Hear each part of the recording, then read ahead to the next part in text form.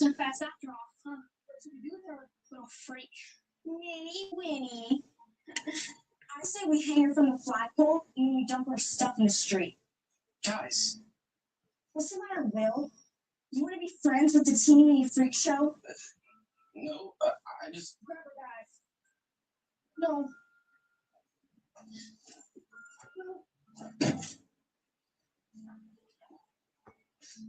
No.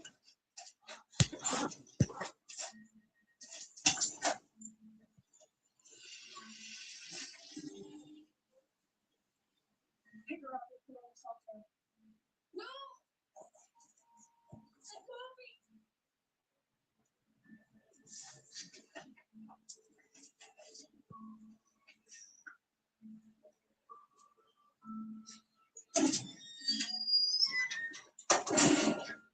Well, what are you waiting for? He said, what are you waiting for? Get in. That's enough. Shut up, Will. Do you want to go in there with a little rat? Be my guest. I'm not going to tell you again. Get in.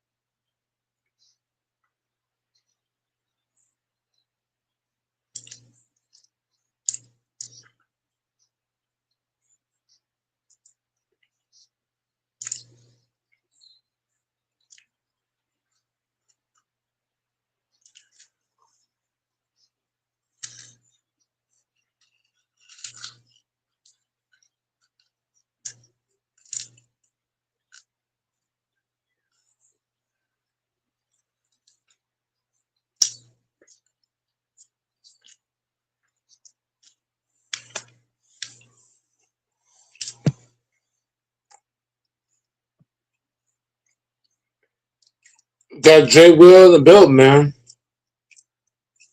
Got Jay Will in this bitch.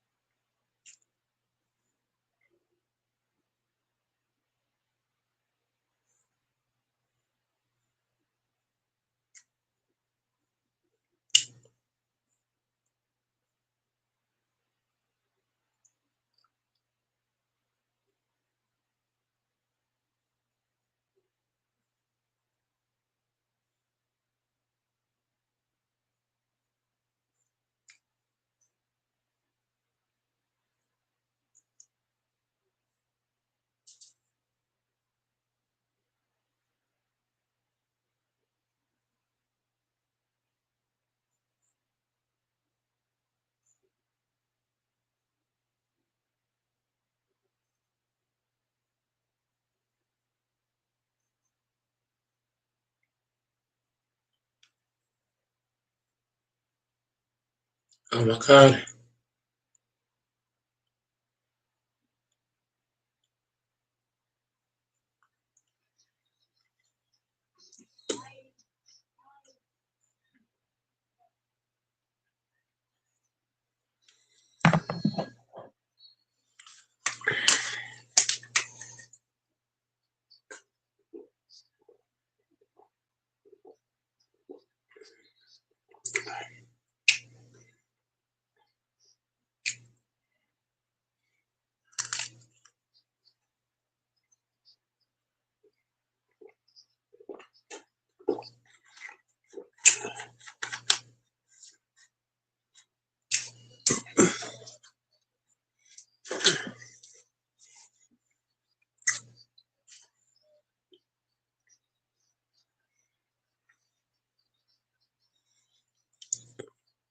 What's up, Beast?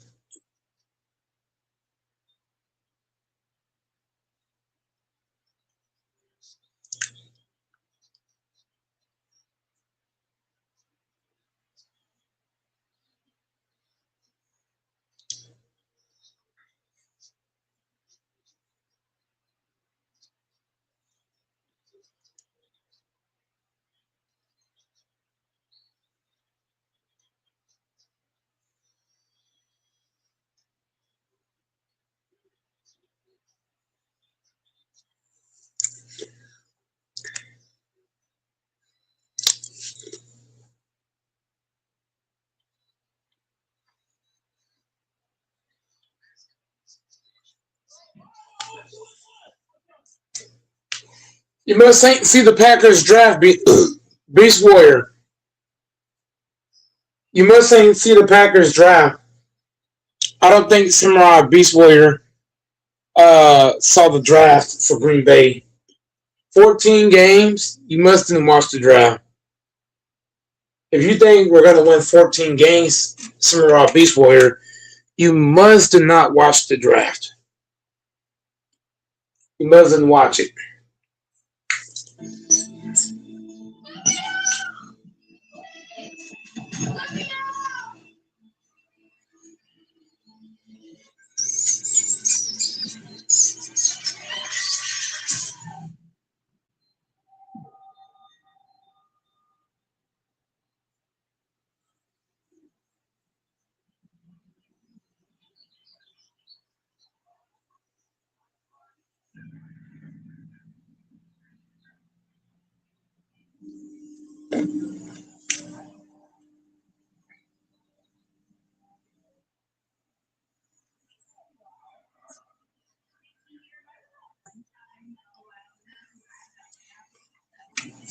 based off the draft, based on what I saw, based off how the Packers drafted, I got us winning 16 games. We should have win 15, 16 games, bro. Where are we? We should win 15 to 16 We're games cooped up in there. Yeah. For real though, how much longer? on the North. You said not long, like a super long time ago. Well, I did say we were in the middle of nowhere, right? I mean, I thought that was like a figure of speech. No. 15 to 16 games. We should own the North. Yep. Nothing. Me either. Well, this weekend was supposed to be about disconnecting, right? Mm-hmm. But Hey guys. This would make an awesome picture. Yeah? Come on. Come on. Come on. Oh, you're kidding me. Let's go. Okay. Oh, yeah, this is great. Okay. Let me help you down. Yeah, let's a few rocks. Okay, here we go. Okay, well, can you take a picture of just us girls? What about me? We'll do yours separate. Here. Sure. Okay. All right. Okay. Perfect. All right, everybody ready? Yes. Smile on 3. 1, 2. Did you get it?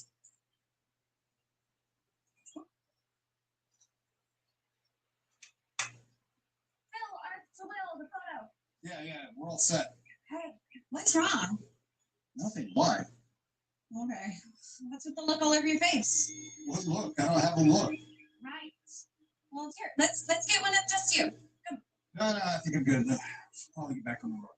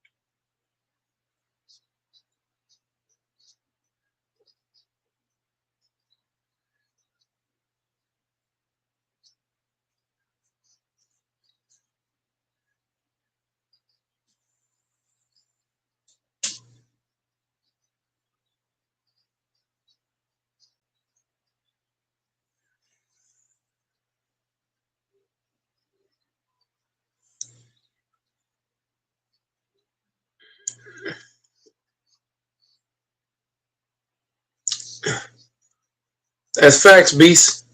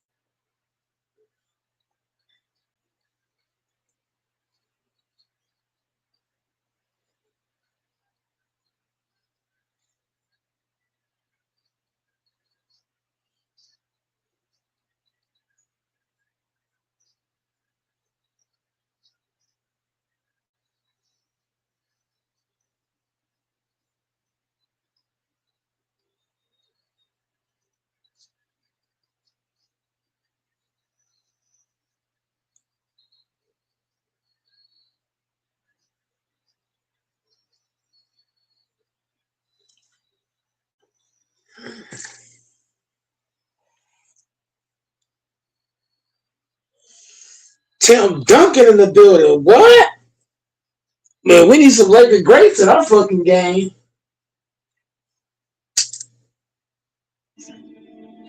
Yeah, I'm just really crazy. Just wait for the time the sun goes out. Weird.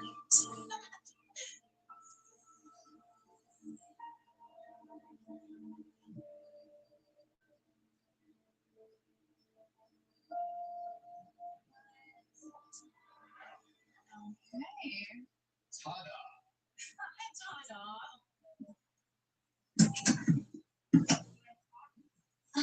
Well, what? Wow. What do you think? Will, I thought you said we were camping. Glamping. It's kind of like camping, you know, millennials. This is awesome. Arizona beats a tent. No joke. Good job, Will. Yeah. Huh. Well, owner left the key for us, so say we get inside, got room, start talking about dinner. Hell yeah, I'm starved. I called dibs on a king bed. Keys under the mat. I'll get the luggage. Don't worry about me. Good. Got it. Get it all.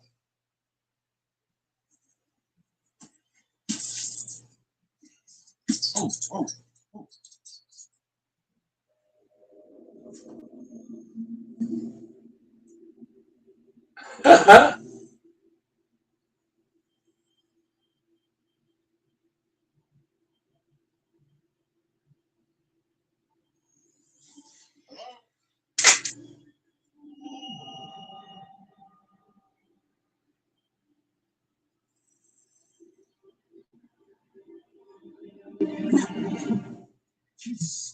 scared the shit out of me.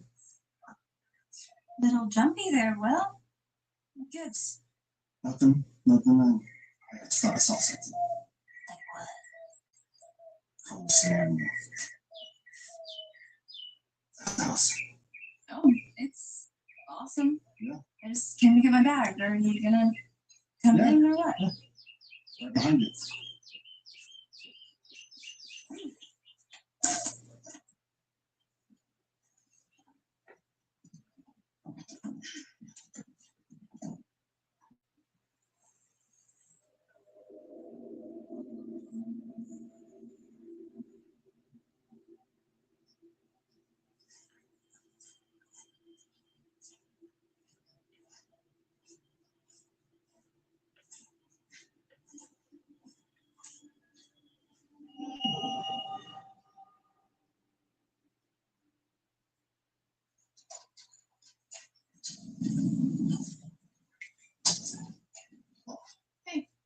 Oh, did you climb this one already?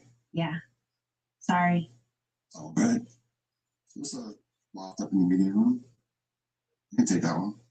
You could take this one if you want. So at least I can do you book the trip. No. I want you to have it. It's yours.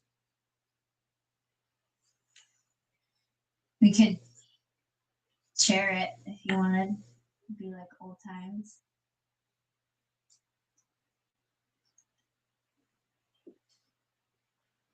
Maybe not exactly like old times. Yeah. It's probably best if I stay in the loft. Probably.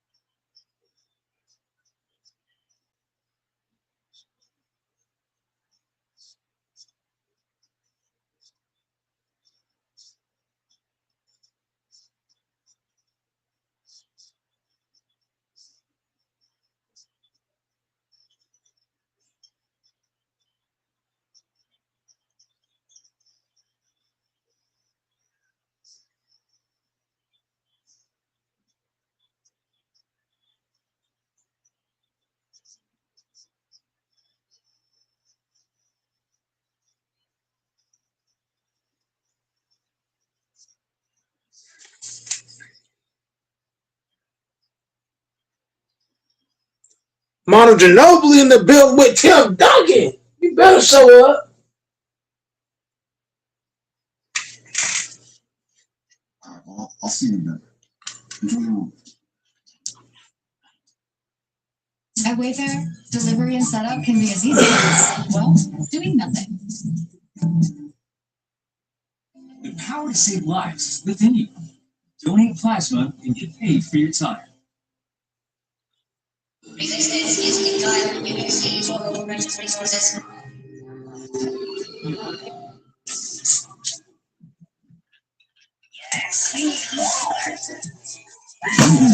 Mid range.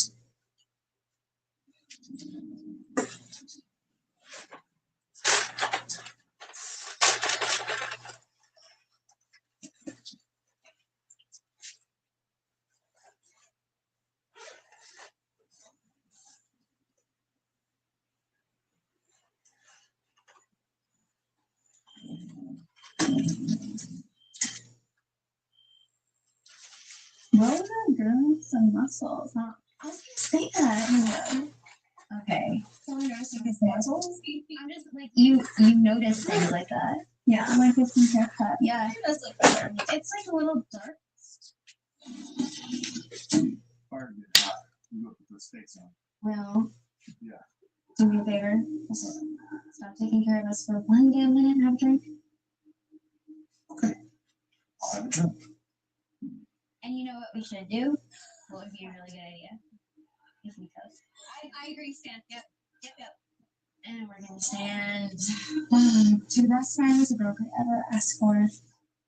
We have been friends for 20 fucking years. So here's to 20 fucking more. And to Will, the big brother none of us ever had. Or knew we wanted. Oh, She's right, Will. Yeah. So Will, no. The only man, despite never sleeping with any of us that I know of, has been there for us since we were kids. You've always looked out for us.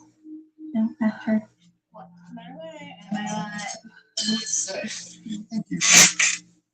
Feels like family. You're so sweet. Yeah, go make us dinner. Bye.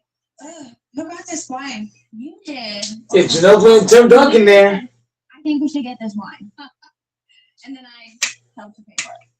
Oh, thanks.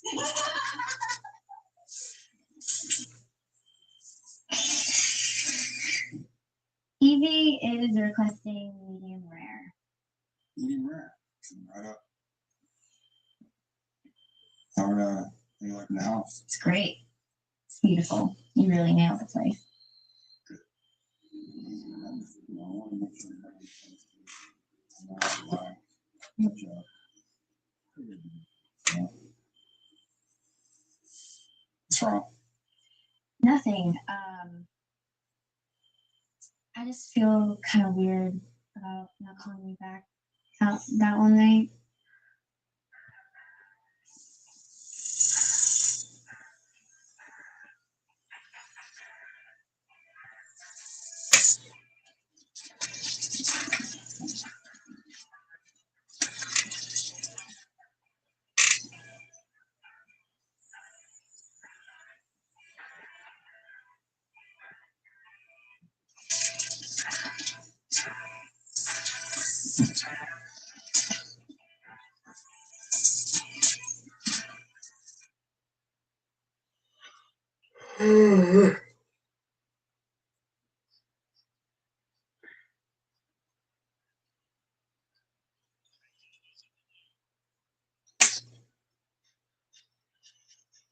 No, we should not go after Kawhi.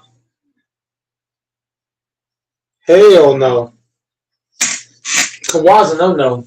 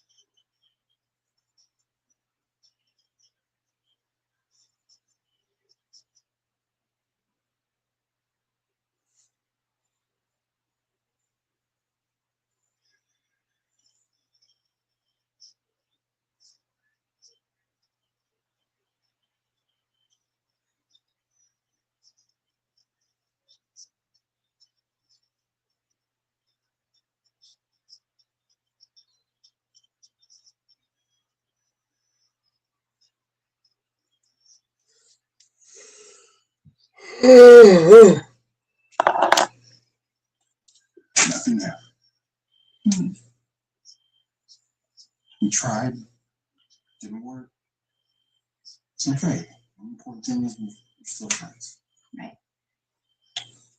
You're a doctor, so you have an advantage. Yeah, it's all covered up. Because of all that medical.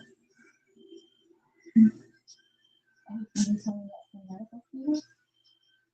Oh yeah. I don't know.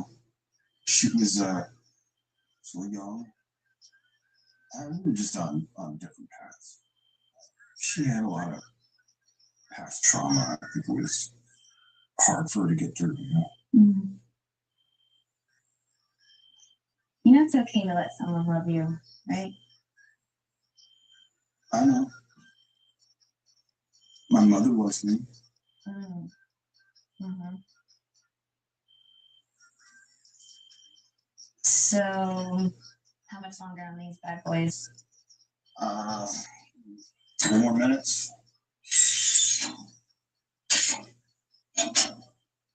Okay. I will leave you to it. Need anything? Beer? I'm okay, thanks. Wine? Okay. Thanks.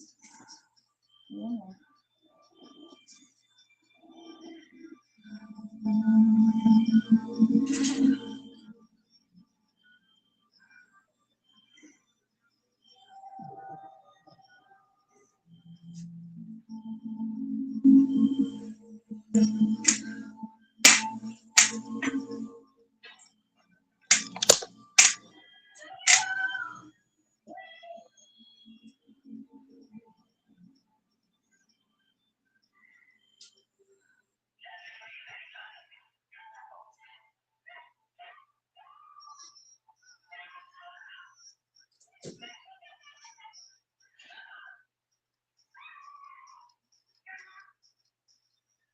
What do you think?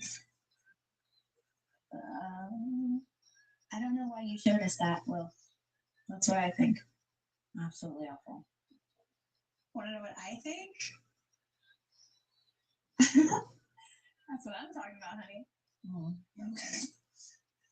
Okay, well, let's put you in the hot seat. Me? Yes, you. Tell them what you told me about that 22-year-old patient. She's a med student. Came to the office. Wasn't feeling well. Jesus, Will. Are you fucking serious? It happened one time. Ugh. It's the end of a long day. Young girl comes in. She's beautiful. You know, been a while. Ew. So I used some anesthetic and lost control. See? What the fuck? I mean, when I think back to that night, I just, Oh my god. come on, you don't really buying this? You buying? Oh my god. Just in your faces. Crazy, y'all. I'm MD, not an anesthesiologist. Okay. I've got one for Belle. Okay. You're a les, right? What? Come on. You can be honest with us. We don't care. You never had any news about boys? Let me see the way you look at honey. Evie! What? You're crazy. No, makes a little sense. In a weird way. Are you serious? No, I'm not a lesbian. I just don't date much. And no, I don't have the hots for honey. No offense. You guys are fucking nuts. Also, there was that one time that she went out with Will, so. Yeah, it was one time. One time, nothing happened. Technically, it wasn't even a date. Yeah, that's a date. All right. You're not a lesbian? Prove it. Evie. You know. I will. She proves she's not a dyke. One kiss on the lips. If you don't like it, And that's it. That's it. You're assuming I even want a kiss, though. Please. We went to college together. You've done much worse. So what do you say? Yeah. Fine.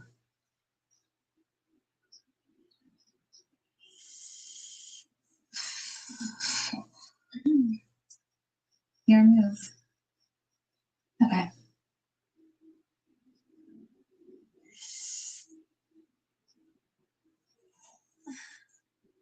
The hell was that? Oh my god.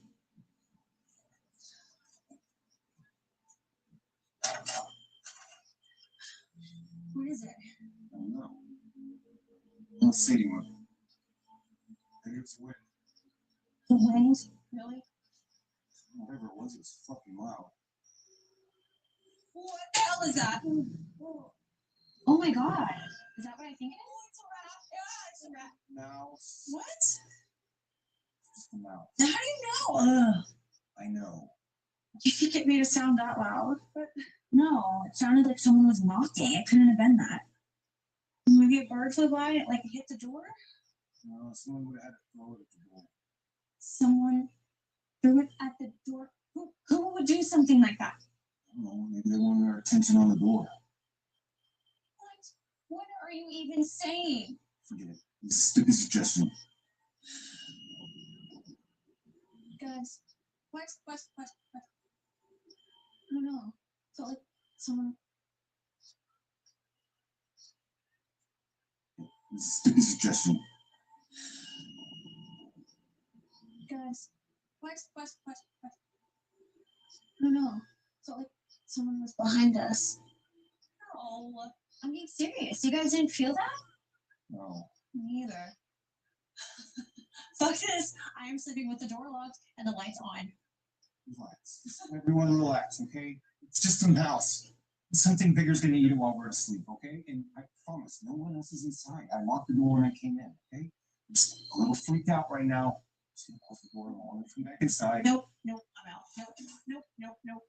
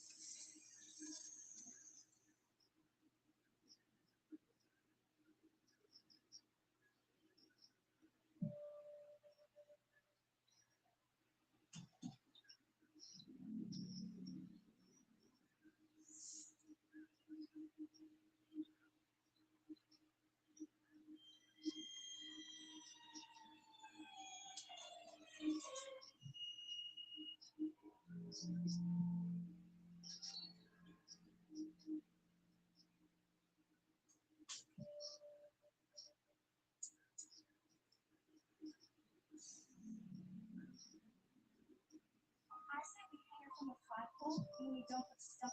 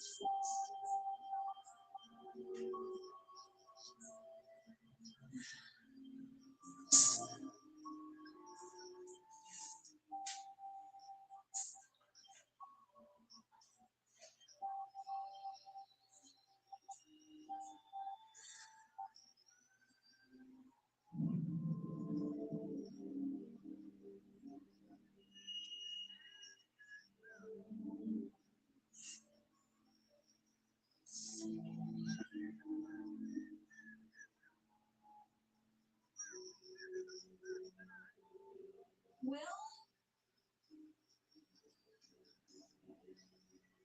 Belle, is that you?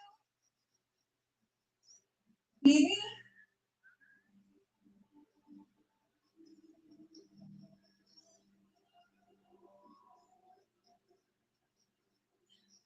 Guys, I am way too drunk for this. Stop messing around.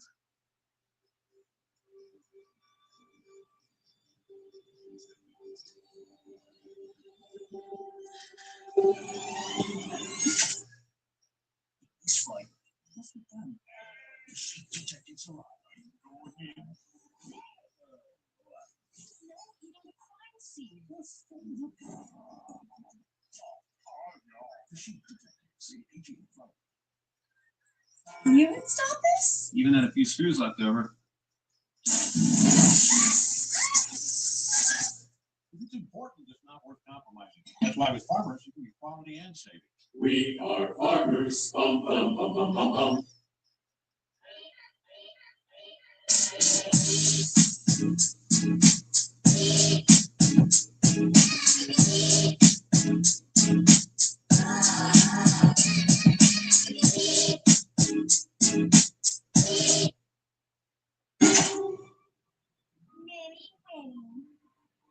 What should we do with her? So freak.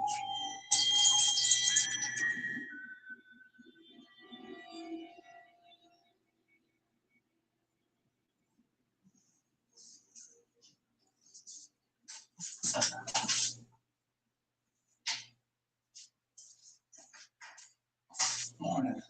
Wait. How'd you sleep? All right. How'd you sleep? It took me a little bit.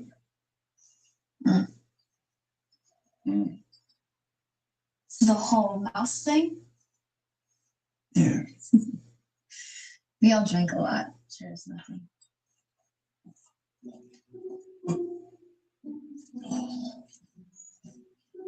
Oh, Well, somebody's ready for the lake. coffee. Silence. Sleep. You're not going with us? Mm-mm. I'm entirely way too hungover to go to the lake right now. Oh, wait, don't. Please. Why are you dressed for the lake? I forgot pajamas. See me. Just, can you just not talk? Okay, what about honey? What about her? Should we get her up so we can go? She's on my way. I'll get her for you. Thank you. Honey, Will and Bella are looking for you. They're ready to go to the lake. Honey. She's not here. What do you mean she's not here? I mean, her body is physically not here. I'm going back to bed. Did you see anyone leave this morning? No.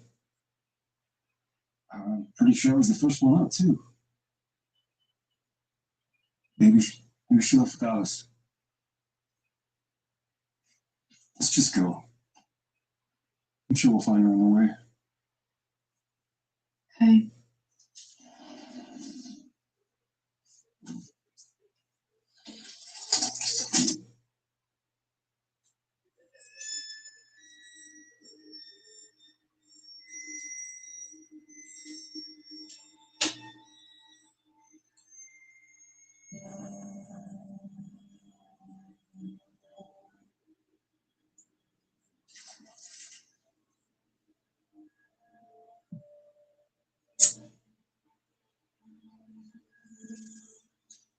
Sorry about last night. I know you can still be that same old boy sometimes. Yep. Some things never change, huh?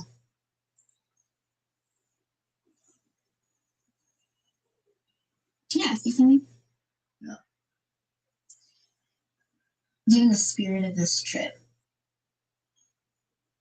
your life, that everything you hoped it would be? Truthfully, sometimes I look around and I think I worked my ass off for this. For what? No, seriously. Problem is, I don't hear you. I don't see you. I don't see anybody. It's like it's like I'm hiding. Hiding from what? I'm sorry. I sometimes have a tendency to unload all my shit. You still think about it, don't you? What should we do with our little freak? Winnie. I knew it. I knew you were thinking that last night when we came to the door. I was thinking the exact same thing. It was a long time ago. 7th grade. I can't believe it's been that long. Not long enough. I remember a few weeks after it happened. I was sitting at home with my parents watching the news. I had to pretend like I had no idea what was going on. Makes me sick. So, Having to lie to everyone that we know like that. when I was in residency, I would do a few house calls. The whole time we'd stop at this old man's house. He had bone cancer. Doctor was in the living room with him. I was waiting in the kitchen with his wife, just staring at me like I'm gonna save her husband or something. And so the old man starts screaming in pain. So the doctor pumps him full of morphine, like 400 milligrams. He goes silent, and we leave. You know, they never found Winnie's body after we did what we did to her. When I say it out loud, I feel the same way I did staring at those lady's eyes. Just home. What happened to the lady? I don't know. That old man died.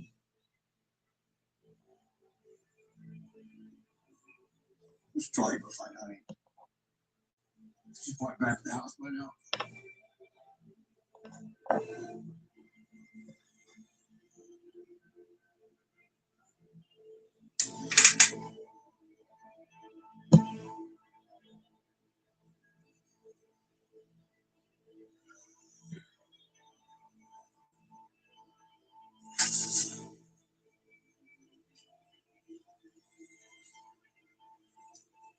Oh, thank God. Where the fuck have you guys been?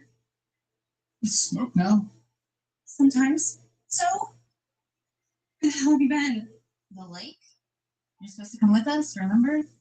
All day? What's wrong? Where's Honey? Didn't she go with you guys? No? I was about to ask you if she came back here. No. She hasn't. So no one has seen her since last night. No. Did you check her room again? Of course I checked her room. Okay, relax. I get it. It's weird. She's been missing since last night, but let's just try not to panic. Not panic. Well, she's been gone for like 18 hours. It's not even long enough to file a missing persons report. Yeah, but it's not like her to just wander off like this. Maybe she's playing prank on us. No. No. Should I chase the fucking woods? So what do? There's no cell service, and they found her phone in her room. She left her phone behind? Okay, there's Wi-Fi in the house. Make a call that way.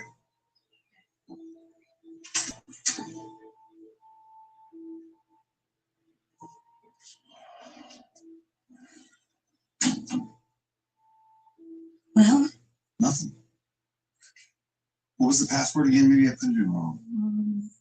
Let me see. Camp 177. One word, all caps. That's exactly what I put in. Hmm? Let me see that thing.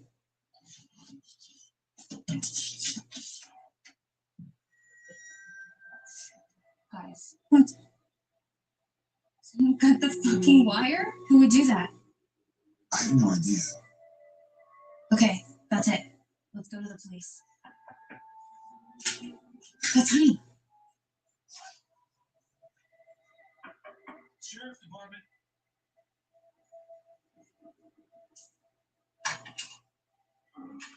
Afternoon. Sheriff? Just the three of you here? Yes, sir. You own this place? No. Just renters. Short term or long term? Short term. Just here for the weekend. Is there a problem? Yeah, there is. Come with me. Where? With me.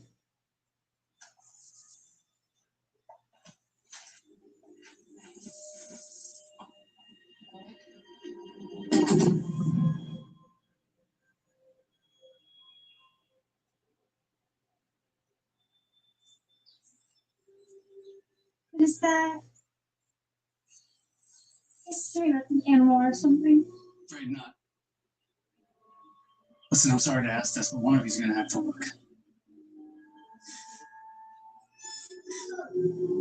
Oh, is she okay? She's dead. And that shit smeared all over her face. Human shit. Did this? I don't know. Not yet, anyway. I think what we need to do now is go back inside the house, get out of this heat, have ourselves a long conversation.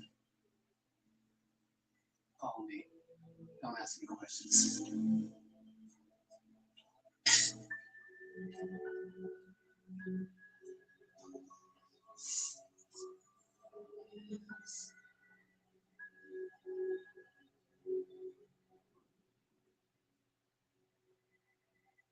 So that's all you remember. That's exactly what happened. And you had been drinking, all of you. Is that a crime? Sure, plenty of people come up here to party, have a good time, am I right?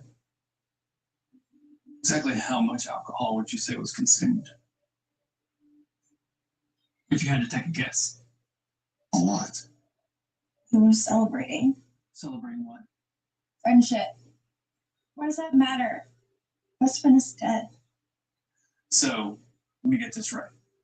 This incident happens at the door, loud bang, dead rat, and then everybody just goes to bed. And then your friend just disappears? Last time we saw her. Guess. I don't need you to guess. I need you to be certain. Sheriff, we're kind of in shock right now. Yeah, I'm sorry about that. I am. But when I get a phone call from a hunter and his son saying that they came across a half-naked woman duct taped with shit smeared on her face, guts all cut up like pulled pork, it tends to lead me down a road where everybody's a suspect. Do you think that we had something to do with this? Perhaps. Stranger things have happened. Why would we kill Honey? I don't know. Maybe you were jealous of her. Maybe you were sleeping with a boyfriend over here. I don't know, maybe she knew a secret that she didn't want anybody else to know. There's a million reasons to want to kill somebody. What else? We cut the wires too, we do that? I don't know if you would, but you could. Alright. What next? Well, I call a couple deputies and the medical examiner. They're going to come down and take care of the body. They'll notify her next of kin. Someone's going to take the three of you down to the station, get an official statement, go through everything that happened last night. Can we not just do that? We just told you everything that we know. No offense, but I highly doubt that. What about you? Well, I'm going to look around the house. That's all right with you? Yeah, sure, go for it. Oh, well. Notified the owner to come and secure the property.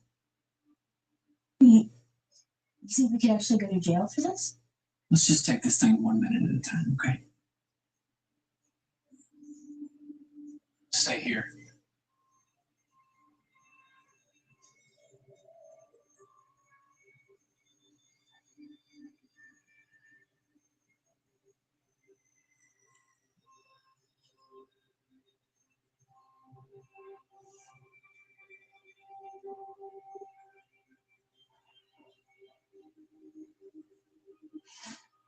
No. It's gotta get the shit under control. I mentioning jail like that, it's his own guilt. I'm sorry, Will. I've never been questioned in a murder before. We're gonna need to find a lawyer. Right, what was that? That look. What look? When he mentioned secrets, you two had a look. Don't bullshit me here. I saw it. Okay, fine. The other night, the door, the mouse. Yeah, so? Winnie. Winnie? Nessie's built different. That's why he only runs on Duracell. All I was. The power to save lives is within you. Donate plasma and get paid for your time. Sometimes I'm just like, let me just let it all go. I'm squatting in Jackie's chicken. You have nothing on that call. You say you could have change shit up for the future.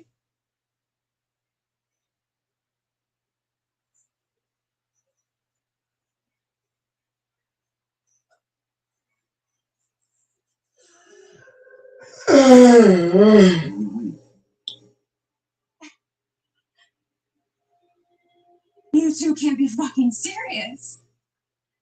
That was 1,000 years ago. Okay, who cares? Don't stand there and lie to us, pretend like you don't still think about what we did to her. Quick, lock her in. Yeah, they never found her body, Evie. Stormfeld. Think about it. But what lives down there? You think it's a coincidence? We find a dead mouse at the front door. Honey goes missing. Now she's dead. Sarah finds her tied up with shit all over her face. So you think what? That Winnie, who has been missing for 20 years, has just suddenly reappeared and is stalking us out in the middle of fucking nowhere? Yes. Yes. All right. How would she even know we're here? I don't know. You don't know. Because it would not happen. It could not happen. Evie, we need to tell the sheriff what we did. Excuse me? We can't go on hiding this lie. It's crazy. What lie? No, she's right. I mean, what we did is the reason Honey's dead. We have to come clean. You guys are fucking nuts. We were kids. We ruined their life, Evie. Look, if you two want to make yourselves feel better and go confess to pushing around some loser when we were kids, fine. Be my guest. Leave my name out of it. For all we know, she made it out and she's out living a stupid life married with 2 stupid little kids. Okay. I'm going upstairs and I'm packing that shit. Evie. No, Will. You two were talking about Minnie Winnie. Do you fucking hear yourselves? Fuck. Jesus.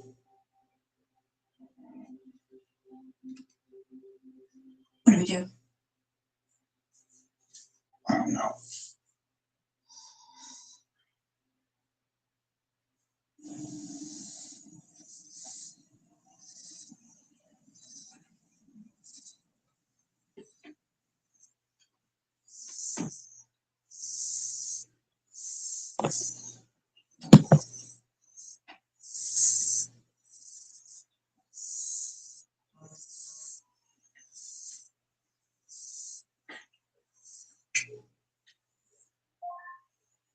Dispatch. Can you try and get a hold of Sheriff Long for me, please? I think all these trees out here are interfering with the radio. I'm where he told me to meet him, but no sign of him or his truck.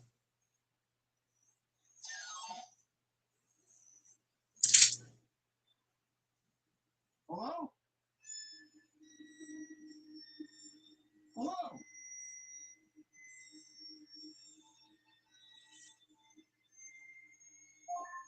Dispatch. I got a 1037 off the main road here. I'm going to check it out.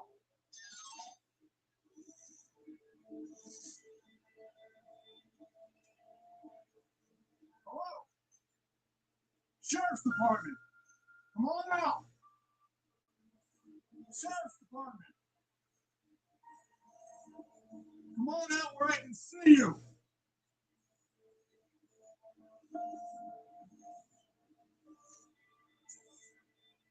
Sheriff's Department, come on out.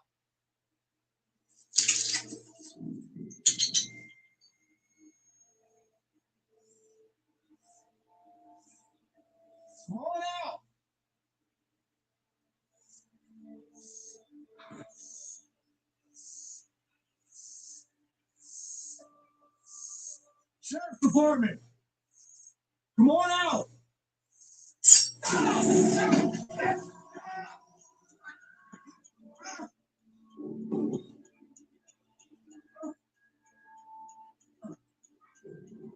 Dispatch! Officer down!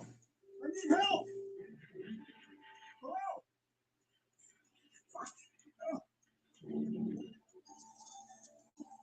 How are you?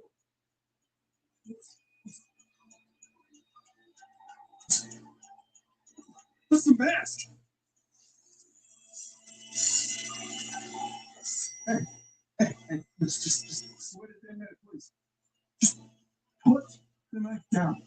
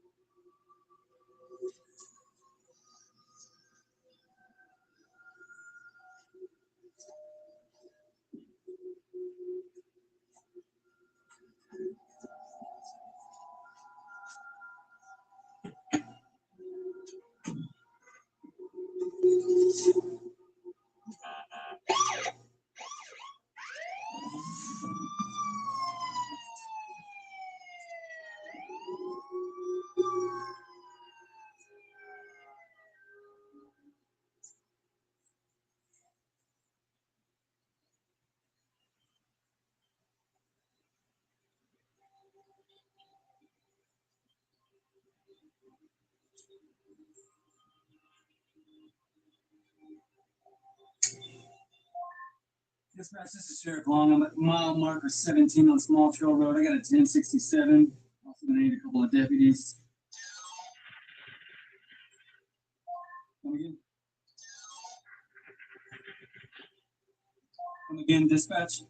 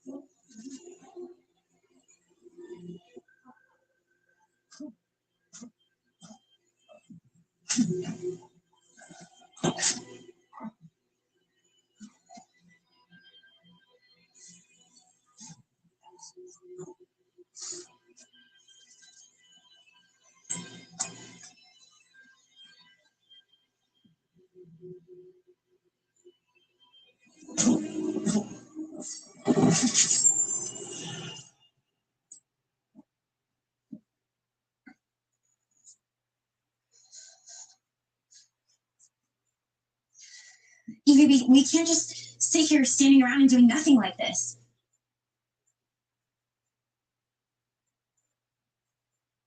Then what would you have us do? I know. Maybe we should run around the woods screaming for help. Help, help, please, there's someone who's been missing for 1,000 fucking years trying to kill me. How can you be so cruel? You don't even care that honey's dead. Of course I care. What am I supposed to do about it? For all I know, it could have been you. Evie, that's enough. You're no saint, Will. You always felt bad for Winnie. The way really would talk about her, following her around like a little puppy. She said, it's a long fucking time ago. Kelly still defend her. Guys, what's taking the sheriff so long? The fuck should I know? Fuck this. You come back and get me when the sheriff's here. Well, I don't want to go to jail. I'm not going to jail. Hey, we didn't kill honey. Just trust me, okay?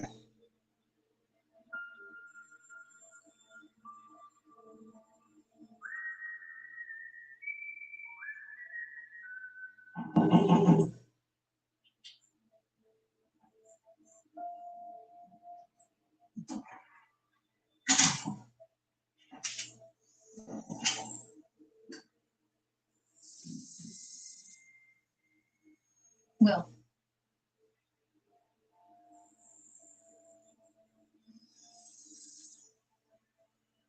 I don't understand.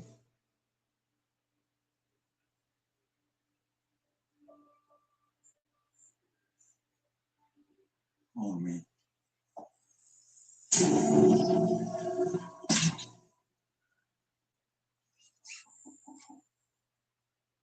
Guys, seriously, I don't want to talk about this anymore. Leave me alone.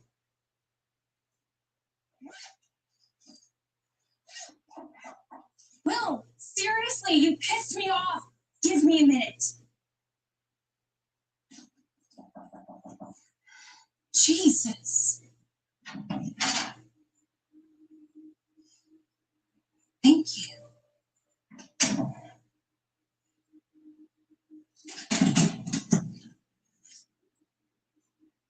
Belle?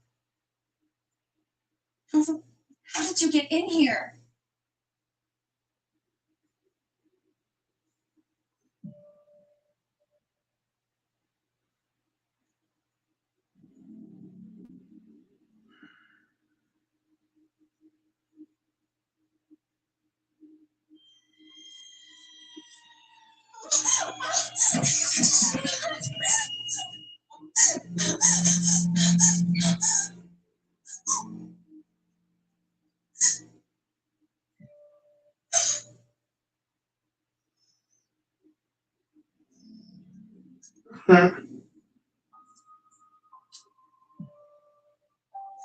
Here I come.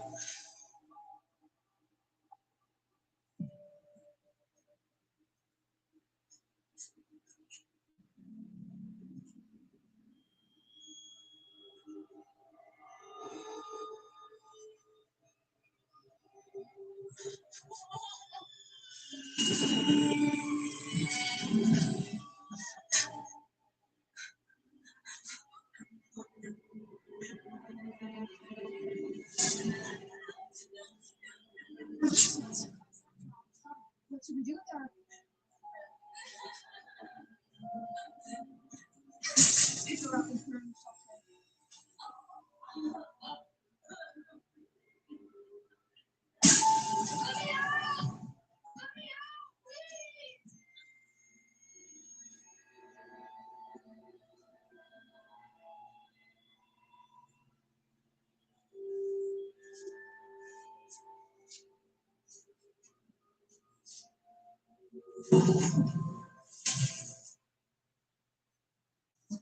Fuck.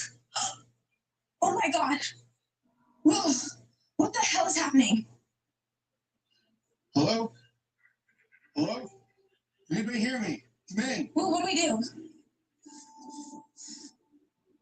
Evie, get the fuck out of this place now. No.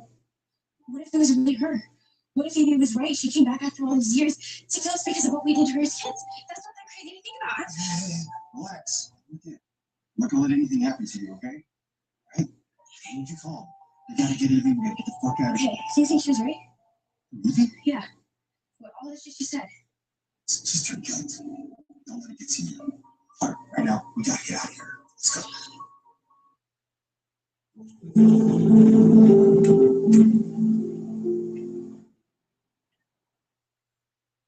The next generation of quality from Tacoma is here. Optimized for forgiveness, reimagined for precision, and designed ideally for fewer squares and single cards. All performance, all quality, all price accessible. Fairway is calling at TacomaGolf.com. With Chewy, never run out of the nutrition they need. Loretta's a rescue who needs a skin and coat formula, while Margaret needs to focus on her weight loss journey. You go, girls. For tailored nutrition for life with pets, there's Chewy.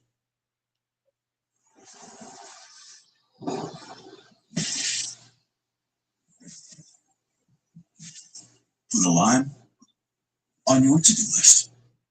Corona. La Playa awaits. I can follow you like a dog to the end of the world.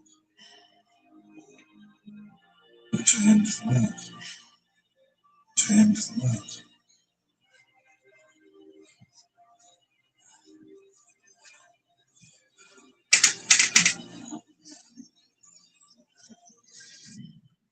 You want to stop?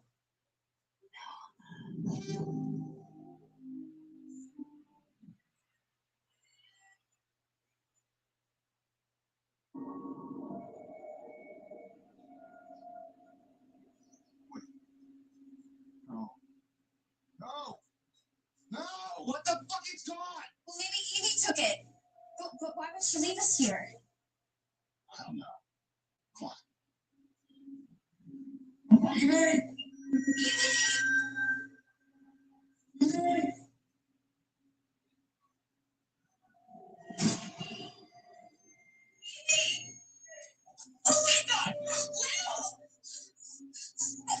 Oh, it's a crime scene.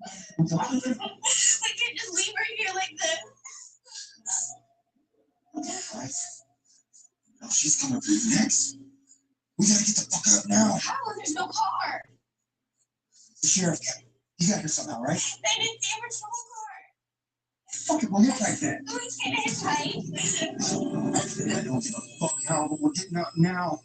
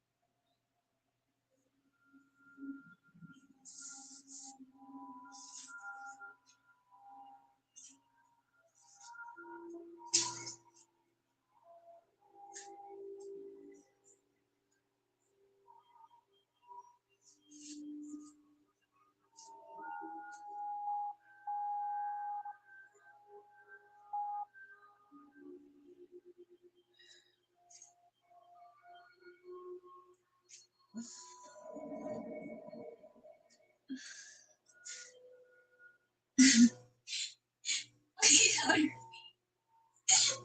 Please. I never meant to hurt you, I promise. We never meant to hurt you.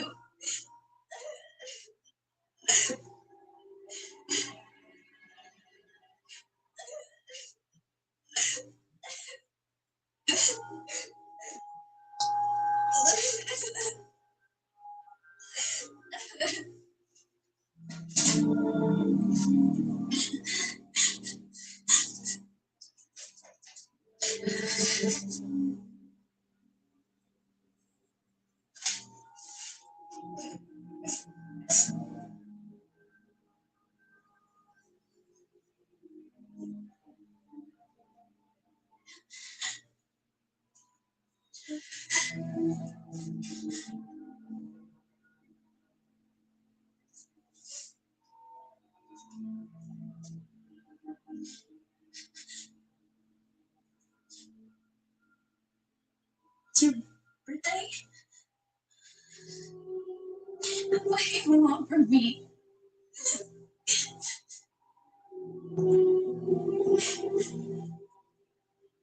You want me to sing you?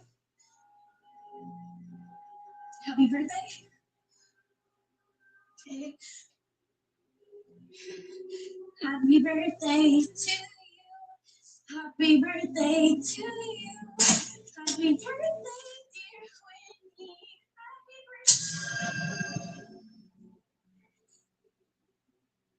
You want me to call you Minnie? Okay.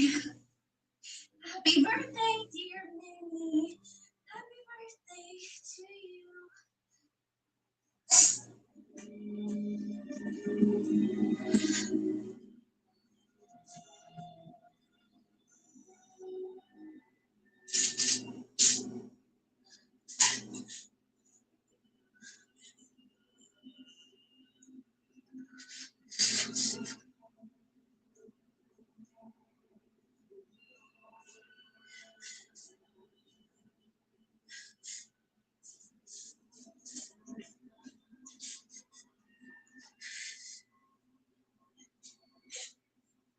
It was all Evie. It was all Evie. I promise. She made us do it. It was all Evie. No, please don't hurt me. Please don't kill me. It was Evie. It wasn't us.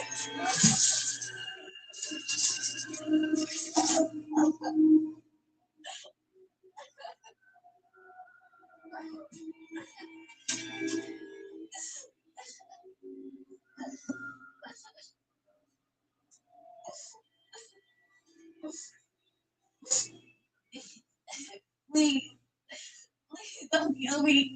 We never meant to hurt you. None of us did. I'm so sorry. I'm sorry. I'm so sorry. Please, no. No, no. I'm so sorry. We never meant to hurt you.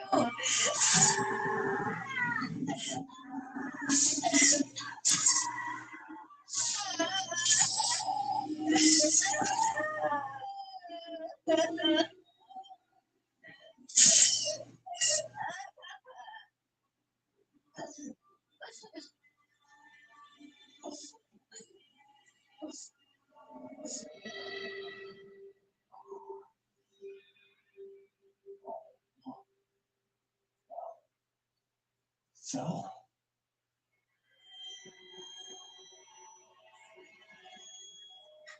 Please, just let me go. Don't tell anybody. Just please let me go. Don't tell anybody. I could just go. Please, I'll just go. Bill, Will, you found me. Jesus Christ. What have you done? You have to get the knife from her, Will, please. Oh, damn. Please.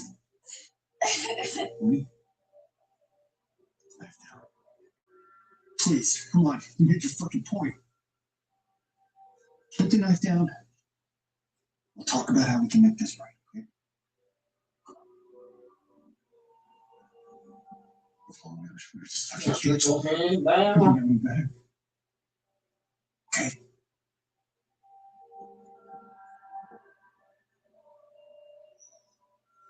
But we fucked up, okay? We never should have messed with you.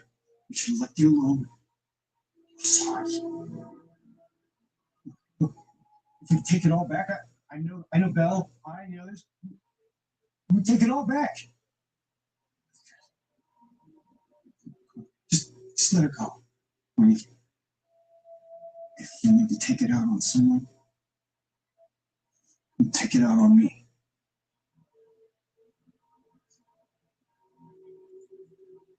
No. No. Will, no. Don't let her do this. No, do this, Will, no.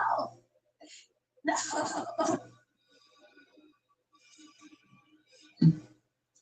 No. I could have stopped this whole thing.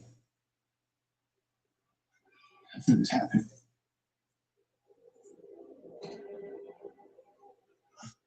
Just let her go.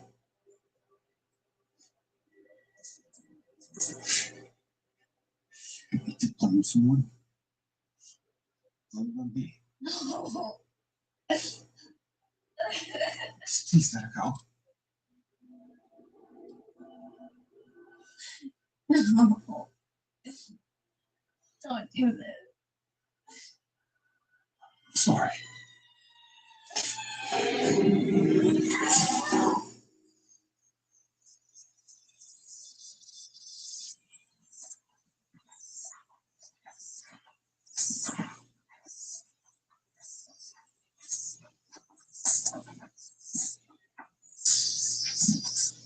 Hey, Winnie, right? I'm Will. I know who you are. I know you do. EDMM. I know sometimes it can bite you pretty hard. I just wanted to say, in case they never tell you, that I'm sorry for them, for the names they call you and stuff. And you know, if you ever want to hang out outside of school, you should just let me know. Is this your house? Yeah, it is. I'm sort of locked out right now. I'm just waiting for my parents to get home. Well, if you want, I could live with you. Yeah, I like that.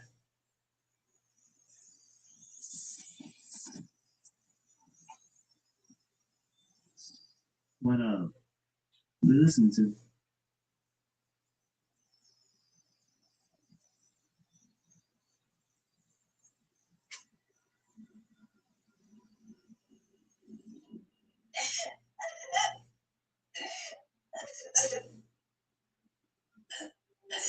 Well, don't let her hurt me.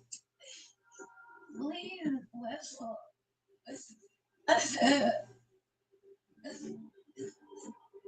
Please.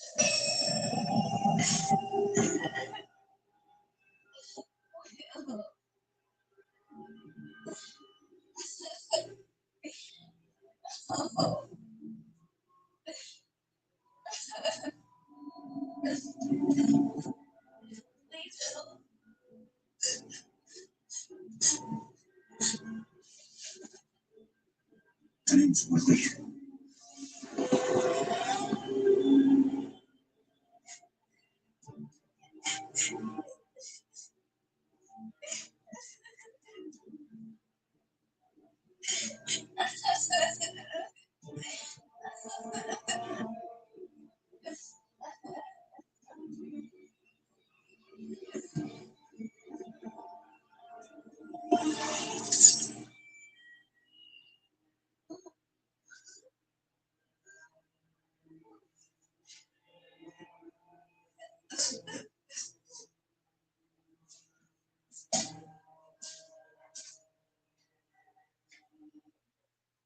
You don't pay big brand markups when you buy Aldi.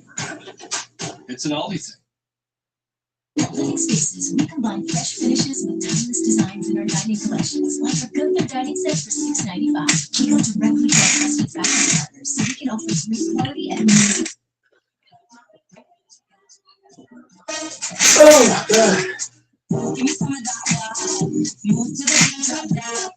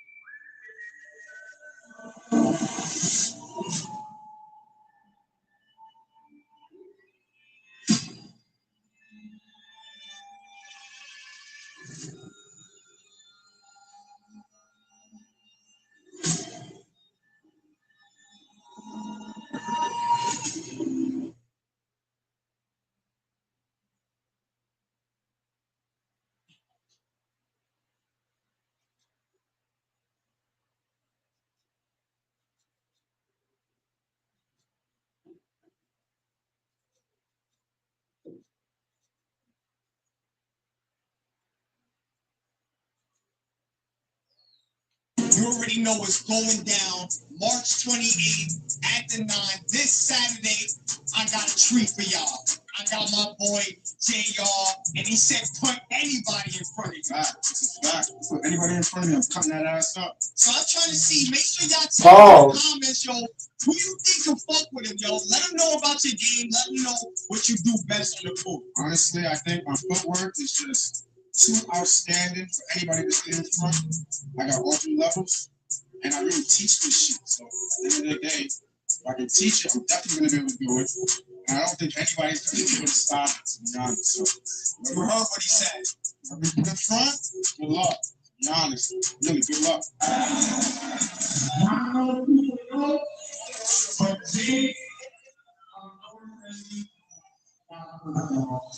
Some people might know, some people might not know. You see the energy behind the room. Listen up. We go in on the single video for the game and show how much we appreciate it and what we see on the It's supposed to say right now, y'all. Say, man, you know this, man. Get what? Bring that and you back out here, y'all. And I think the movers is what matters in this space. Getting nothing around the house, I think you won't get back better. But we gotta treat y'all, man. Like I said, don't say y'all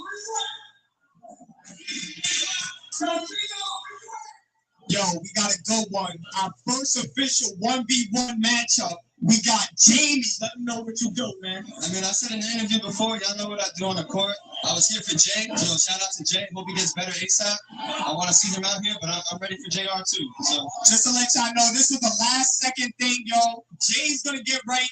I'm saying he'll be back sooner than later.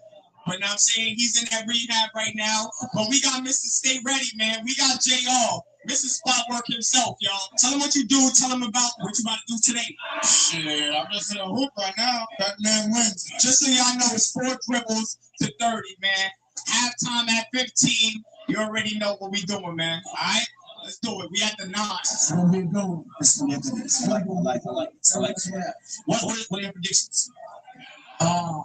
Can't say no JR money line. JR money line, okay. Every game. Don't sleep on it though. Jimmy Peru. Jimmy puts the ball in the basket. Jimmy definitely is.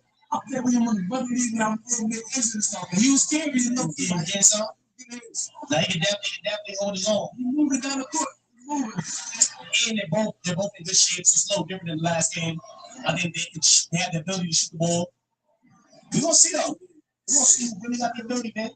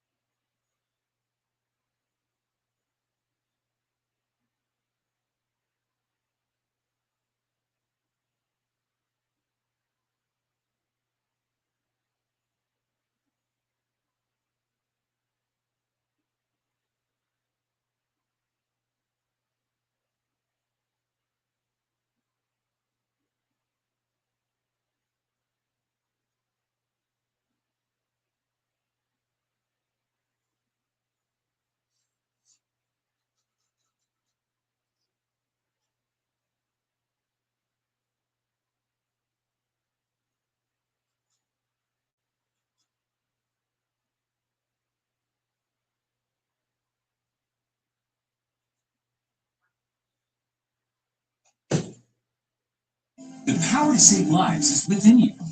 Donate plasma and get paid for your time. Don't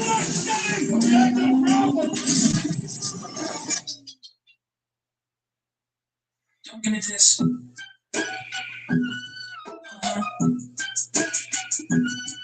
me this. Gilbert, Darren, what are your biggest takeaways from the Thunder's Game 1 win over the Los Angeles Lakers? Does is it in contracts that everybody gotta play in the game and everybody gotta shoot? Is this like the AAU? Because why is he taking 15 shots here? He didn't do that in Memphis. He didn't do that. Well, why are you coming to LA and think you him now to come here and was him for extended portion? No, the game. Every 10 games I've been counting. We don't need to watch film. The film is if you make your first shot you get to shoot another one. If you miss that one, get a layup, fast break layup. Either you're 2 for 2, 1 for 3, that's it, no more. Like, where's the days where the star player, the best player, is taking half of the shots? That was winning, right? That's when players was winning. Jordan, right? Right, you remember him, right? Kareem, dunking them, right? Let's get back to those when the shade, right? Do what you do. Your defense. Go out to guard somebody. 15 shots. Where you gonna get the score from? LeBron. Yes. LeBron James. Yes. He took 17 shots. He could have took 17 more. Yes. All 5 Lakers starters took right? Because the Marcus Smart was coming down taking shots. That's the problem. You see it? 4 for 15. Save the money.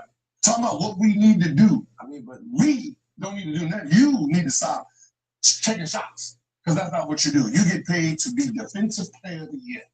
That's what we like. We got you for defense. Defense. Not offense. That's your other guys over. Why we don't need to talk about the other guys. Like he up there on the podium talking about we need to go back and watch the film. We need to watch it as a group. I mean, Kennard only shooting 1 for 4. I Kennard, I tell you something. Who told you? Why he not shooting? He was Luke Cousins. Yeah. Did somebody speak to you and told you not to shoot the ball no more? Hey, listen, we done watched them all year long.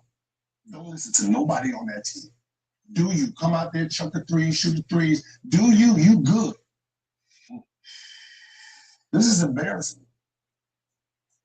What we need to do. I watched the 81 again.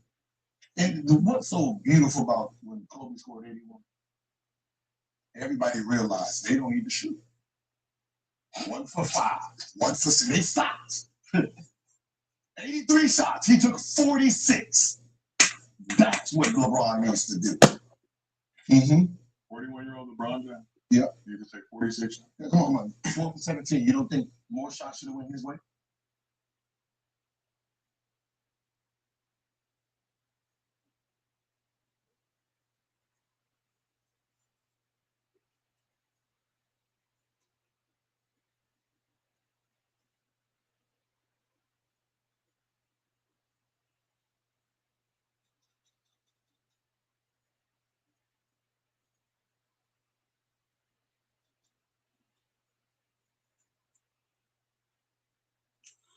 We are partners.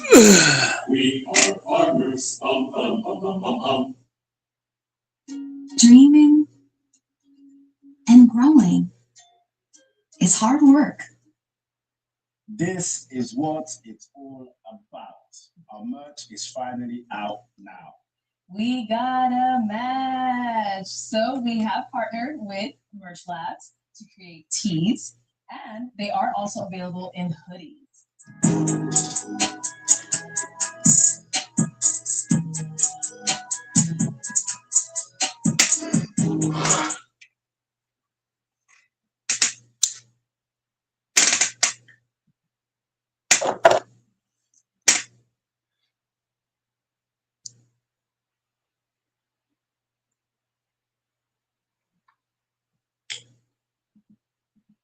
No, LeBron taking more shots is not the answer.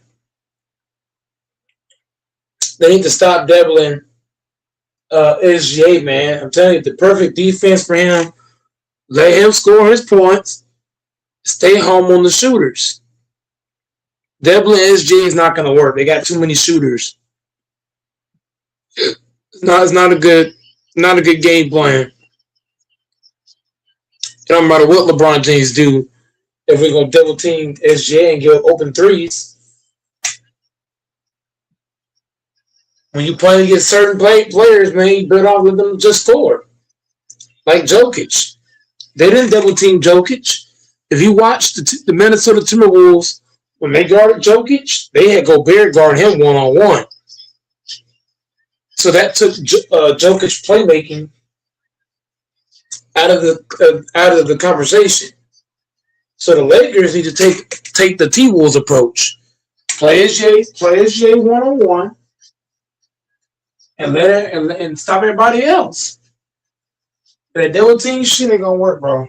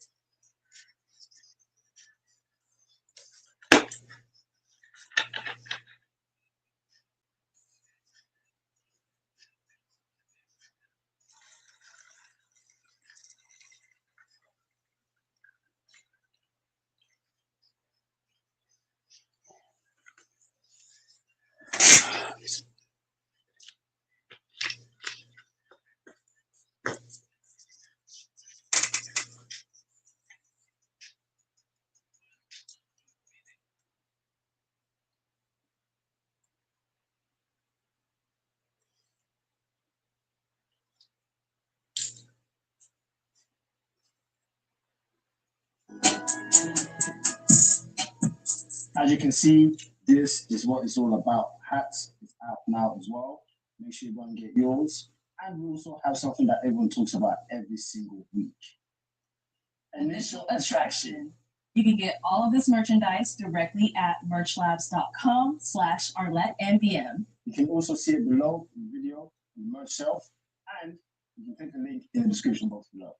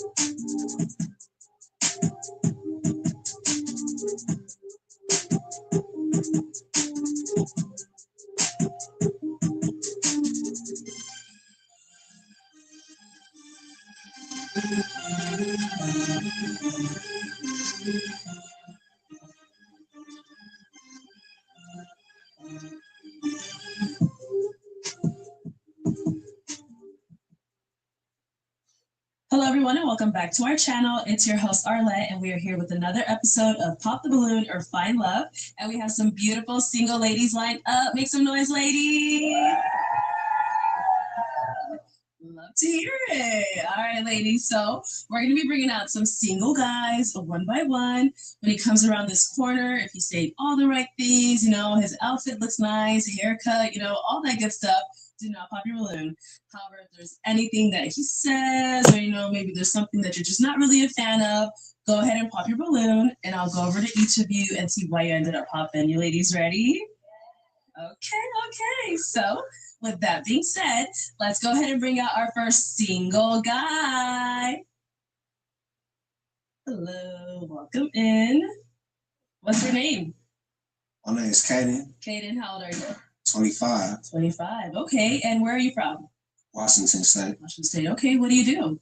I work in the medical field. I'm a content creator, and I'm a brand owner. Wow, okay, very nice. What are some things you like to do for fun?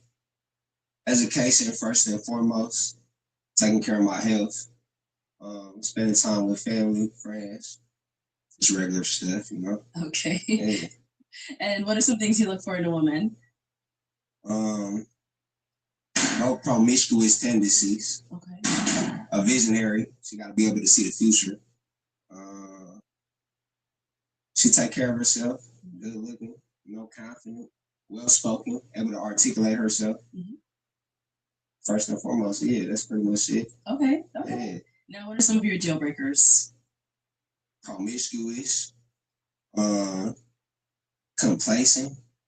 You know, content with where she at in life. I do not like that. She don't take care of herself. I do not like that. You know, that's pretty much it. Okay. Yeah. All right, sounds good. So we did get some pop balloons. Okay. Let's head on down and see why they ended up popping. We'll start right over here first. All right. Okay, we can get your name and age. Hi, my name is Ebony and I'm 25. Ebony, where are you from and what do you do? I'm from Chicago and I'm a hairstylist. I own my own salon and a small business owner.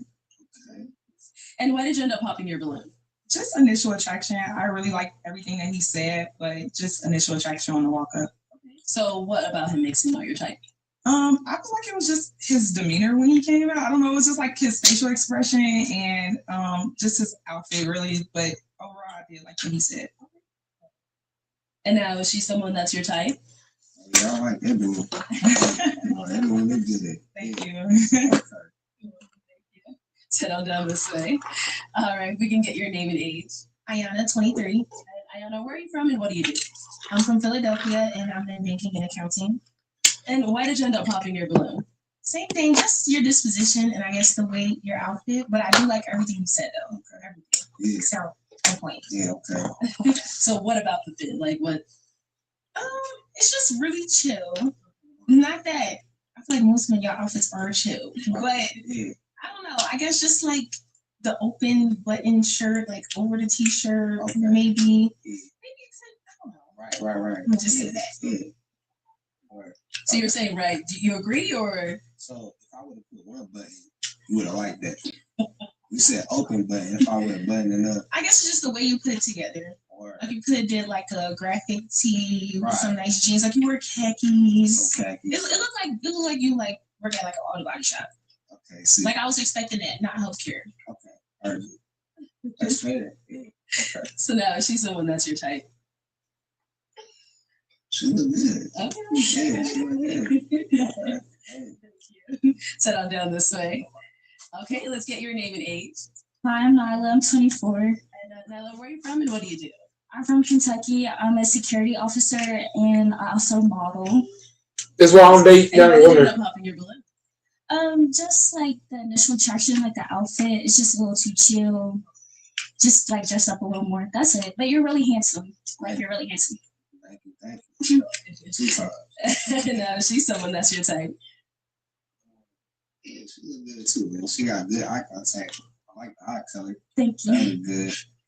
Head to toe, the gold heels. I like that. Feet did. Yeah, no, she got it. Yeah, she got it. Yeah. Thank you. Thank you. Let's go on over here. We can get your name and age. My name is John May. I'm 24. Johnny, where are you from and what do you do? I'm from Charlotte, North Carolina, and I'm a nurse.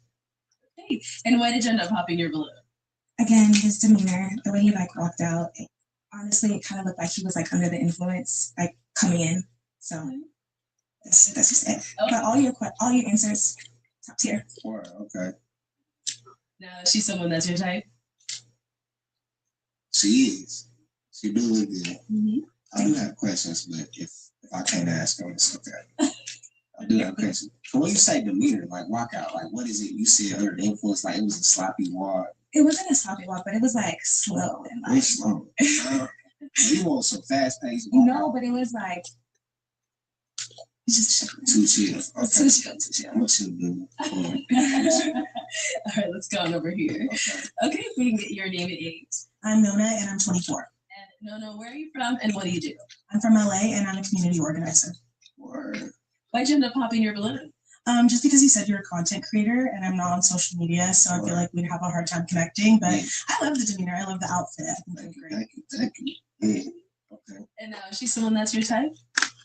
Not necessarily, but she looks smart. I could tell she might give me a minute Right, lesson Sam. on history. Yeah, you feel like I see the jewels, the beads, you look spiritual, you know. I could tell we would have a high intellectual conversation. I would say that. Yeah. Okay, cool. Thank you. Let's go on down here. All right, if we can get your name and age.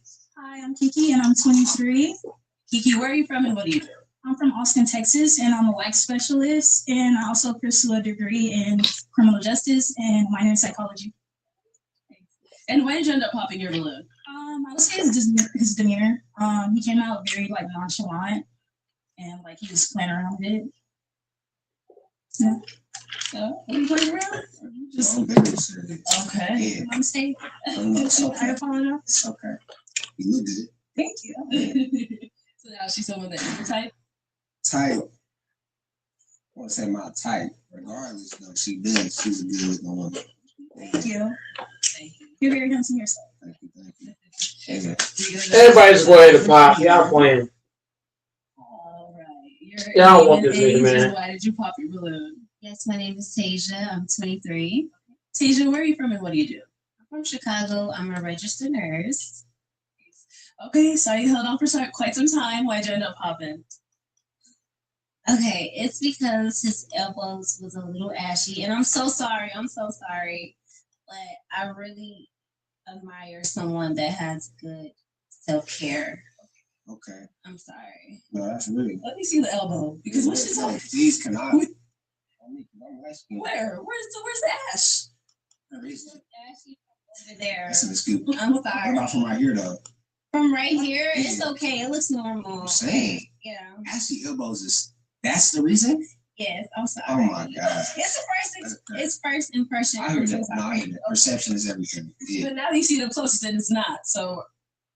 That's not there. Because I'm not gonna lie. I might get popped for it. Left on. I might get popped for these. Out of everyone who has that balloon, it was right here. You did look. No disrespect. But it was between y'all two. But I get it though. Like, Thank you so much. yeah, if you choose wise, you thrive. That's all I'm saying. That's all I'm saying. Can I ask a question? Yeah. Okay. What part of healthcare? UI technician. Yeah. UI Drug technician. test. Helping rehabilitation. You feel me? Got you. Okay. Mm-hmm. So you say popped? Yes, I'm sorry. No, you good. For You good. now. I'm saying. It's Go not down for there. now. It's the last of it. Right. Okay, right on over here because she ended up popping her balloon. All right, if we can get your name and age. My name is Ashley. I'm 23. Ashley, where are you from and what do you do? I'm from Houston, Texas, and I'm an ITM teller. So I saw you popped your balloon. I kind of know why, but if you want to go ahead and explain. Well, you have more interest in the other ladies, and that's fine. Yeah. So I kind of just made it make sense. So what was making you hang on to your balloon? Tanto, he's funny too. He is nonchalant, but maybe that's just him. Now, is she someone that you find attractive or is she like your type? No, she look good. Okay. Like that's not even a problem. Like she do look good. Just overall attraction, it's over there. You feel me? But no, she look good. No. Drum roll, please. Have all pizzas at Domino's right now. When education works for you, everyone wins. Flexible, affordable, learn more at wgu.edu. At Wells Fargo, we get it. You started your business to spend time on the things you love, not banking. That's why we offer business checking, payments, and lending all in one place. You're good at business, we're good at business banking. Wells Fargo. Need a look to go straight from work to the Devil Wears Prada 2 in theaters? Just ask Google for a fit that works for both.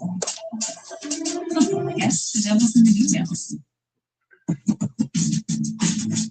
It's more than shape. It's the first thing people notice about you. It's giving Mortal Kombat, you know. However, though, you still fabulous, though. I love it. You look good. Bruce, though, you might kick me hard, though. Yeah. It look good, though. I like it. Thank you. Yeah. All right, let's head on over to our unpopped balloon over here. Let's get your name and age. I'm Candace and I'm 24. Hey, Candace, where are you from and what do you do? I'm from Minnesota and I'm a flight attendant. So, what's making you hang on to your balloon? Well, I just wanted to hear a little bit more. If I'm being honest, I am gonna pop. I just want to ask you questions though, because I feel like we didn't really get to. What did you mean? But you're gonna pop, so why are you asking questions? Yeah, just pop. Good. Good. Sorry. Okay, so what was making you want to pop? I have like a lot of energy, and you are a little too nonchalant for me. Like I might be a little over the top for you. Oh, okay. Yeah. Yeah. And I would. So I say opposites attract. You know? Yeah, but Right. Yeah. it's just the nonchalantness. Like Right. Okay. I'm scared of that. And Right. just to clarify, because I'm like, she's scared. I just mean like if I'm talking to you and I'm coming to you with like exciting news or something, and you meet me with that energy, I'm not gonna like it. It's gonna make me feel some type of way. So that's it's just that I'm like, right, I need you to be not be as excited, but show me something. I'm sorry. So do you typically go for nonchalant people, or you date people with high energy? Like, what's usually the vibe you go for? I go for chemistry, you know, whether it is nonchalant or you got a lot of energy. You know, it's initial reaction. I'm not too sure what exactly like you want me to be jumping, heel clicking. No, I don't know what you're looking for, but like I'm keeping it cool. You know, it's a lot of good looking women, so it's like I'm not trying to do too much. But if we was, solo us, just dolo, it's a different side. That's what I'm saying. But if you came to me with some good news and I said you was, excited, happy, I'm gonna reciprocate that. I'm gonna match that. But I feel it though. You do look good. Thank you. I appreciate it. You got real reserve. It's looking professional. Perfect. I love it. Thank you. Thank you. Thank you. Okay, so I'll make this way. All right. Well, unfortunately, that's all the balloons pop. But thank you so much for coming on. I'll go ahead and take the mic, and let's give it up for him, ladies. Thank you.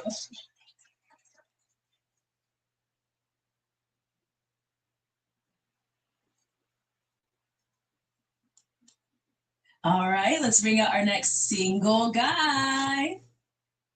Hello, welcome in. What's your name? Hi, my name is Juste. Juste, how old are you? Oh, everybody popping on there. Oh, this whole Arizona. There can be one match this episode.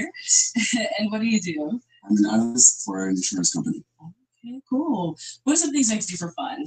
For fun, I love live music, going out for like jazz, concerts, anything like that. Love that. And I've always been an avid learner.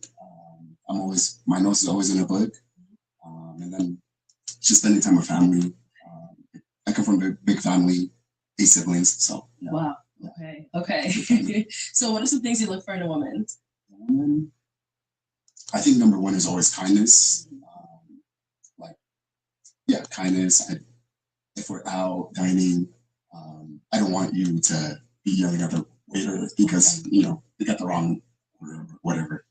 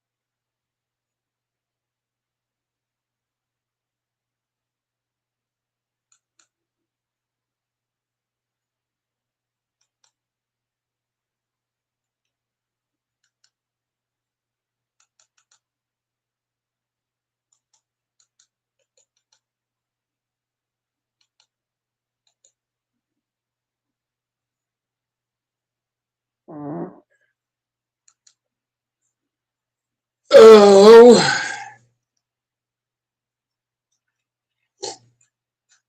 Small business accounting software, supercharged.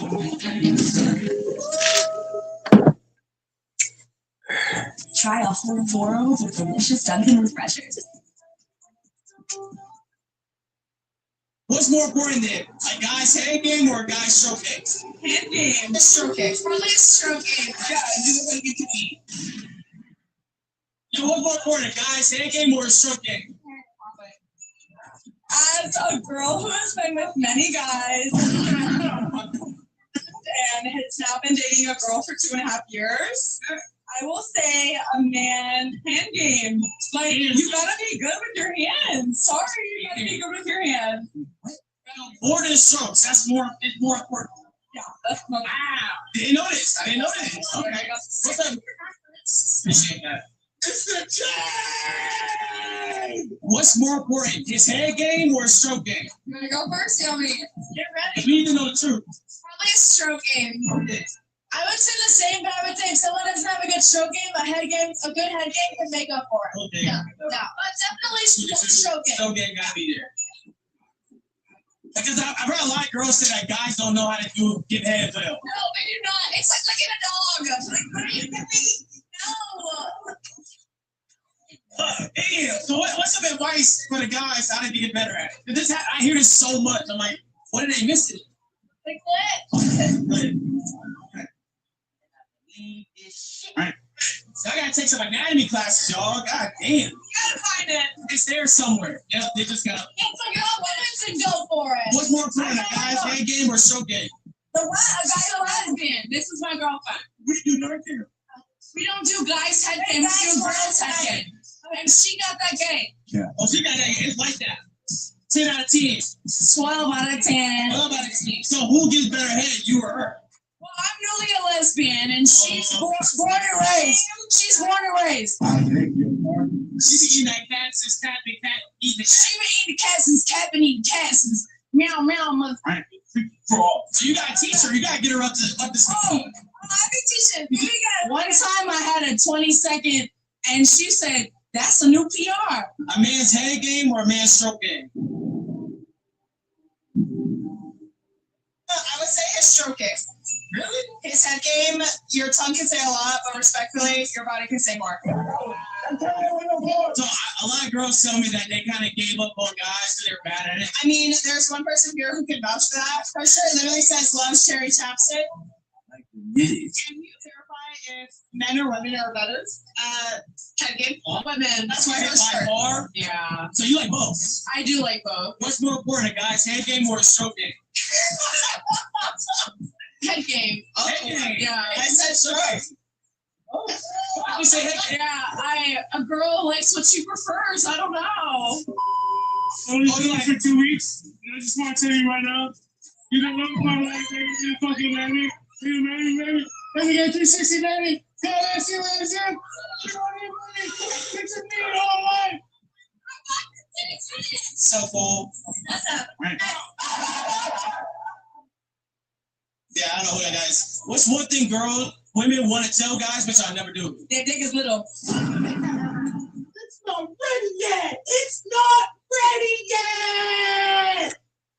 Hold on. It's not ready yet.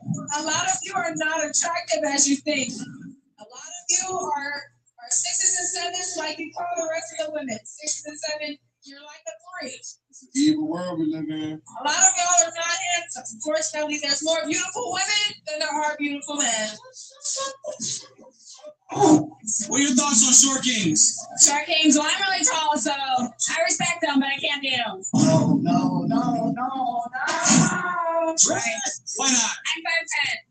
With heels, I'm like 6'2". What is the best guy you ever met? The best guy I ever met? Who is it? Let's say he was. Like, that guy, he was shorter than you, but everything else you wanted. Does he have money or no? Yes. Maybe he has a chance. He has a chance because he got that bread. He got good money. Maybe, yeah. Ooh, wait. Look what that money maker do. How much money would a short guy need to make for you to give him a chance? Whoa, at least $1 million a year. Damn. $1 million? Yeah. Damn. Yeah. How much a tall guy gotta make? Whoa, $1 million a year. So both gotta make $1 million? Yeah. You make $1 million? I don't. But I invest. You bet. Yeah. Well, let's say they do the same thing as you. Well, You can play a bill. if he's funny, I'll give him a chance. If he's funny, Yeah. okay, laugh and giggle vibes. Okay, okay. We don't call women stupid. But you let a guy eat your butt? No. No, that's the thing. I don't know what it is with these young. I mean, I'm young. Right. So. I'm no. I mean, maybe. Even your husband, like your nigga husband? No. You suck. Gotta keep up with the times, auntie. That's what's in now. Somebody wants to eat my ass. Yeah, people like doing that now. They like the taste of shrimp. I will hope you clean your butt.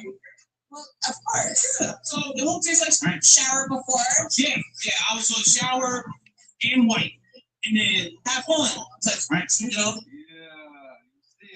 Y'all prefer thumb in or thumb out? Ow.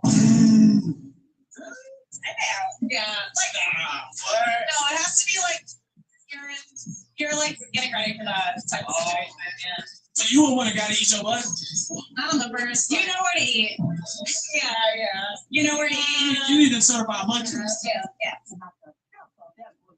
You expect the guy to go down on you on the first swing? Yes. Yeah. If he wants it to be good. Why are we like if not? To let you know, if you guys want me to ask your questions to the girls, subscribe to the Patreon. Link in the description, and you'll get exclusive content. Let's get back to the video. Tag game or guys stroke game? Tag game. Tag game. Okay. Prayer. I'm not answering. Get around. Why the heck game? Most girls say stroke game. I feel like it's pretty important to know what you're given, you know? So if he's not a munch, you can't do it. Even if the stroke game fire. Yeah, no, that's pretty important. What's more important, a guy's hand game or a guy's stroke game? His work ethic. That's the question I had, shorty. It wasn't. All right, so questions. That's not an answer. You can't pull show game out of ATM or pay bills with that. Oh, so it's about the money. Everything else don't matter. No, but I mean, you can't. What is that? I mean, eventually, if you got a man, y'all gonna have hand game or stroke game? Hand game or stroke game? Stroke game. The hand game not more important? You let's flip the beam and find that man in the community. Why is stroke game more important? Because a girl can get hit. Y'all don't want to much. So that's what Like a much How? Come on, you very flexible. I'm just saying, like, that's kind of important. That's really originally. How important is a dude's height? It's not that important. I like where this is going. I would like it to be tall.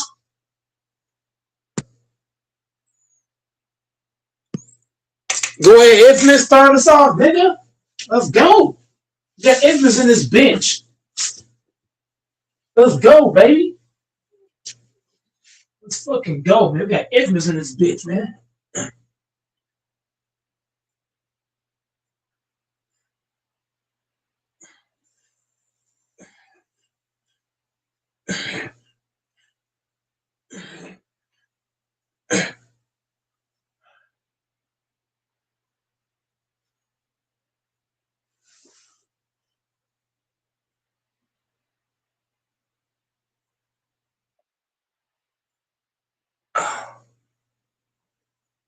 Oh, I can't get up from this angle.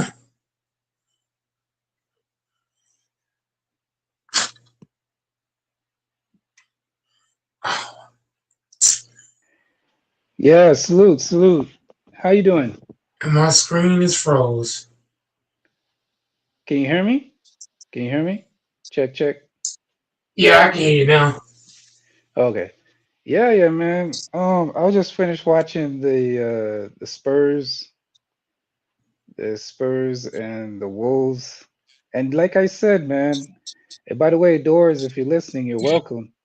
I sent it out today, man. I said the lock tonight is the Spurs money line. Throw your house, your kitchen, throw the house, the kitchen sink, whatever you have, empty your bank account and put it all on the Spurs tonight. I sent it out to everybody. I sent it out to Dor. Dor's got a piece of it. I don't know if he took advantage of it. I told him it was the locket tonight. So all you guys thinking that, listen, the Spurs played a horrible game. Wemby played a horrible game, and they still lost by like what, 2 points? Come on, y'all. Did anybody really think that the Wolves were gonna win this game? Come on, man. People need to learn, man. The Spurs are for real. I'm telling everybody now, the Spurs are for real. I'm picking them. I'm picking them to go to the finals. I'm picking them to go to the finals. You can put it down right now.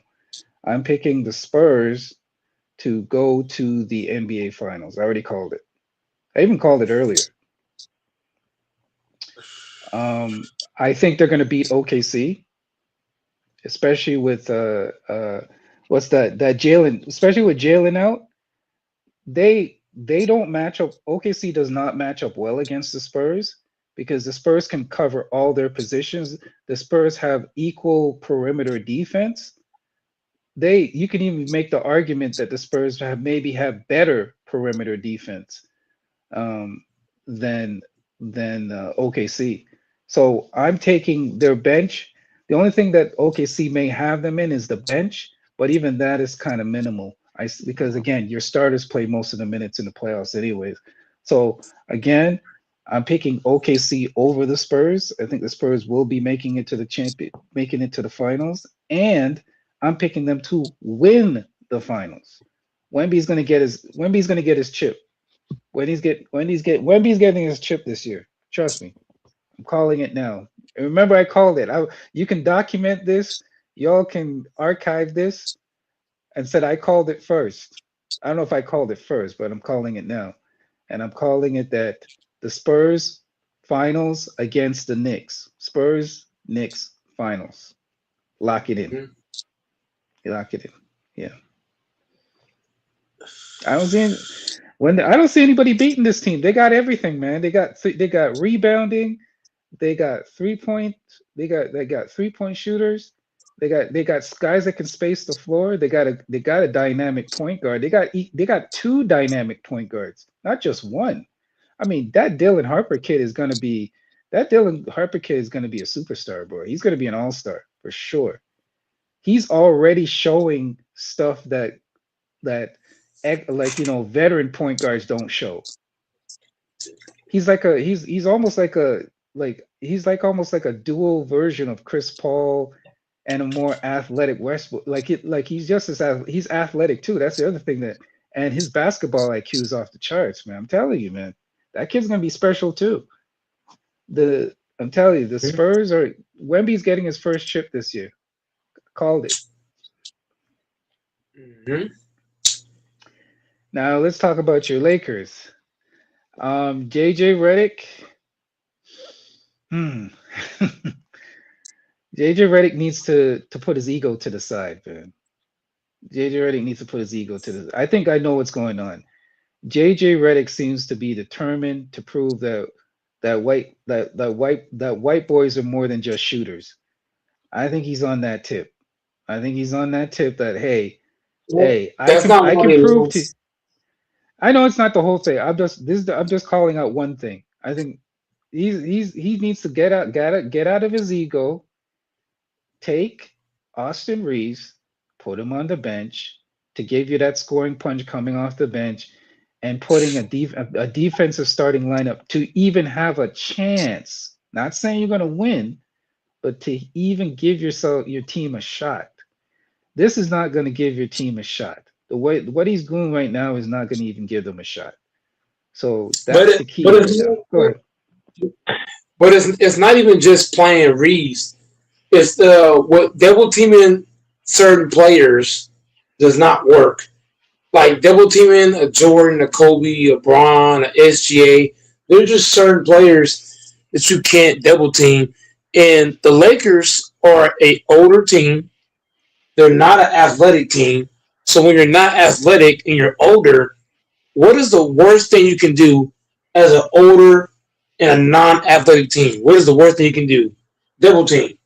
Because the double teams that SGA is getting in that game one, they were so freaking slow. Like SGA had plenty of time to get other guys involved. Like that's not going to work. What they need to do is take my approach.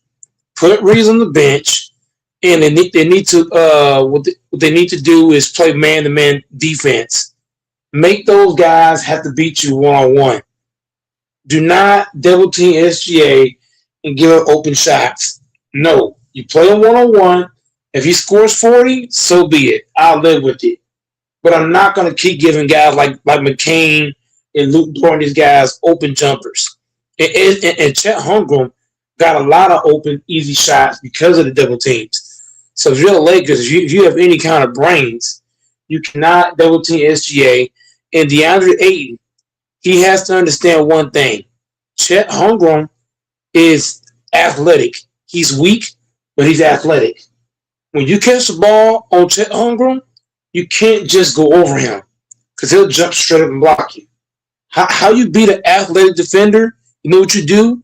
You get into their body, you bump him, you get him off his spot, and you go straight up. But I watched Aiden in that last game.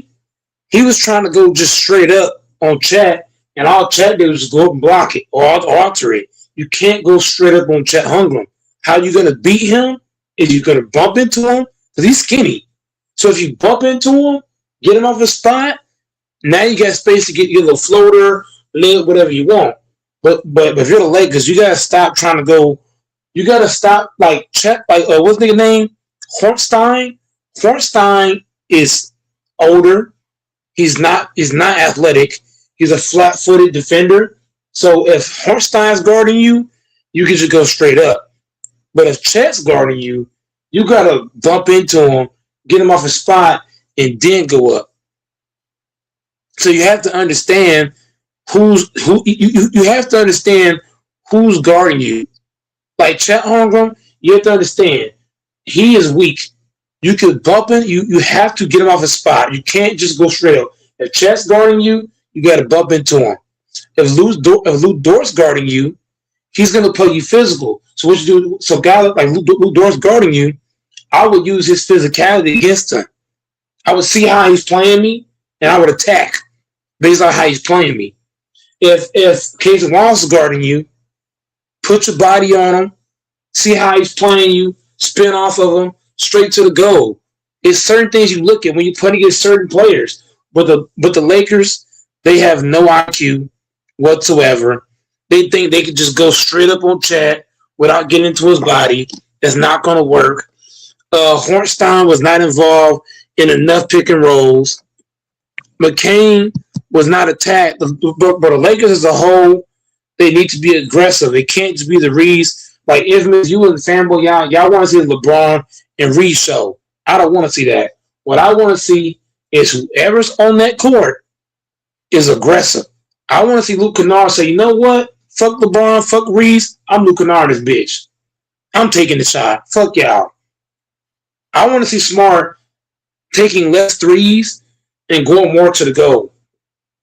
I want to see Jake LaRavia, whether your shot's going or not, put your head down, go to the goal, bump somebody out the fucking way, and lay that bitch up.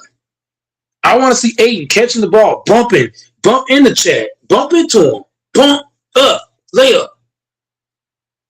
I want to see the whole team being aggressive. I don't want to see like how y'all talking, Gilbert Arenas is talking, Skip Bayless, Shannon Sharp. Y'all all want to see, the Reeves and LeBron show. No, fuck that. We need the whole team aggressive. Whoever's on that fucking court need to have the mindset, I can get a bucket too. The fuck? If I'm Luke Kennard, you got to get aggressive, bro. Kennard got to get ultra aggressive. Smart's got to get aggressive going to the goal, not taking threes. LaRaven's got to get aggressive. Hayes got to get more aggressive. Ain's got to get more aggressive. The whole team need to get aggressive. It can't just be, bro, LeBron and Reeves. Even that reason LeBron show out, you're playing 2 against 5. You need air, and also for Lakers to have any chance in hell.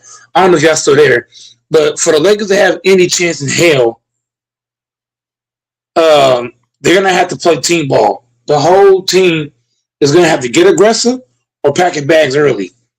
You still the Infamous and Fanbo? Yeah, I'm listening. Yeah, so that's the whole point I'm making, man. They got to get aggressive as a collective unit. They got to get aggressive. The Lakers are not going to win the series at all if look, infamous. I already know you got them beating us, but I feel like the Lakers can. I feel like LA can beat the Thunder in this series if everybody is aggressive. Everybody.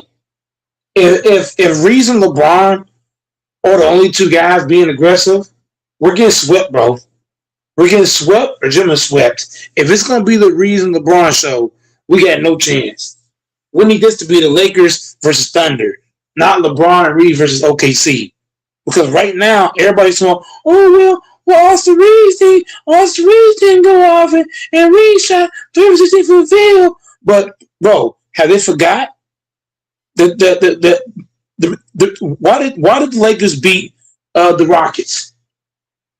Because Luke Kennard averaged 20 in that series. Luke Kennard averaged 20. Marcus Smart averaged 15, 16 points. I think he averaged like 5 steals, 6 assists in that last series. In this series so far, Marcus Smart did nothing. And so did Luke Kennard. Those two niggas need to get aggressive. Both of them. Jake LaRavia has to get aggressive. If he's going to be on the basketball floor, he needs to be aggressive or don't play at all. Plain and simple. Get Dalton Connect some minutes. Dalton Connect is a bad defender, but he's not afraid to shoot. If you're Redick, you need guys on the court that don't give a fuck. I'm open, I'm taking this bitch. I don't give a damn. Fuck LeBron, fuck Reeves. Get aggressive. Luke Kennard don't need LeBron to get his shot off. He don't, bro. There's so many times in the games he's wide open. Him and Marcus Smart. There's no need to pass ball LeBron and Reeves every time down. Fuck them niggas. Do your job. Get a bucket. Even SGA. You see SGA just out here he the only guy taking shots. When you watch all the great teams right now, you watch the Thunder, you watch the Spurs, you watch the T-Wolves, you watch the fucking Knicks. Everybody's shooting. They don't have nobody on their team that's afraid to shoot. Even Philly. Who on Philly is afraid to shoot? I'm just saying. When you watch all the teams that put out right now, them niggas ain't afraid to shoot. But when you watch the Lakers, only 2 guys want to shoot. Marcus Smart shot the ball too much. He needs to be more aggressive going downhill. He's a big, stocky guard. You should be able to get downhill, bro. But Luke Kennard, LaRavia, y'all got to step up, bro. DeAndre Ayton, he got to get more aggressive in that paint. He got to stop letting Chet Hunker punk him in his house. You a first overall pick. You playing like a sucker. I'm just saying, bro. If I was the goddamn coach of this team, I'm telling you right now, bro. I'm gonna tell Ayton. If Chet Holmgren get 10 points, you get benched. He better not get nothing in this paint. I mean nothing. Nothing. Foul his dumb ass. We gotta start giving up dunks. We gotta stop giving up threes.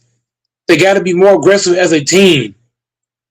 Defensively and offensively. They gotta step up, bro. You can't come out here and play lazy basketball and expect not to get swept. If they lose game 2, they're getting swept. I'm gonna call it straight like that. They lose this next game, they up out of there. Swept.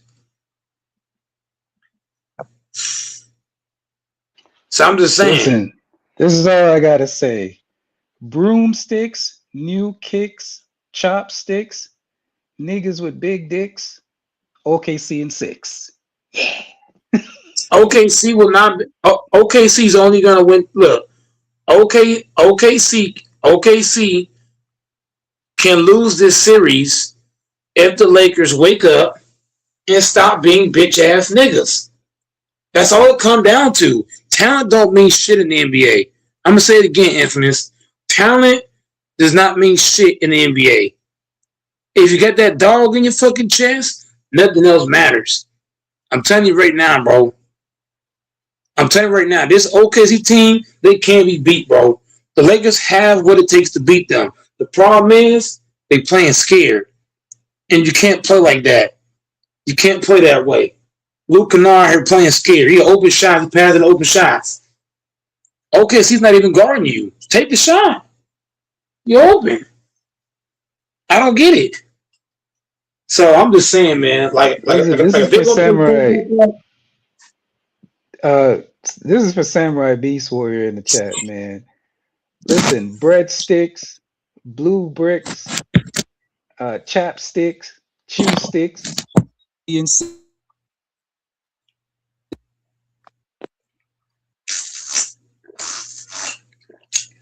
I got OKC in the sweep because, like Infamous said, the Lakers are a bunch of bitches.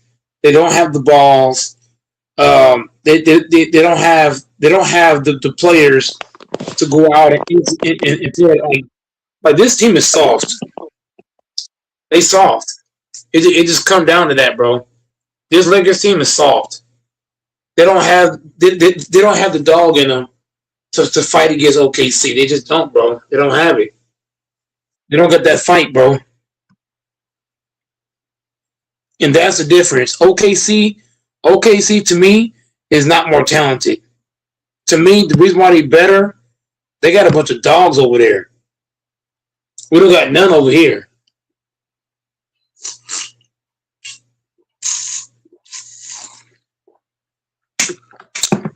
I don't care about the talent. I care about the dogness. Are you a dog or you a pup? When I watch the Lakers team, they're a bunch of pups. They scared, bro. How the Lakers gonna win? Beast Warrior. Explain to me how we gonna win if Luke Kennard out here passing up open shots. Can you explain it to me? If Luke Kennard's playing scared, how we gonna win like that? If Marcus Smart's up here jacking up threes, how we gonna win? DeAndre Ayton out here letting Chet Holmgren block him. At the goal. Man, stop it. It's gonna be. I'm telling you, Lakers don't got a chance, bro. Not playing how they playing. They playing scared. They playing like they scared.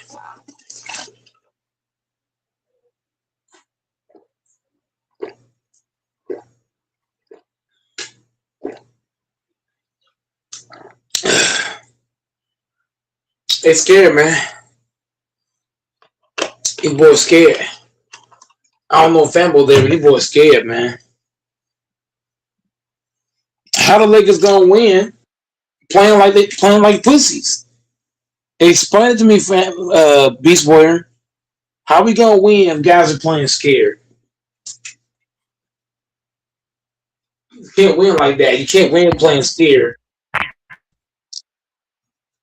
Let Lakers be playing like scary boys. They scared, man. When I watched that game, that was pure fear, bro. They scared of the Thunder. Look at how Reddick talked when he speak about OKC. Look at Reddick's interview when he spoke about OKC. He's scared, bro. Reddick scared. LeBron scared. The whole team is scared, bro. It's obvious. Bro, Shannon Sharp is the same nigga that had to pay a bitch $50 million to not take him to court. What are we talking about?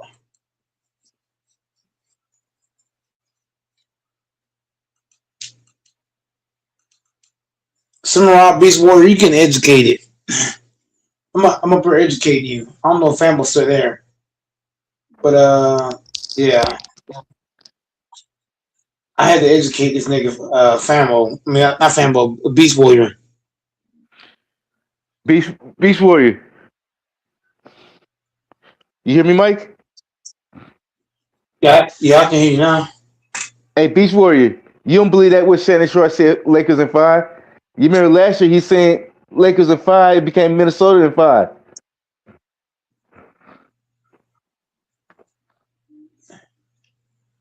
It ain't going 5 games. It's OKC in 4. The Lakers suck, bro. They don't got no balls, no heart, no nothing.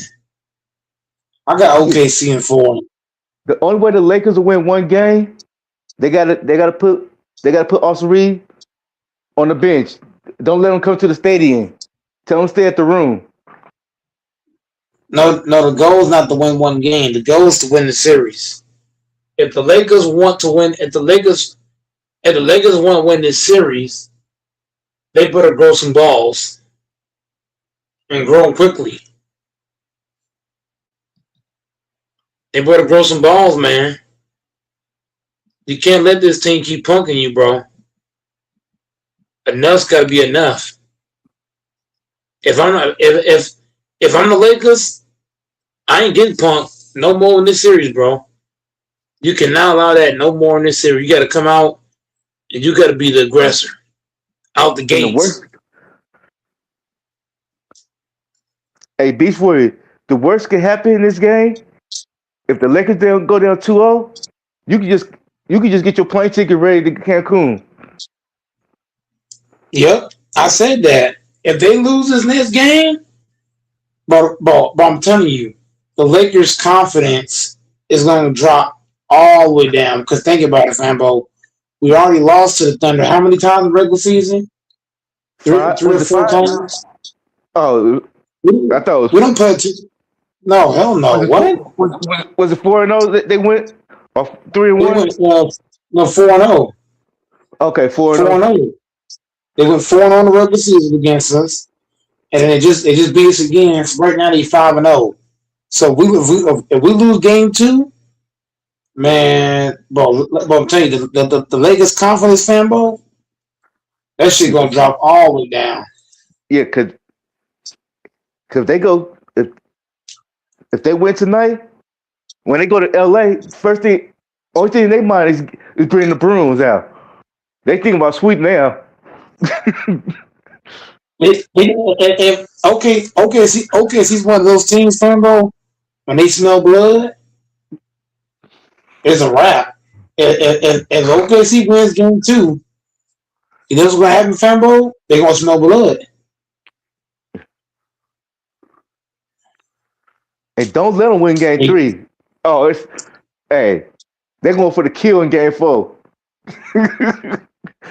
You can't let them win, Fambo. We can't let, bro. If we're being honest, if they win game 2 or 3, if they win, to me, if the Lakers want to try to win this series, Fambo, we got to win game 2 and 3. The next 2 games, we got to win both of them. Y'all got to win. Y'all got to win 2, 3, and 4.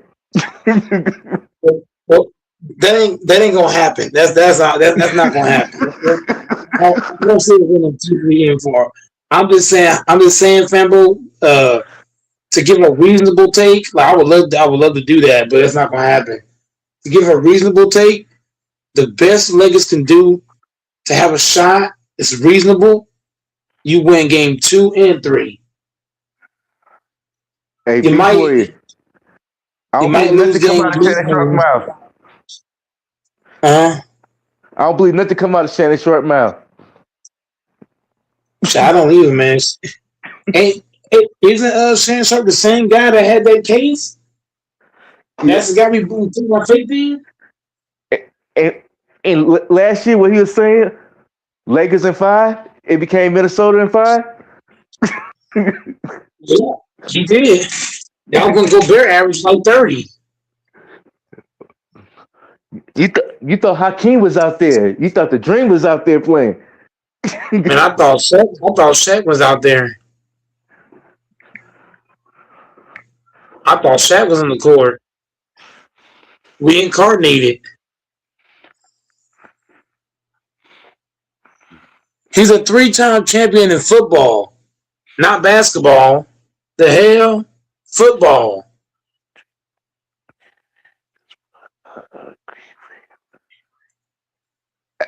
You agree with him? He ain't never stepped on the basketball field? Shannon Sharp never wanted to be a basketball player. Yeah, I said he never stepped on the basketball field. They be saying he a basketball player. That's what I'm saying. Like what is he? He's saying that Shannon Sharp is a 3-time champion. That's why he agree with him. And I'm like, you're the champion in football. That sounds like some New Not York shit. basketball. That sounds like some New York shit.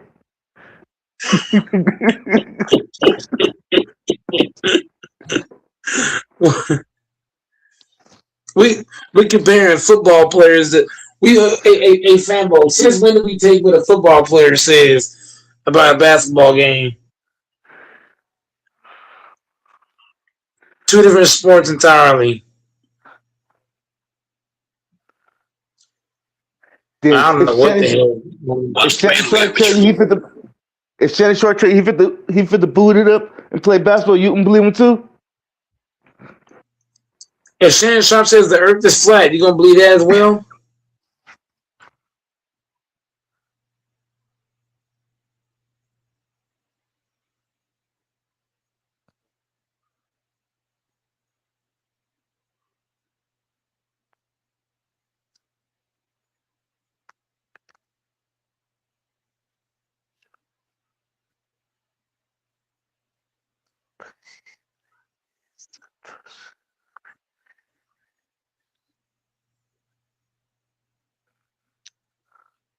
I don't care who his brother is. That don't mean nothing. His brother could be John Wayne. He could be John Wayne brother. What does this got to do with basketball? I'm lost. That's like Joe Montana telling basketball players how to play basketball when he was a football quarterback.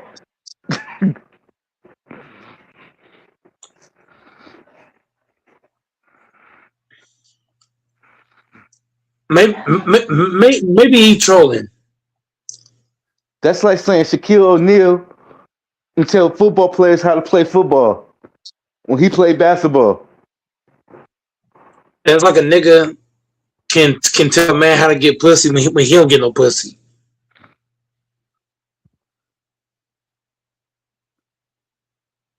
That's like a square trying to tell you how to do your time in jail.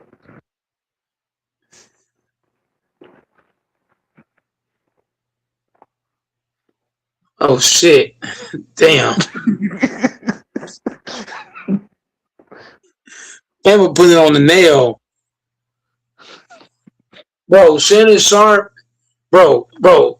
At least Skip Bayless play basketball. Skip Bayless at least play basketball.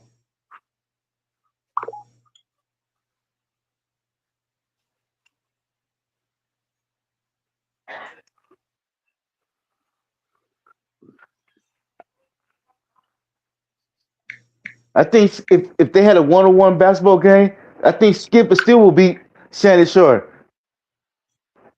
He'd give him that work. I know. Yeah, he'll beat him. But we on the football field, it'd be a different story. If it was on the football field, it'd be a different story then. Nah, I don't think Skip. I don't think Skip is smart enough. I don't think Skip would risk his life going out there on the field with him. That'd be stupid. If I'm Skip, I ain't going out there with him. But you know, it'd be embarrassed if Skip beat him in basketball and football. Ooh, man, he would have to shut his channel down. They would parade like his channel would get paraded. They would say he was a fraud. Shannon Sharp don't own Skip Bayless. Who has more money, Skip or Shannon Sharp? It might be Shannon. You think so? Yeah, because he got his football career. If you just talking about if you just talking about when they doing their channels, it'd be Skip. But I'm saying like Skip Bayless ain't never had to pay no bitch $50 million though. You see what I'm saying? So Skip Bayless ain't, you know what I mean? He ain't paying for hoes like Shannon is. Shannon Sharp out here got hoes is out here charging them $50 to hush. You get what I'm saying? Like, so Skip is, I would say Skip is smarter with his money Yeah. than did Shannon. Shannon paying for hoes, white hoes with no ass. I can't believe he gave that bitch $50 million. She got no ass, no ass, no tits, nothing, no legs. Like, what are you paying for? If I'm paying for a hoe, she gotta be thick, bro. Hey, Beast Warrior, hop on. Beast Boy ain't gonna hop on. I've been trying to get him to hop on for God knows how long. He'll never hop on. He's scared, man. Talking his voice and his mic. Man, fuck out of here. Bring your ass on this panel. Fuck all the excuses. Bring your ass. A real New Yorker will hop on with no hesitation.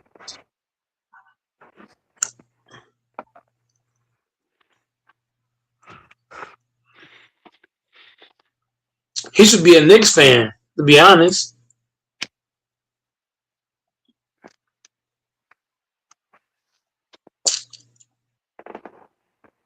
He grew up as a New Jersey fan. Yeah, because his ass is cheering for the Yankees and the Dodgers. Like a dumbass.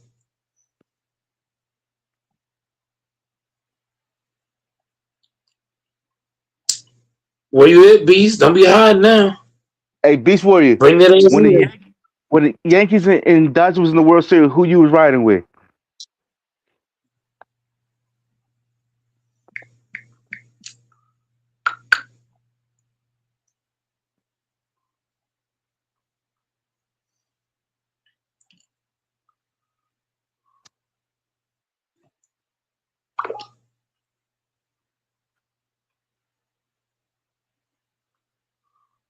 Okay,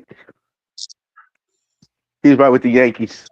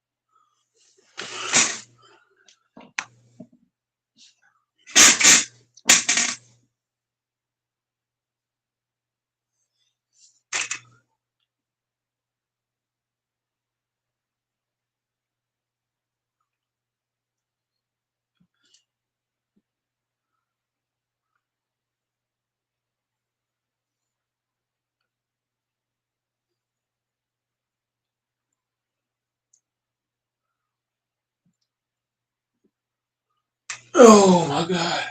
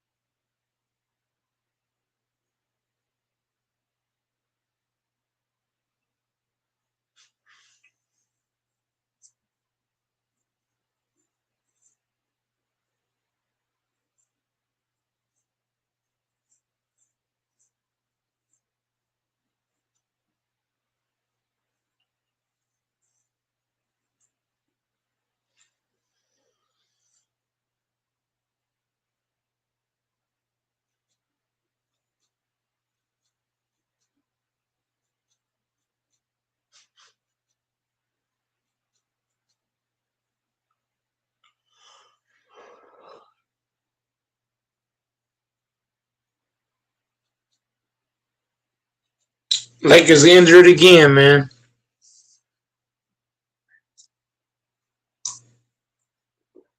cartel killed my family. Where are you going? Continue. What can I say? I'm sorry.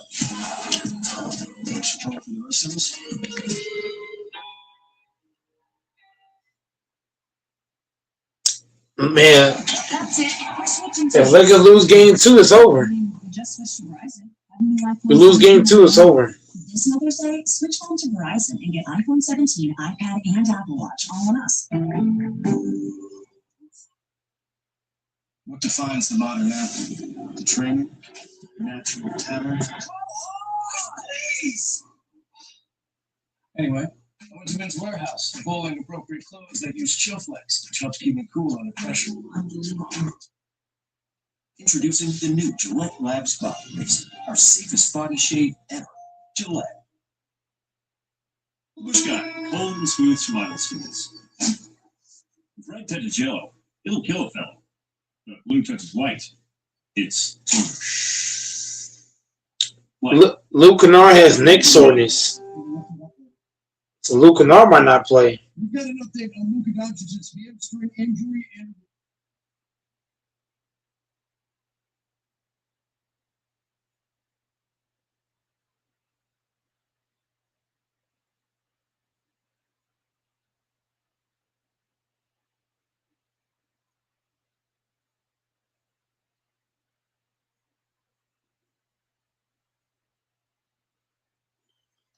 Yeah, Luke Kennard has neck soreness. So, Lakers are screwed. Hey, this game 2, this was a wrap, man.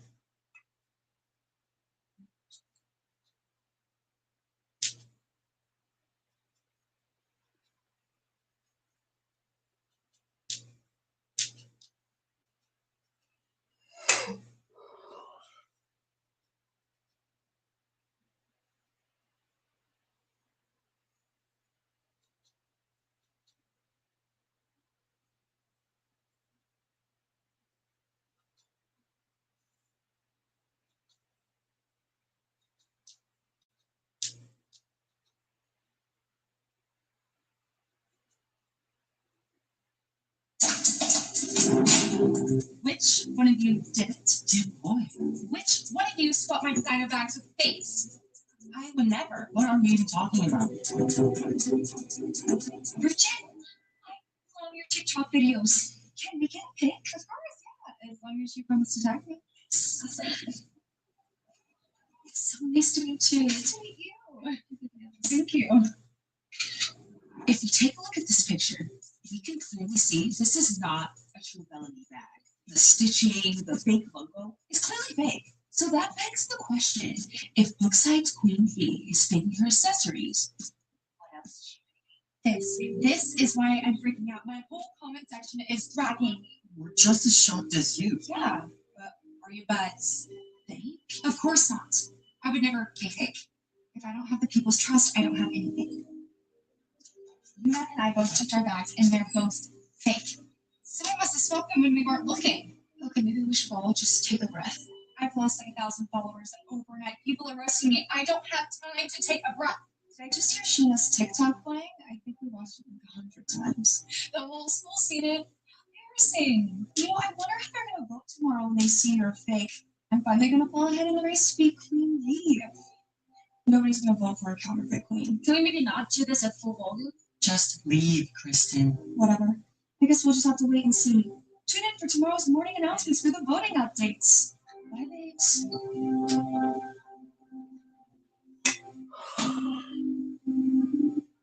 I worked so hard for people at this school to finally see me.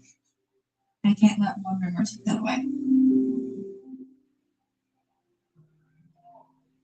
Maybe at the hideout, your lunch period.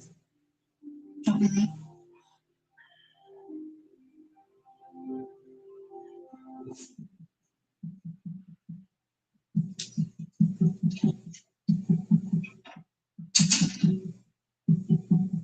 I need to figure out who's behind this. Please just be honest with me.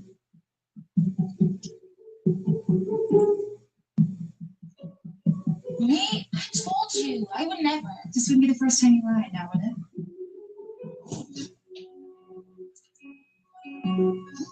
this.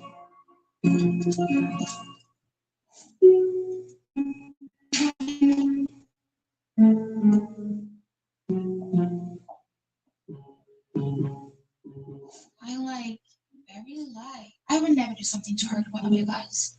She wouldn't do that. Yeah, I'm not gonna tell any girl. Honestly, I prefer something like more pink and sparkly. Love. Did anyone see anything at your sleepover last weekend? That would have been prime for stalking time. OMG. You're so right. Um,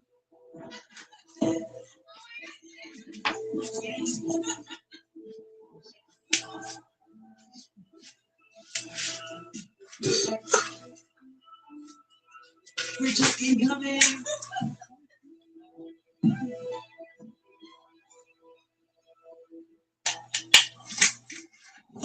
it must have been Kristen.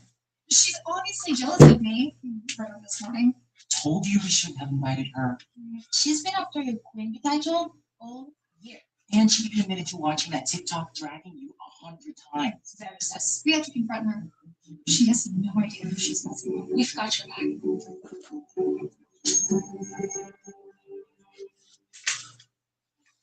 I'm hungry.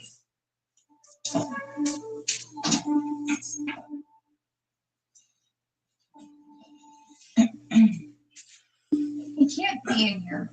Please, you're not my type, obviously. I think we need some space. I really can't be associated with somebody with fake design bags. I also can't be seen next to a scandal. It'd be really bad for my brand. You understand, right? I really don't care to associate with you either this time, because I know you stole my real place just to make fun of me. How dare you? I would never do anything like that. But also, why would I want you hand-me-down bags? Excuse me?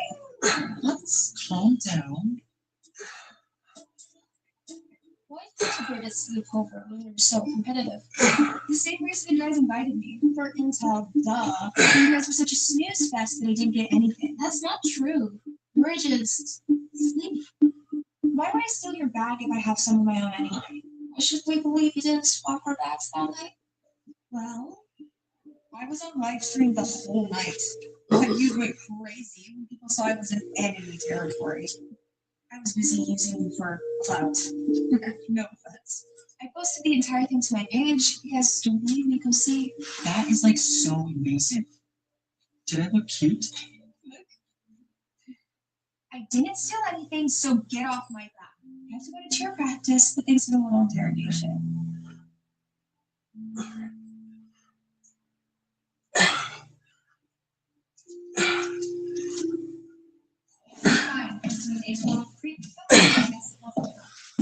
I need to figure this out before everyone sees that stupid TikTok video.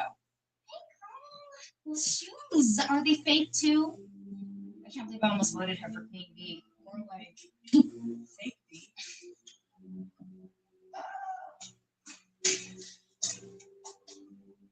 Hideout? Now? She's exhausting me. Yeah, why is she always walking so fast?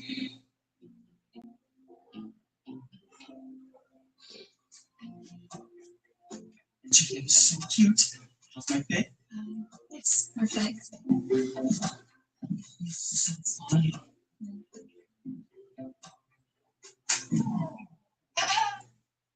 Hideout? Frankie? There has to be a clue somewhere. Do you really need to keep digging into this? This is so boring. I would almost rather be in class. Look, she fell asleep around midnight. Did you see that? Mel? Where was she going?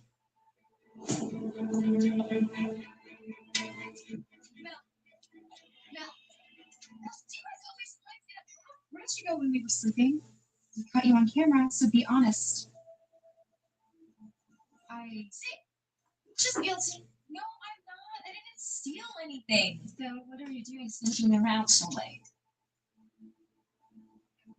Don't tell anyone. But, you know, I'm supposed to be flyer on top of the pyramid. But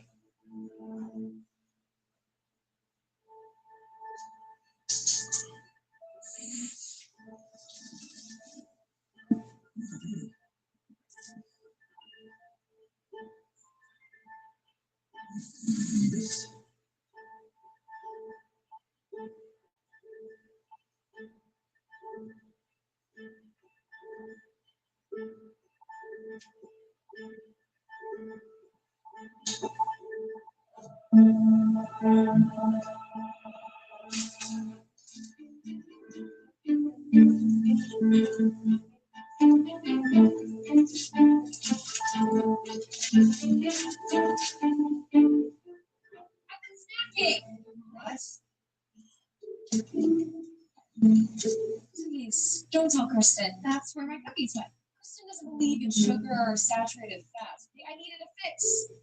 Don't tell Kristen. Let's go stay on diets together. I would have just given you snacks. I had to wait till Kristen was asleep.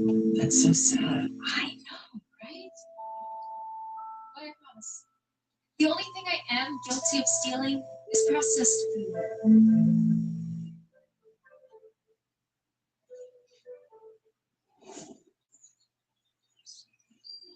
Come on, Yuna. Just, Yuna. What? Why not us? It looks like there's no one else. So, yeah, it looks like it's one of you. We already promised you it wasn't us. Yeah, we're not lying to you. We love you. And I just said if we don't have trust, we have nothing. Yeah, okay, well, I just need to think.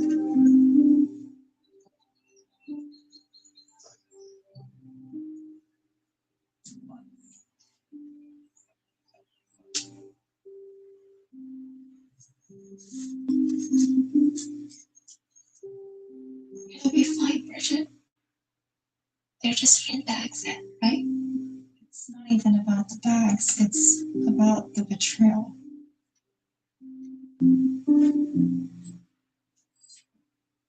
I will always struggle with making girlfriends. Being pretty and popular hasn't always been the easiest. A couple years ago, I thought I had two best friends who would be by my side forever. But when their crush tried to ask me out, they turned on me. It got so bad I had to move schools. So I found this friend group. I felt like I finally found somewhere I belonged. We both saw the exterior and liked me for what's on the inside. Nobody else could have thought I could look.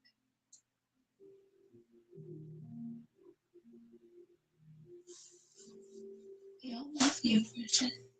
That's why I don't think either of them would do that to you. I just don't get why I literally share anything with you guys. So tell me, was it you? I won't tell. No, I swear on top of my life. It wasn't you either. I don't even use purses, and it's not like I know how to sell them. Who's doing this? I don't know. I can't believe Bridget think could be one of us. We're so loyal and cute. For real. Yeah. Stop! I told you to help me. I'm sure it's you. Mm-hmm. I see.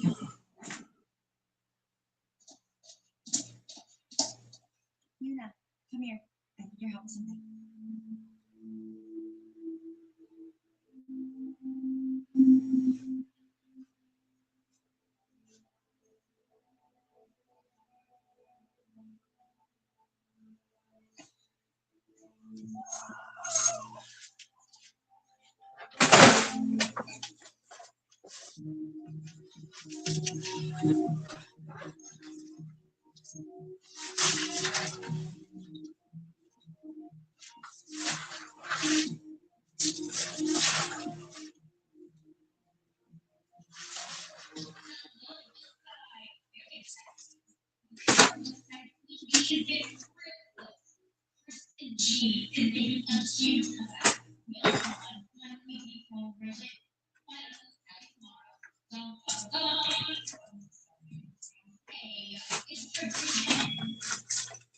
Thank you. You know the designer bags? Okay. Just ignore her. She has no class. I haven't lost yet, Kristen. And once I prove my innocence, everyone will be listening again. Please don't tell her. Yeah, we still have our books. But are we okay? We need to have a class or something.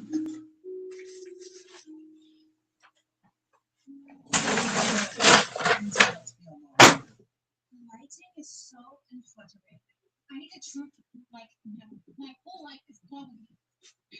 Yeah, do something, please, Bridget. Bridget, maybe we should slow down. Frankie, you have a history of stealing. I told you that in confidence. It was one time a candy bar from 7-Eleven when I was 12. I'm a changed man now. Then Ruben wasn't here. What were you doing in that room? Come here, good Mia. I take prescription pills that knock me out for at least 8 hours. That's why I never have eyelids. Don't you remember you literally gave me a glass of water and things like this? Oh, Frankie, I am so sorry. I totally forgot. Not only are these you, where were you that night? Please, don't make me get into it. Abby? I could have sworn I saw her get up like that night and sneak out. Frankie woke me up with a story, and I saw you sneaking around. I don't saw. Is that true? I got up in the middle of the night because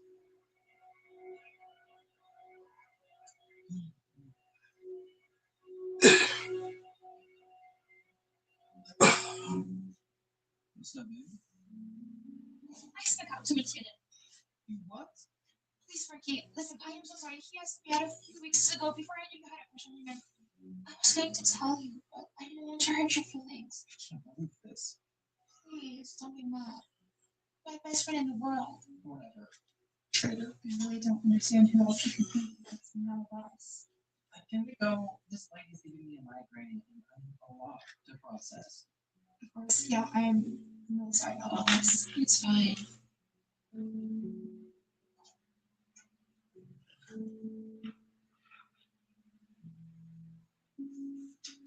I barely even recognize myself. I'm interrogating two of my best friends like they're criminals. You're just doing your best, okay? I know how much pressure you're under. Maybe it's time to just let it go. Maybe you're right. Of course.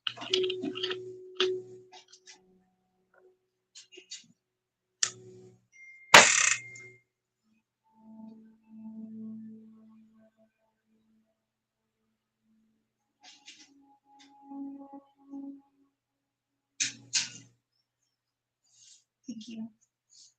I'm so glad I found this sisters.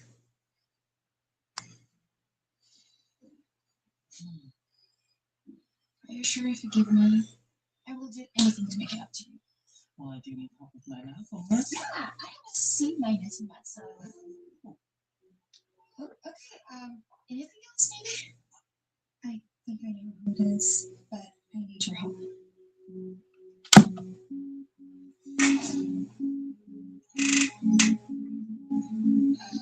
Are we going to see you?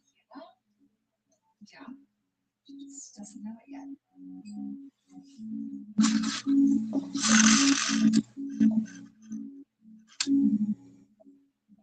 Is this legal?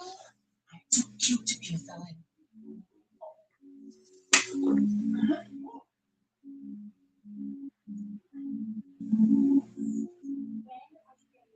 I can't be seen carrying the same bag over and over again. So my friends think, Mom, please. I don't want to do this. Bridget's my friend. you'll do what your mother says. Here's the one that I saw Bridget post about last week. Here's the me.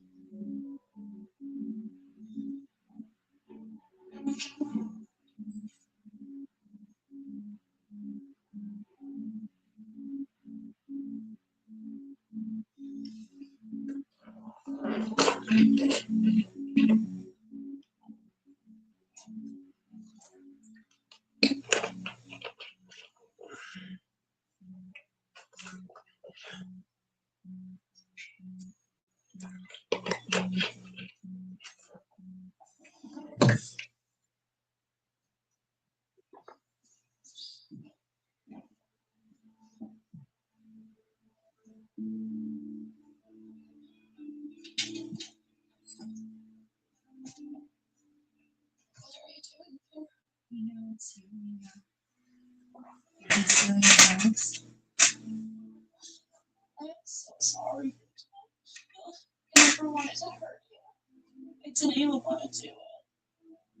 You see, after my dad left, my mom hadn't been able to keep up with the bills.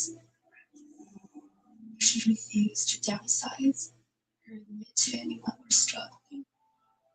She wanted to pretend we could keep up with this lifestyle. But she knew she had to do something. It's counterfeit. It just looks rich. She was trying to sell some of her stuff when she saw a woman attempting to pawn counterfeit bags. It gave her an idea. From afar, those fake bags looked so real that the owner might not really notice. I didn't want to, I promise. But I felt like I couldn't say no. My mom told me to never notice. I had no idea people at school would pick up on it. I would never try to embarrass you. I'm so sorry. I couldn't mean to the entire school tomorrow. You were really going to let Frankie and I take the blame? No. I knew it wasn't either of you, so there was no proof. And honestly, I was looking at where she would stop it, but I should have come clean a lot sooner. Yeah, you should. I know. I'm aware. I'm so sorry. You seem great. You need to go.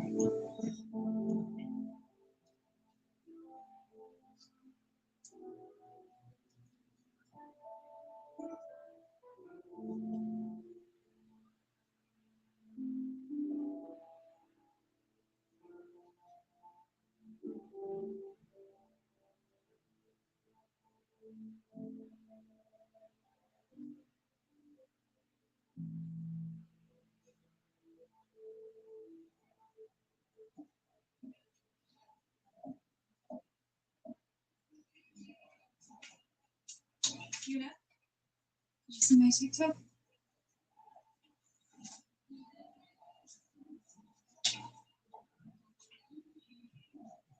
So, you might have seen these photos floating around of me and a girl claiming that my bags are fake.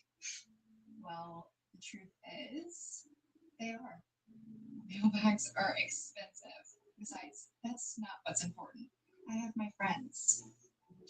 That's all I need. Labels don't make you important. The people who love you do. I don't get it. Why did you lie? It's not important. I know you were forced into it. Just promise me you won't do it again. Your friendship is way more important to me than expensive bags. I will never steal from you again. I reached out to my dad and he said I can live with him. He said, don't have to do that for my mom anymore. I love you. Break it up. No PDA in the hallway. We love your TikTok. I can't believe you.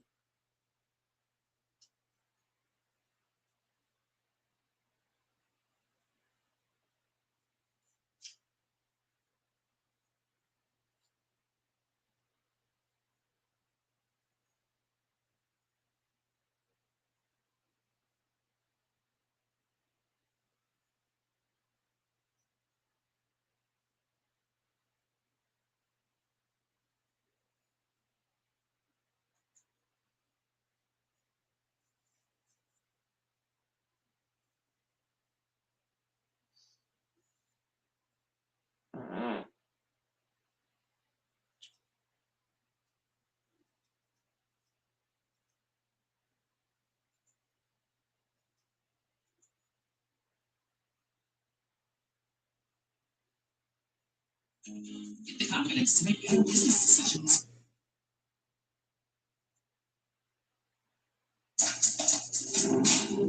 Which one of you did it?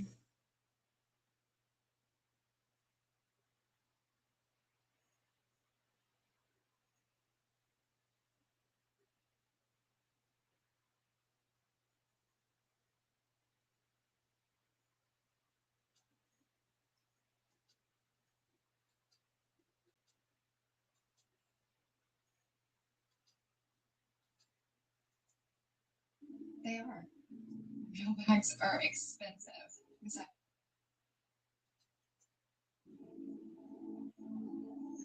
I know you were forced into it. Just promise me you won't do it again. Then, your friendship is way more important to me than expensive bags. I will never steal from you again. I reached out to my dad, and he said I can live with him. He said, don't have to do that for my mom anymore. I love you. Break it up. No PDA in the hallway. We loved it so much. I can't believe you accused all of us of stealing when you were the faker all along. Hi, Woodside. The boats are in. Woodside's queen bee is Bridget Austin again. How?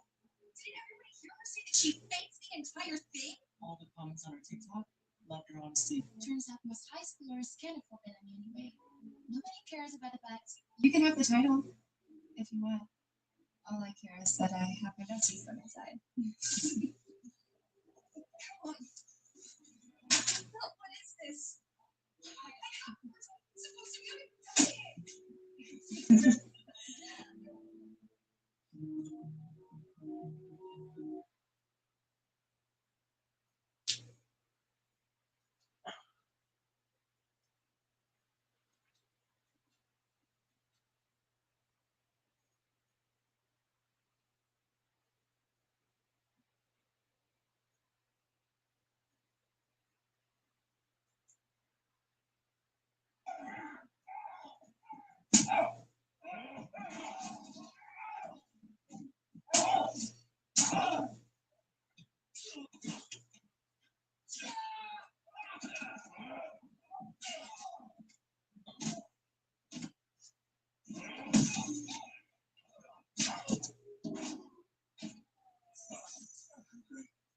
This happens again. Yeah. Morning. Yeah. Morning, Google. Hey. Hey, you made that for me? Yeah. I think maybe go to cabin. Cabin on 4.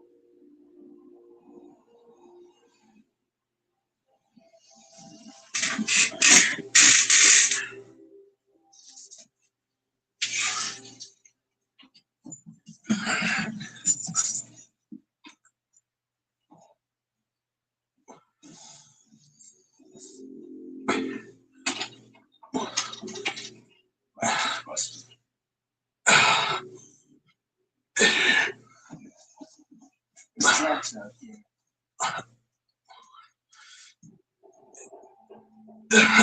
She is good shoot. Once you're in position, check in.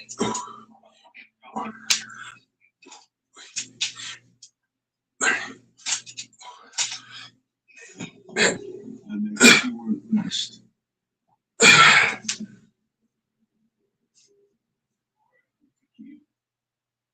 got a sniper in the front woods. I'd like to take him out.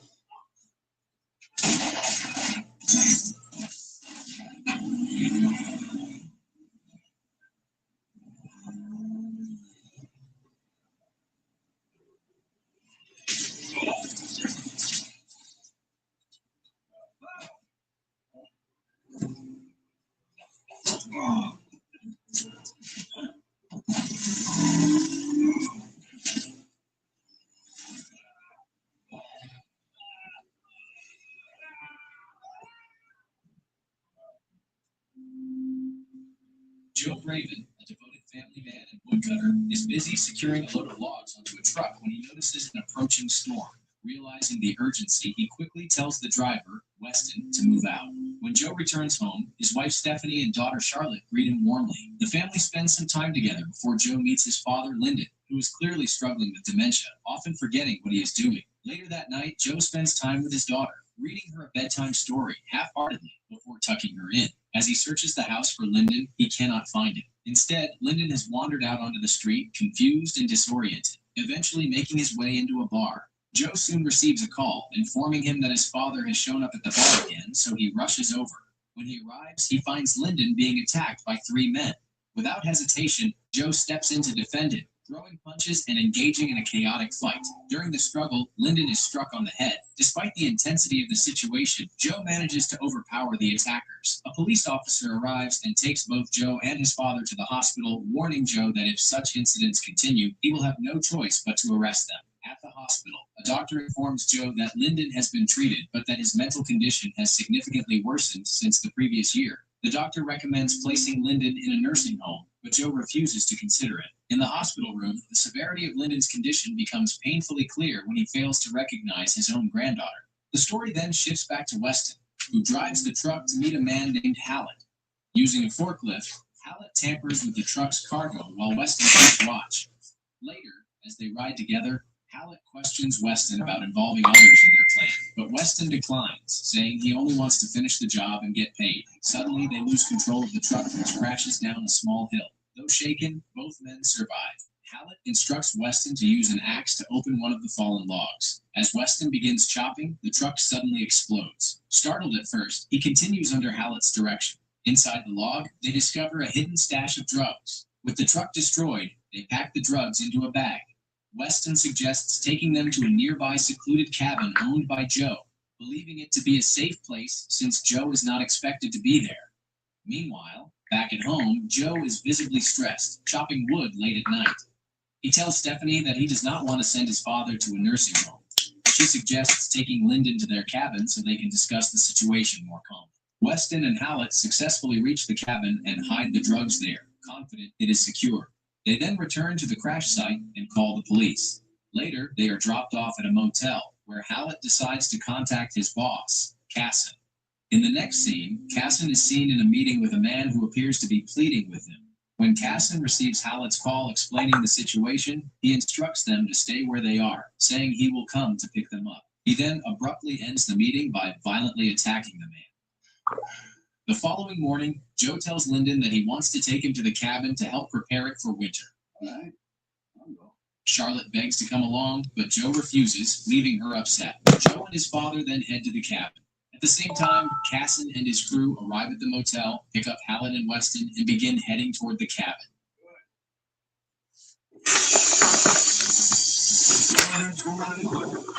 Get serious.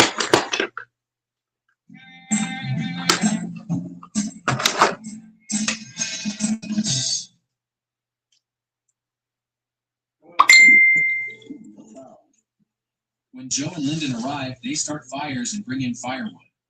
I'll talk to you first in a bit. Joe attempts to talk to his father about his worsening condition, but Lyndon reacts angrily, shouting at him before storming out. Meanwhile, Casson and his men reach the area but stay at a distance. Weston steps out of the vehicle and warns them that Joe might already be there. Ignoring the warning, Casson orders his men to prepare and block all escape routes from the mountain. Despite Weston's attempts to stop him, the group surrounds the cabin and begins moving in. Inside the garage, Joe senses something is wrong and discovers a suspicious bag filled with drugs. As he tries to understand what is happening, Charlotte unexpectedly arrives, catching him off guard. What the hell is that? I don't know. Realizing the danger, Joe decides they need to leave immediately. As they drive away, one of Casson's men, Essington, aims at them with a sniper rifle. Casson orders him to eliminate Joe and Lyndon. Sensing the threat, Joe quickly turns the car around and heads back to the cabin before any shots are fired.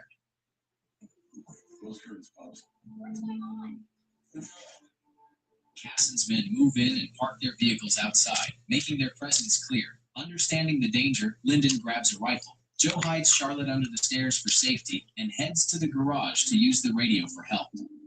Joe Braden up on Blue Mountain. Joe Braden. Casson orders Weston to bring Joe out. Weston approaches Joe with a bag of drugs and throws it on the ground. Hallett claims it is not the full amount. Joe offers to meet them in town with the rest, threatening that Lyndon will burn what remains if they refuse. Casson then intimidates Joe by revealing that he knows personal details about his family, information provided by Weston. As Weston tries to reason with Joe, Casson suddenly shoots him in the head. He then orders Joe to retrieve the rest of the drugs.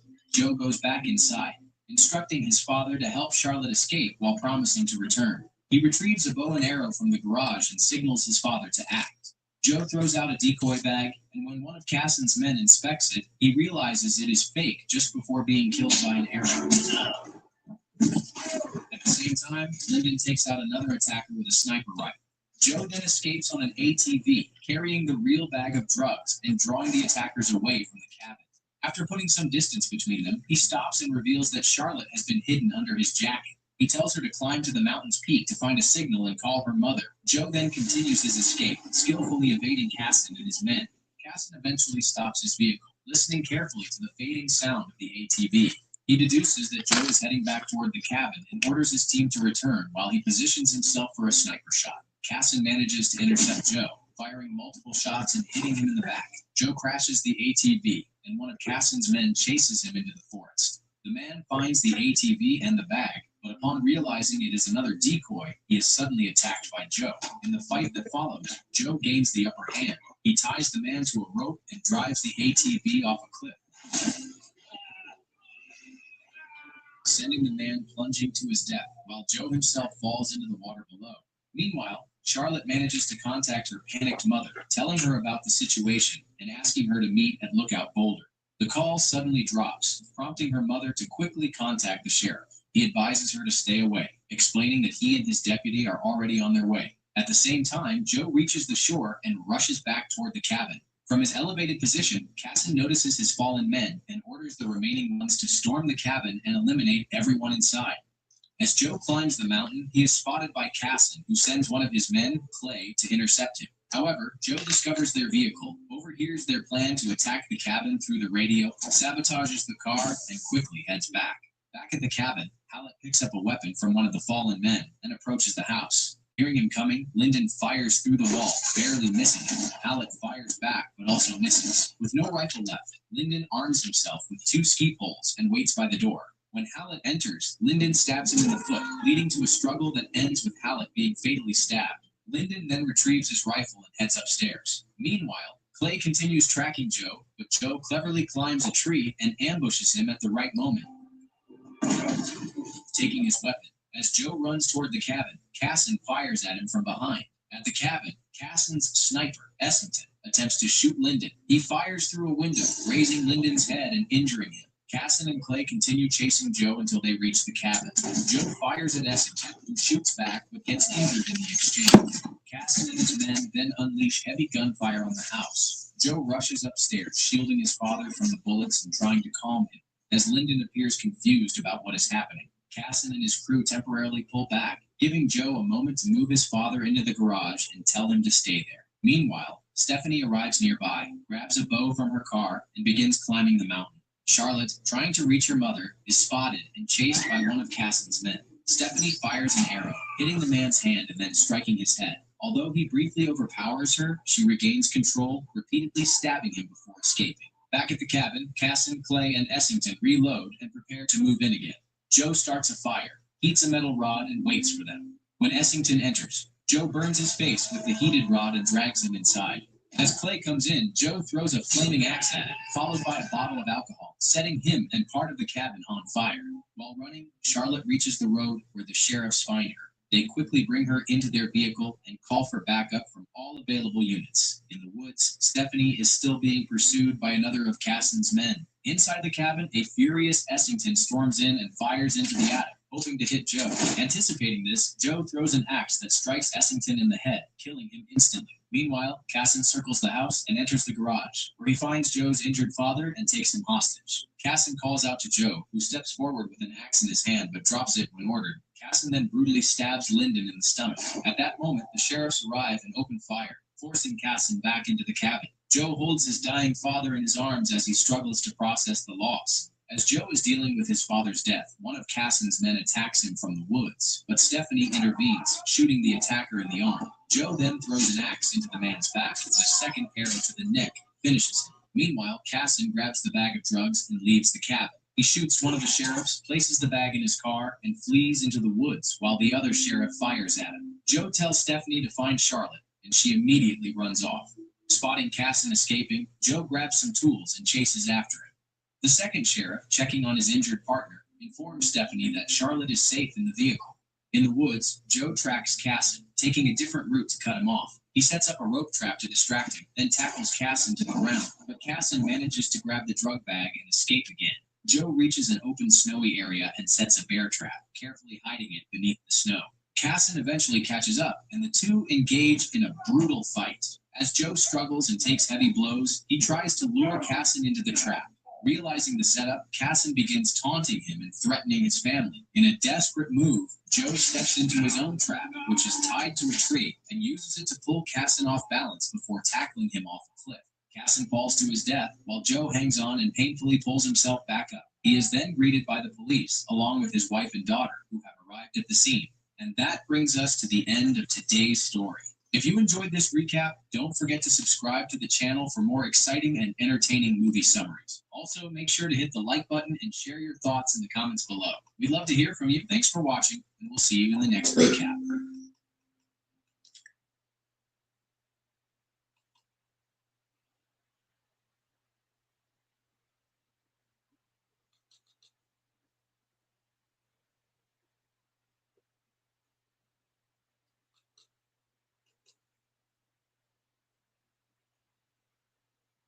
You would stop this? Even had a few screws left over.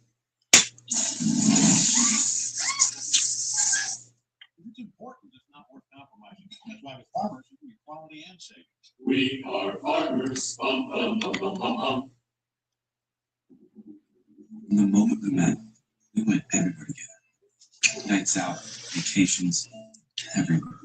I thought it was your fault. Then you felt I didn't get you anymore. You started flirting with the idea of something new. Now you're longing. You find what you're drawn to. You're even showing off to all your friends. You want it smarter. I'm still trying to process that.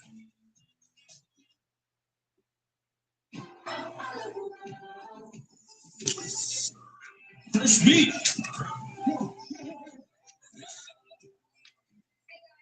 I'm Megan. I'm from Regina, Saskatchewan. Did you say Yes, Saskatchewan.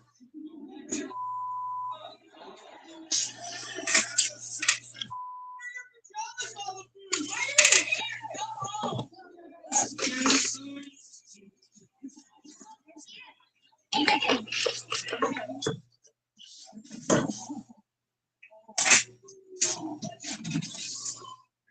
I never knew my parents.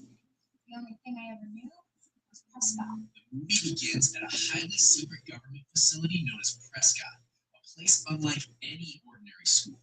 Instead of classrooms and playgrounds, Prescott trains young orphan girls to become deadly operatives. The entire program is run by a strict and calculating man named Hardin.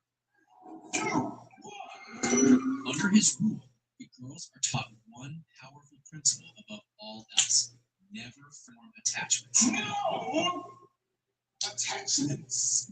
In Hardman's eyes, emotional connections are nothing but weaknesses that can compromise a mission. At Prescott, the girls are not even given real names. They are identified only by numbers. Their lives are filled with brutal training, intense combat drills, and constant preparation for deadly missions. They grow up isolated from the real world, knowing nothing about normal life. Their entire existence revolves around learning how to fight, survive, and eliminate targets. Among them, one girl stands out, number 83. She is easily the most skilled student in the entire program, outperforming everyone in her class. But unlike the others, she struggles with Prescott's rule about having no attachments. Deep inside, she carries a quiet curiosity about the world beyond the academy walls, while the others accept their lives as operatives.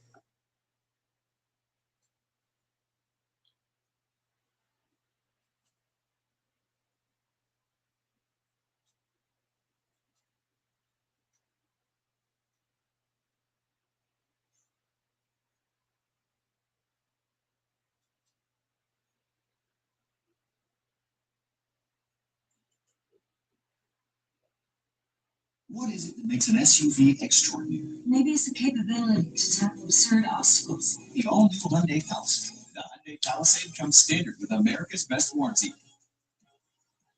Visit your local Hyundai dealer today. Nigel's looking sharp in the Devil Wears Prada 2. Want to recreate his look? Just ask Google for inspiration. Ooh, a 3-piece suit. Confidence flows effortlessly.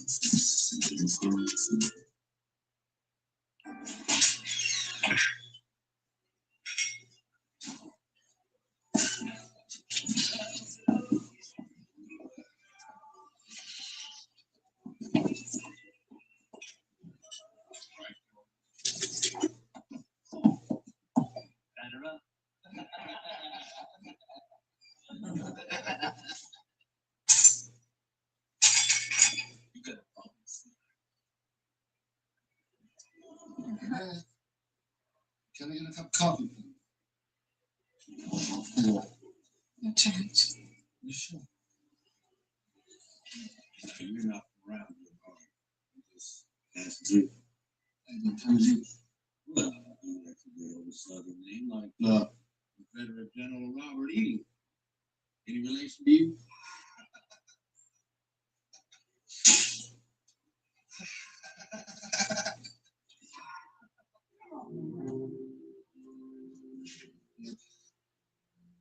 I don't want any trouble.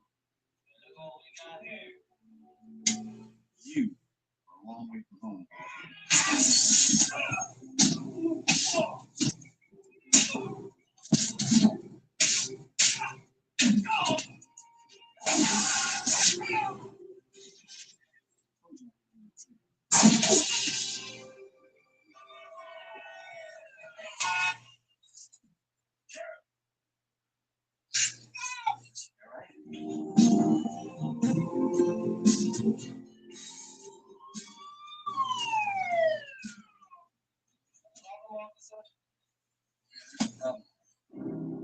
This sacred oath must never be compromised. By joining us, never betray your white brothers. Never rest until we have one area nation under one God for one unruly race. So you, patrons, let me join your ranks.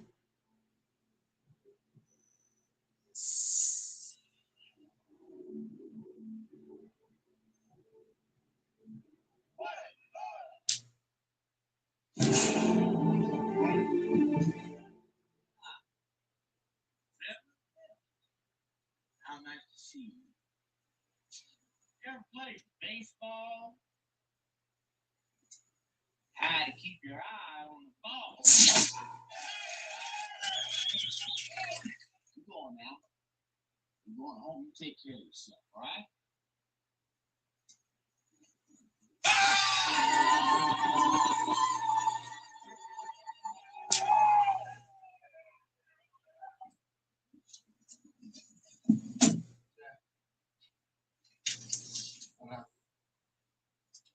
Look at how it used to be,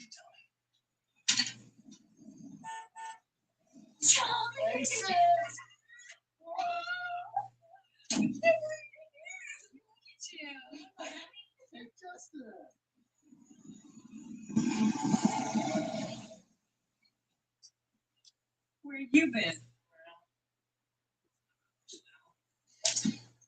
What are you doing? Leaving.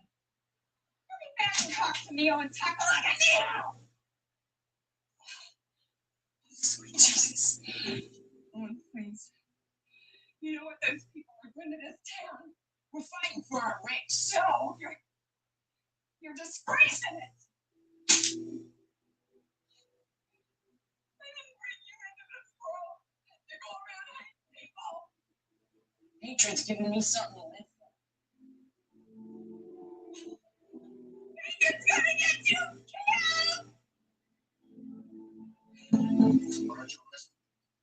No witnesses. No body. Not much of a case. Did you have an idea who did it? Yeah.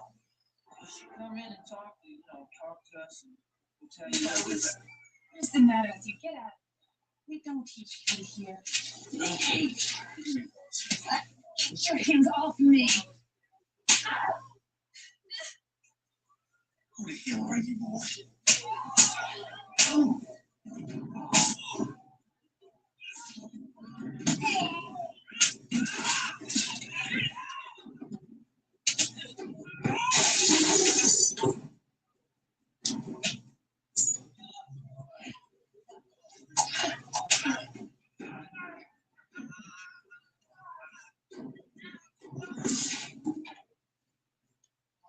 Later.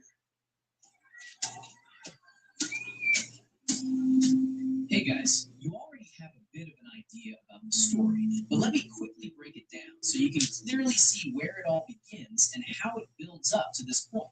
The story begins in the quiet town of Liberty, where Reverend Luther Phelps Sr., a respected pastor, stands firmly against racism, something that ultimately costs him his life when a violent white supremacist group led by Donnie Hanson burns his church and brutally murders him. Around the same time, a struggling young man named Owen, frustrated with his life, gets pulled into that same group, fully committing to their hateful ideology.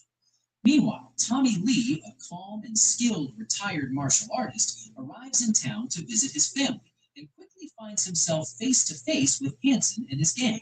Despite their attempts to provoke and intimidate him, Tommy stays composed, though it becomes clear that the town is deeply troubled by fear and silence, especially since Sheriff Jack Banning knows who is behind the violence but lacks the proof to act.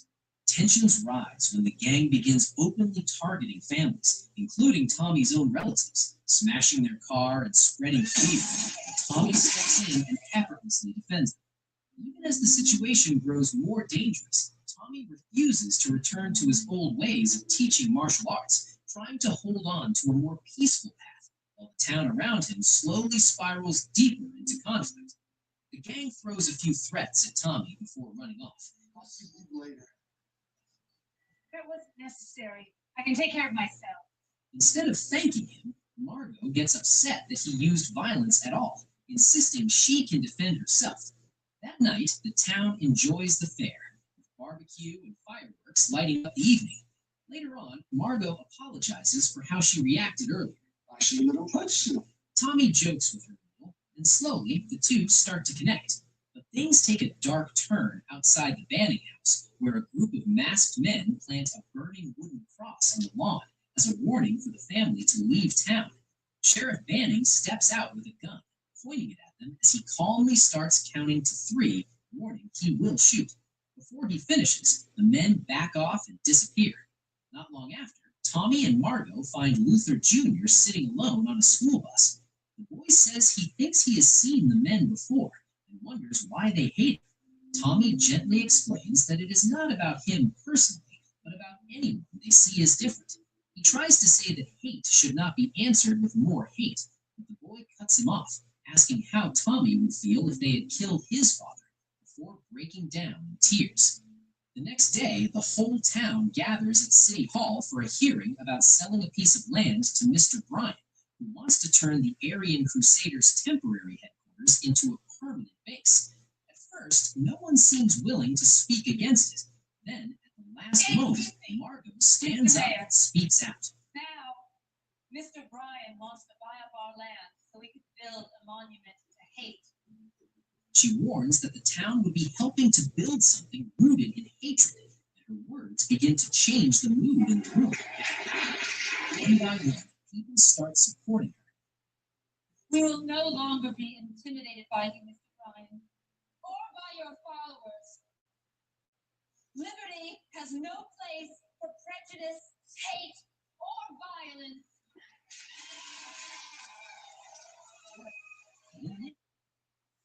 You guys, I found a zero sugar hydration that actually works fast and tastes great. Introducing Drip Drop Zero Sugar Plus. Drip Drop's unique zero sugar formula has a built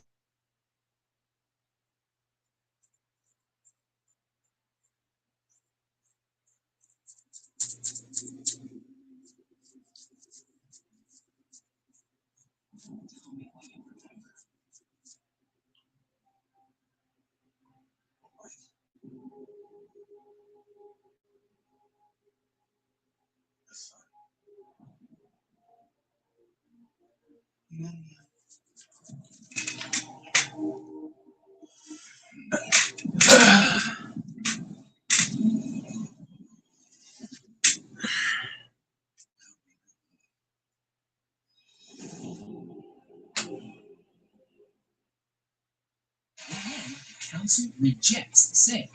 The mayor announces the decision and the town celebrates. Outside, Hanson and his gang are furious and try to go after Tommy. But Sheriff Banning steps in before things get worse. Jack still wants to deal with everything through legal means, but Tommy already knows these men do not respect the law. Later, Tommy and Margot go on a date by the lake. During their time together, she asks why he stopped teaching martial arts. Tommy finally opens up and reveals that he once killed a man, the same man who had murdered his friend. When the killer came after him, Tommy says he had no choice but to fight back and kill him. Even so, he has never forgiven himself because it went against everything he believed in. Margot tells him he needs to stop blaming himself, especially if he truly had no other choice. She reminds him that now he still has a choice to protect the people he cares about. Later, Tommy secretly heads to the gang's headquarters to spy on them, but what he finds is far more dangerous than he expected. The group is no longer just a hateful street gang. They're training like soldiers and stockpiling military weapons, including a powerful minigun. They've become a serious paramilitary threat. Mr. Bryan soon discovers the weapons and angrily confronts Hanson, demanding answers and threatening to throw him out. As Tommy watches from a distance, Hanson suddenly pulls out a knife and kills Mr. Bryan. Owen arrives and sees everything, but Hanson's right-hand man scares him into staying silent. Then Hanson takes full control of the group and orders his men to find and kill Tommy and Margot. As Tommy tries to slip away, a guard catches him, but he quickly overpowers him and escapes. Outside, the gang spots him and gives chase. Manages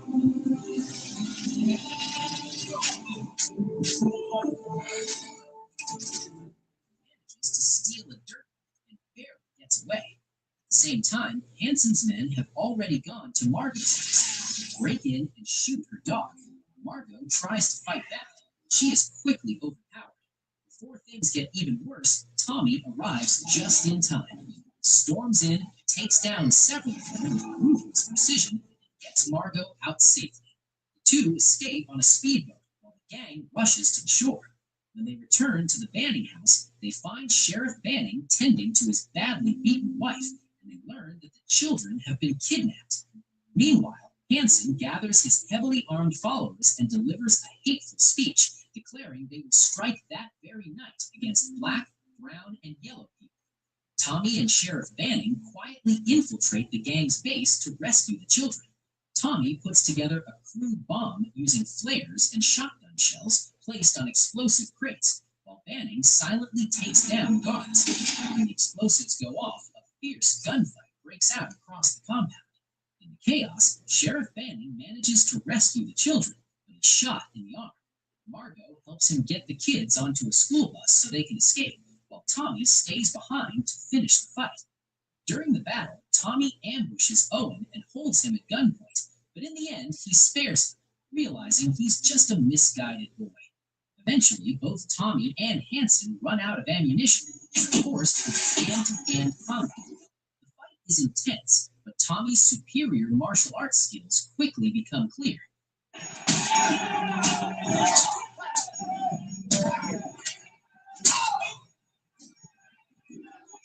He defeats Hanson in front of the gang, leaving him humiliated. Even then, he refuses to kill him, knowing more violence would only spread hate. As Tommy turns away, Hanson orders his men to shoot him, but no one moves. Desperate, Hanson grabs a rifle and aims at Tommy.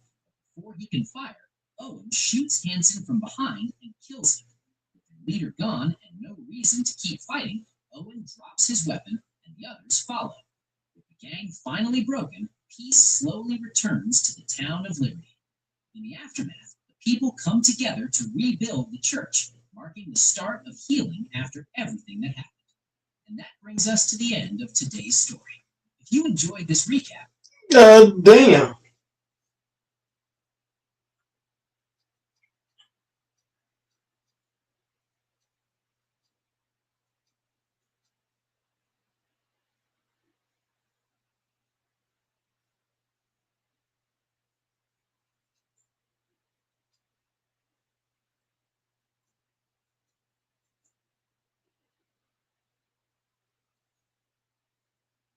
And there's only one thing left to do. The winner, Shabbat. What does it take to be #1 on tour for 26 years? Innovation. Introducing the Odyssey Tri-Hot Square-to-Square Single Bed. True zero torque performance in a putter that doesn't make you compromise on looks. Odyssey, the no. I'm gonna cut you off.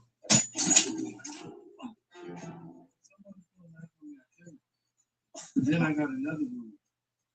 Oh, you Mrs.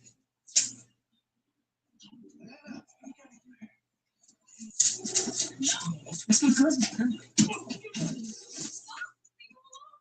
What's the problem?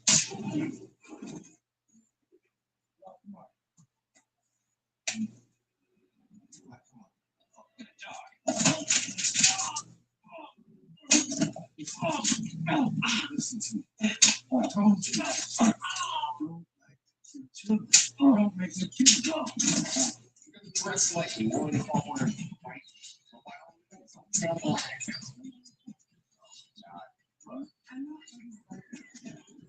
do you want to do?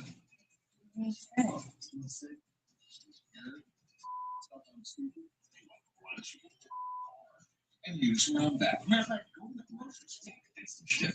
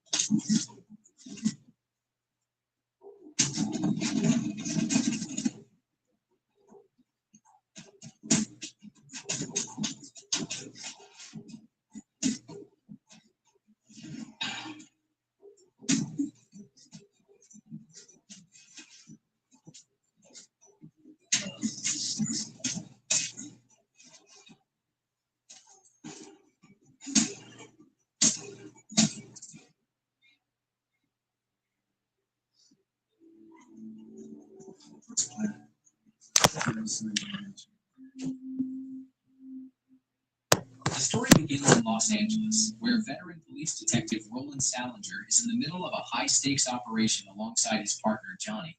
The two are pursuing a dangerous criminal gang involved in illegal dealings. And the situation quickly escalates into a tense gunfight. Amid the chaos, Roland remains focused and disciplined, doing everything by the book. After the shootout ends, Johnny stumbles upon a large stash of cash belonging to the gang. Tempted by the opportunity, he suggests that they secretly keep the money for themselves.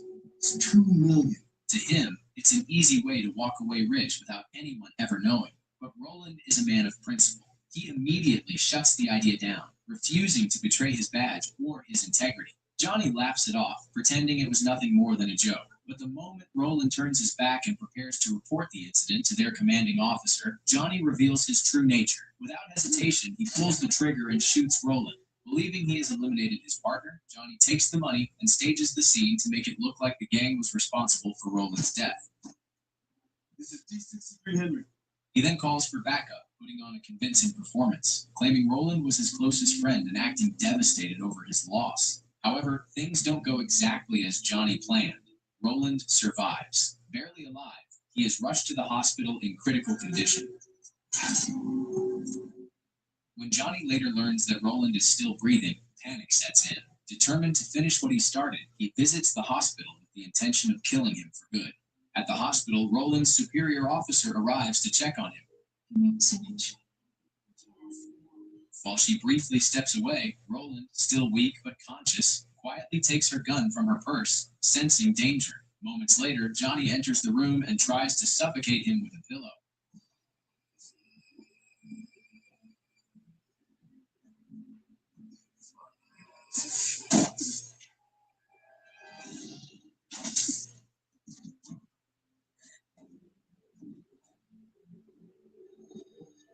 Weeks pass, and Roland slowly begins to recover.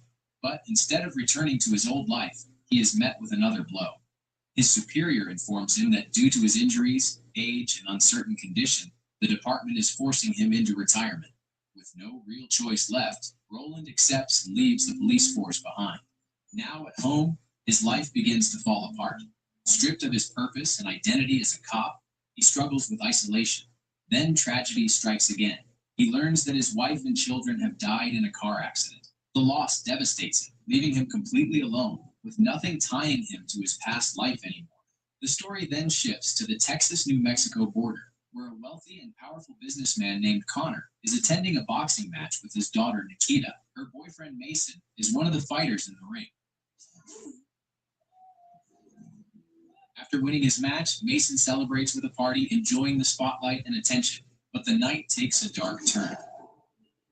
As Nikita leaves the venue with her bodyguards, they are suddenly ambushed in the parking lot by armed kidnappers. Chaos erupts. In the middle of the attack, Mason panics. Rather than helping, he runs away, abandoning Nikita while her guards desperately try to protect her.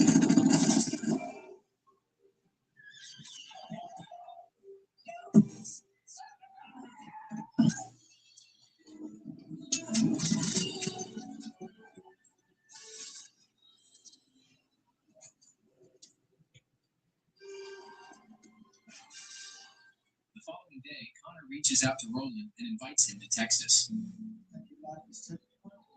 Not bad. I think you're the only man that can. With nothing left to lose, Roland accepts the offer. Upon arriving, he is picked up by a driver. On the way, they encounter a group of bullies attacking the driver's younger cousin. This is not goes small. That goes small.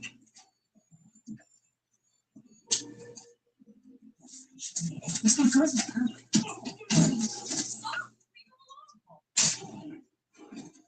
Roland steps in without hesitation, quickly overpowering the attackers with ease. Then I got another rule.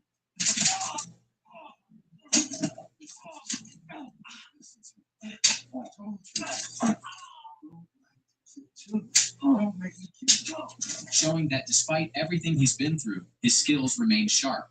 At Connor's mansion, the situation is explained.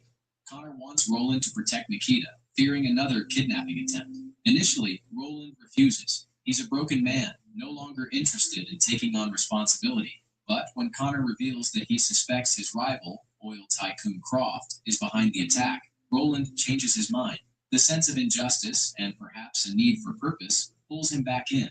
Roland takes the job and meets Nikita and Mason. He quickly learns that Nikita has already forgiven Mason for abandoning her during the attack, something Roland finds hard to respect. Still, he focuses on his mission. He begins upgrading security, installing surveillance cameras, distributing weapons, and even giving Nikita a necklace equipped with a tracking device for safety. That night, Roland escorts Nikita and her friends to a nightclub. While keeping a close eye on everything, he notices something suspicious. Mason is secretly meeting with a man named Cross, a known criminal figure. During the encounter, Mason receives a large sum of money, revealing that he's involved in something far deeper than he appears. Soon, a fight breaks out at the club.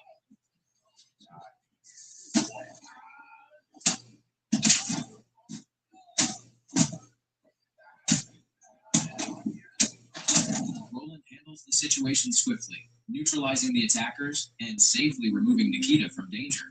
Outside, Mason confronts Roland, but this time, Nikita sides with Roland, sensing something isn't right. The next day, Roland meets Detective Simon, who confirms his suspicions. Cross is heavily involved in organized crime, including kidnappings, and has an ongoing conflict with Connor over land.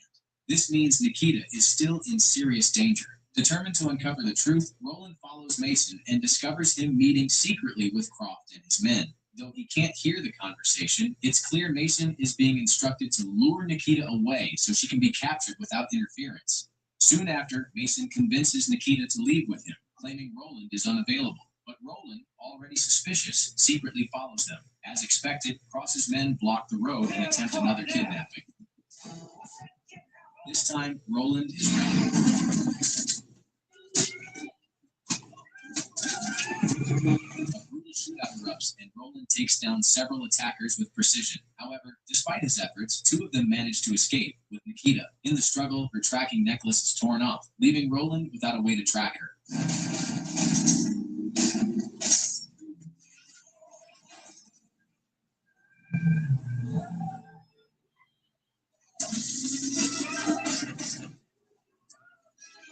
When the police arrive, Roland is arrested for discharging his weapon in public. At the station, he explains the situation, and Detective Simon releases him after Connor confirms his story. Shortly after, Cross contacts Connor with his demands, $5 million and land documents in exchange for Nikita's life. He warns Connor not to involve the police. Desperate to save his daughter, Connor agrees, but he sidelines Roland, choosing to handle things his own way. Roland, however, refuses to sit back. He continues investigating and eventually tracks down Mason.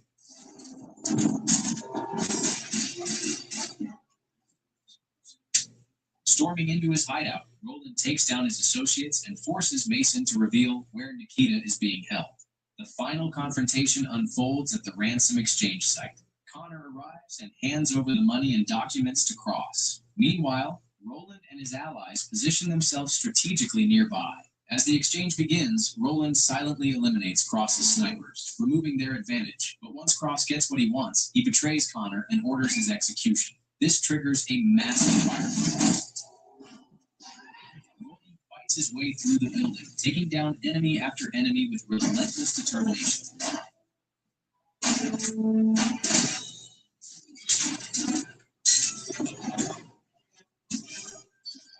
In the end, he reaches Nikita and rescues her, defeating the remaining henchmen in close combat. Outside, Connor finally gets his chance to confront Cross and is ready to kill him. But before he can pull the trigger, the police, alerted earlier by Roland, arrive and order him to stand down. Connor complies, and Cross is arrested. In the end, Connor is reunited with his daughter, overwhelmed with relief and gratitude. Roland, having saved her life, finally finds a sense of purpose again, proving that even after losing everything, he still has something worth fighting for. And that brings us to the end of today's story.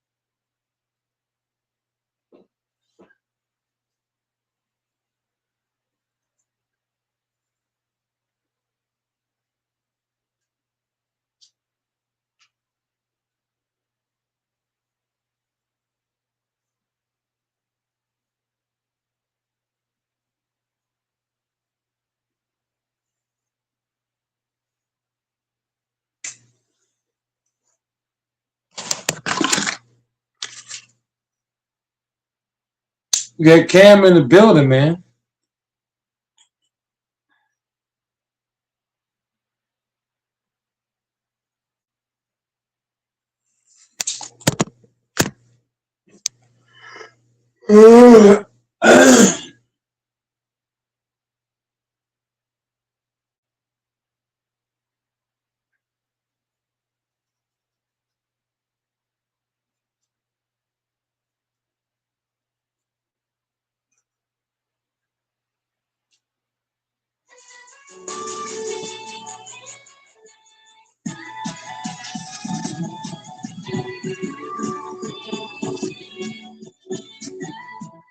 Try new Sonic refreshers. At Wells Fargo, we get it. Carlo started his business to obsess over things like basting, butter basting. I'm gonna cut you off.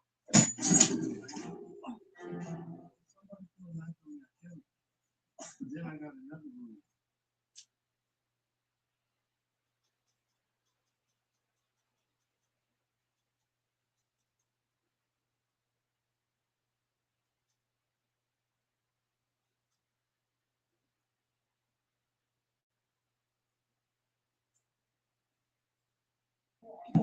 This is your classroom.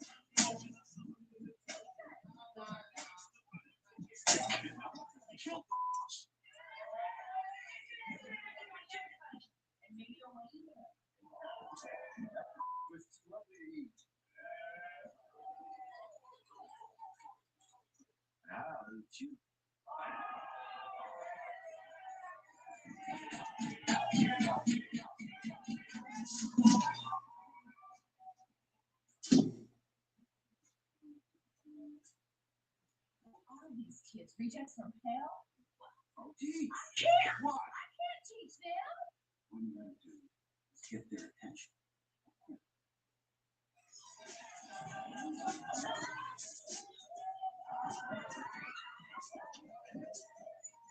I'll try some karate with you, Miss Johnson.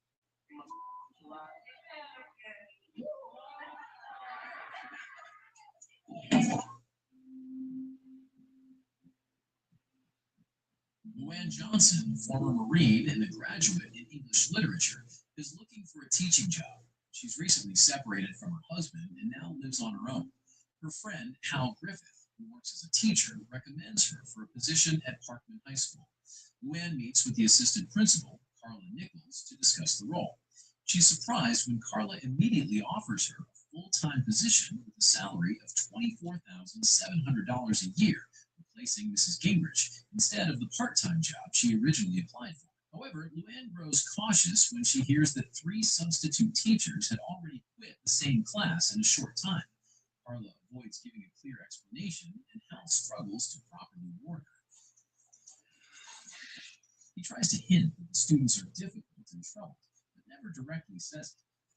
Did she tell you about Still, Luann chooses to stay positive and refuses to be discouraged. On her first day, Hal walks her to the classroom and reminds her that his class is right next door if she needs help. Luann enters with confidence, but the students completely ignore her. Loud, distracted, and clearly uninterested in anything she has to say. Trying to take control, she asks one student what happened to the previous teachers. The student jokingly shouts that they were killed, grabbing everyone's attention. Killed them! Olio Ramirez, who seems to be the leader of the class, steps in and starts mocking her, while the others cheer him on. The noise becomes so intense that it even disturbs nearby classrooms. At first, Luann tries to brush it off with a smile, but as things escalate, she begins to feel overwhelmed. Eventually, she steps out and asks Hal what's really going on. Are these kids rejects from hell? Hal finally tells her the truth, that this is the only class available. In that moment, Luann realizes she hasn't just stepped into a classroom, but into a much tougher situation than she expected. She feels uncertain and slightly betrayed by how casually Hal handled it. He explains that the students are actually intelligent but lack basic academic skills, and advises her to find a way to capture their attention. Determined not to give up, Luann goes home and starts researching new teaching methods. The next day, she returns dressed differently, wearing a leather jacket, jeans, and boots, trying to project confidence and toughness. She hopes this new image will help her connect with the students, but at first, they still ignore her. To grab their attention, she writes on the board that she used to be a Marine and asks if they know karate. It's a bold move, especially since physical activity isn't allowed. I'll try some karate with you, Miss Johnson. She cleverly turns it into a classroom exercise. 2 students, Daryl and Raul, join in and follow her lead with excitement. Impressed, Luann tells them they have what it takes to become Marines, but only if they work hard and improve their grades. The activity finally sparks some interest, and Luann quickly shifts back to teaching. She uses the word choose to explain verbs, connecting it to real-life decisions, like choosing between giving up or facing challenges. This approach gets the students talking. Callie, one of the more engaged students, shares her thoughts with genuine interest. In the middle of the lesson, Carla walks in and tells Luann she wants to see the principal. After class, Luann goes to Principal Grady's office, where Carla is already waiting. She walks in without knocking, which annoys him. He criticizes her for using karate in class and for not sticking to the official curriculum. He makes it clear that she must follow the rules, even if the students find the lessons boring. The next day, Luann tries something new. She brings candy bars and uses them as rewards for correct answers, which gets the students more involved. She also introduces poetry and promises them a field trip to an amusement park once they complete their assignment, mentioning roller coasters, hot dogs, and games. When the students ask who will pay for it, she says the school board will cover the cost. Alio immediately calls her out, saying it's just an empty promise. The class turns against her, accusing her of lying, and stop participating. After the bell rings, Callie stays behind and gives Luann some honest advice. If she really wants the class to listen, she needs to win over Alio first. Taking that advice, Luann gives Alio a Bob Dylan poem about a drug dealer and asks what he thinks. Alio shows no interest and refuses to engage. Later that evening, Luann has dinner with Hal. During their conversation, Hal reveals that Luann's ex-husband used to be his best friend. Luann realizes Hal may have put her in a difficult situation, but she also sees that he means well. He invites her to spend time with his family, but she politely declines, saying she's not ready. The next day, Luann witnesses a fight between Alio and Raoul that almost turns serious. She quickly steps in, separates them, and tells Raoul that Alio is bigger, so fighting him doesn't make sense. She warns both of them that if the school finds out, they'll be punished, and promises to keep it quiet if they stop.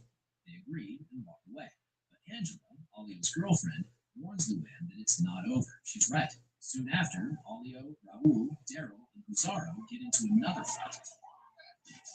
This time, the school suspends them for 3 days, and Luann watches as Raoul is taken away by the police. Later, Raoul explains that he fought because he didn't want to seem weak. Luann feels guilty, realizing her earlier comment about Alio being bigger may have pushed him into the fight. She also questions why Raoul was arrested while Alio, known for causing trouble, only receives detention. Wanting to understand more, Luann talks to Alio about his behavior. He admits he comes from a troubled home and uses fighting as a way to release his frustration. It's how he copes with his life. Luann wants to help him, but Alio doubts she could ever truly understand what he's been through. After school, Luann visits Raoul's home to speak with his parents. At first, they blame Raoul for the fight, but Luann defends him.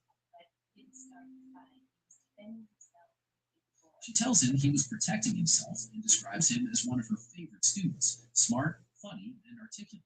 Her words make his parents proud and deeply moved Raoul, as it seems no one has ever spoken about him that way before. Later, Luann also visits Alio's home to speak with his parents, although what they discuss isn't shown. Is there something I should know?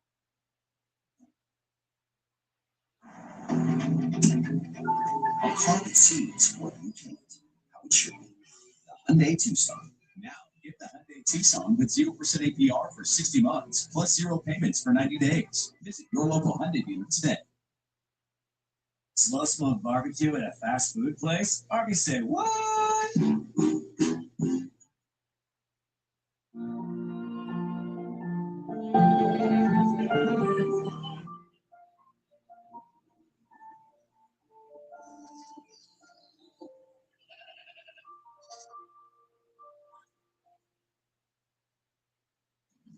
Linton can't stop what's growing in the office fridge. Why is it worrying? I think you're making me mad. Oh, But we can help you grow in your career. Linton is the network that works for you. at apartments.com, we go above and beyond to make renting easier on every single level. Neighborhood level, unit level, down to the cellular level. Hey, little guy, apartments.com, the place, to find a place. The next day, the students turn against Luann. They blame her for what happened to Raoul and Busaro, accusing her of getting involved in something that wasn't her business. Frustrated, Luann finally puts her foot down and gives them a choice: stay in class or leave. Well, if you all feel that strongly about it, She tells them no one is forcing them to be there. there are no victims in this classroom. To her surprise, Alio steps in and defends her, saying he respects that she went to visit their families. His support changes the mood, and one by one, the students decide to stay. Luann takes that moment to start a discussion about life choices, and for the first time, Alio joins in. Okay, can't pull up. The rest of the class, and slowly things begin to improve. Over time, Alio starts to respect Luann, especially because she shows genuine care by visiting students at home and standing up for them. She even keeps her promise and takes the class to an amusement park where they genuinely enjoy themselves. Still, Principal Grandy criticizes her for going outside school rules. Luann calmly explains that the students invited her and that she paid for everything herself.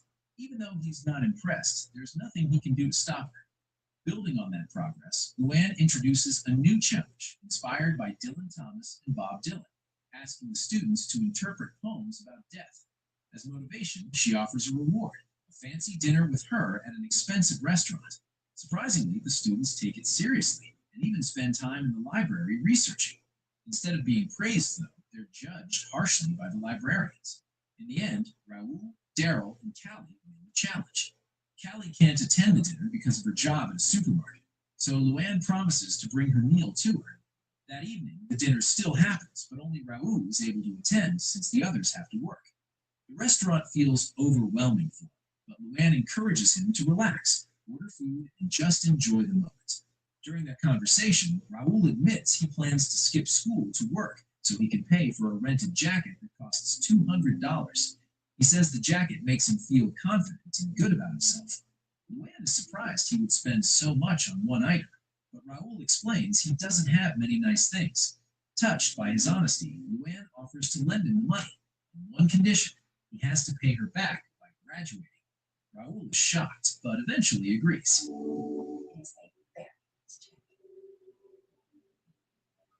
Thank you. Later, Luann visits Callie at the supermarket to deliver her meal. There, she learns that Callie is being transferred to another school because she's pregnant. Luann believes she's capable of continuing her education, especially given how well she's doing in English. But Callie insists she needs to drop out and focus on her baby. Not convinced, Luann looks into the situation and discovers that the transfer isn't required. It's simply Carla's preference. Luann quickly shares this with Callie, but Callie doesn't seem excited. She reveals that her boyfriend is pressuring her to transfer and focus on their future together. Understanding what Callie's going through, Luann speaks to her privately and shares her own past, how she once felt trapped in an unhealthy marriage. She hopes Callie will realize she still has choices. Callie doesn't say much, but it's clear the message reaches her. As time passes, Luann's teaching begins to change the way her students think. At first, they expect rewards for everything, but she teaches them that learning itself is the real reward. Being able to read, think, and understand the world is a gift. She compares the mind to a muscle that grows stronger with each new idea. She reminds them that resilience is their greatest strength in facing a difficult world. But the challenges don't stop. Luann visits the home of Daryl and Lionel, only to learn their parents have pulled them out of school. They believe her poetry lessons are filling their heads with unrealistic dreams instead of helping them earn money.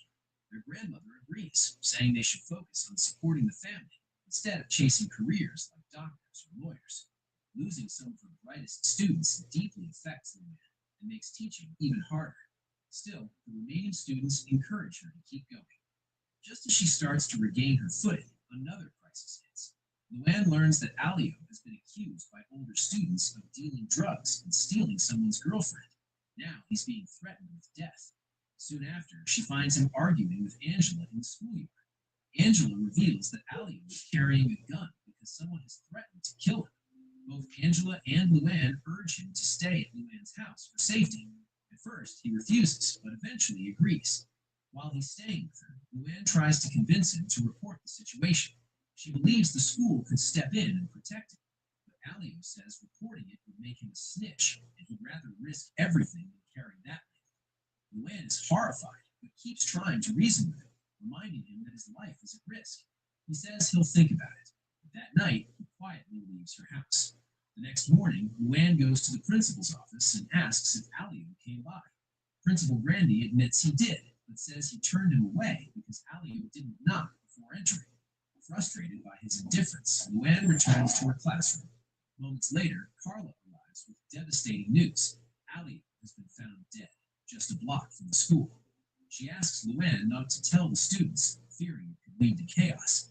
Luann ignores that and tells them the truth. The students are heartbroken, but they don't react violently. Still, Alio's death deeply shakes Luann. She feels like she has failed as a teacher and decides to quit, telling the class she won't be returning next year. She tries to give practical reasons, but the students know the real cost. Losing Alio and others has taken a heavy toll on her. The class confronts her, asking why she made them believe in themselves if she was just going to leave. They remind her of how hard they've worked and how much they still need her.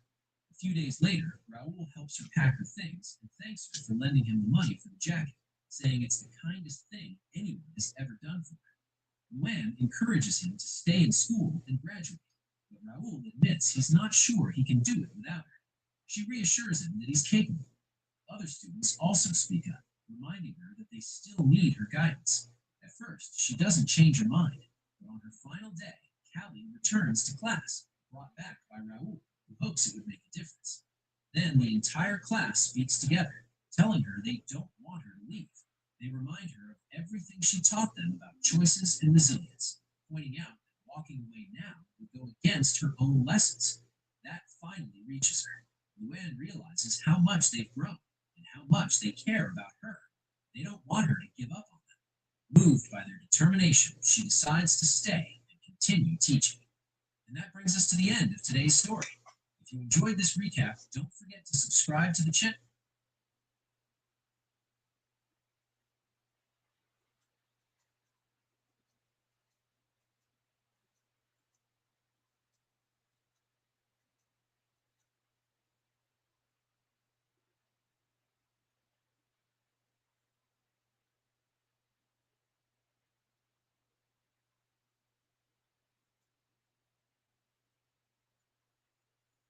Because that's all inclusive. Don't need reservations. Yes. El tequila de todos. Let's do this.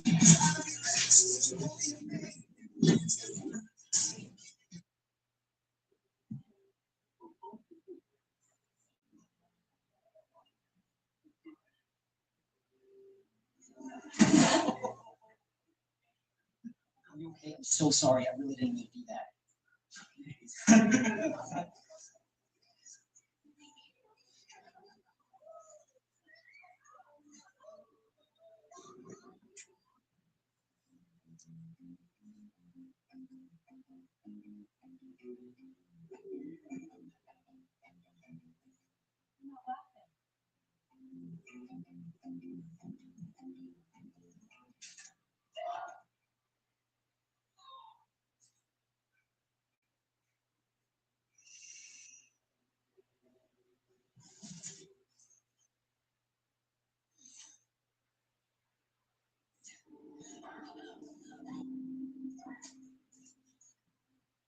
The story opens with 17-year-old Maria Brennan getting ready for school. She lives with her parents, Dan and Amy, in a beautiful, luxurious home.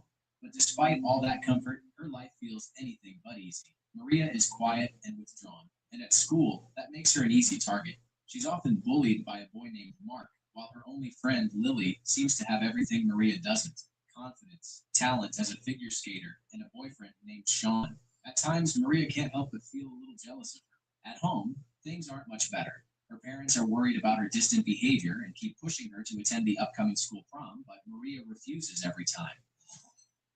Unlike the typical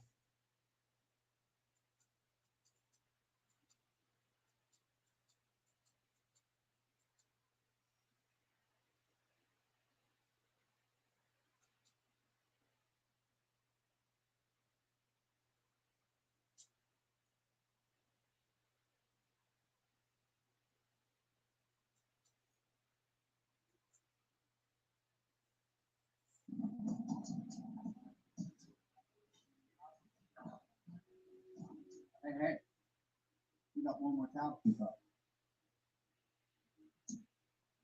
You already know who I am, which means you also know that this is my dad's gym. A young man named Remo starts his morning with a quiet jog through the neighborhood, stopping by a small local store to grab a few essentials. The shop owner greets him like an old friend, chatting warmly and even letting him walk out without paying.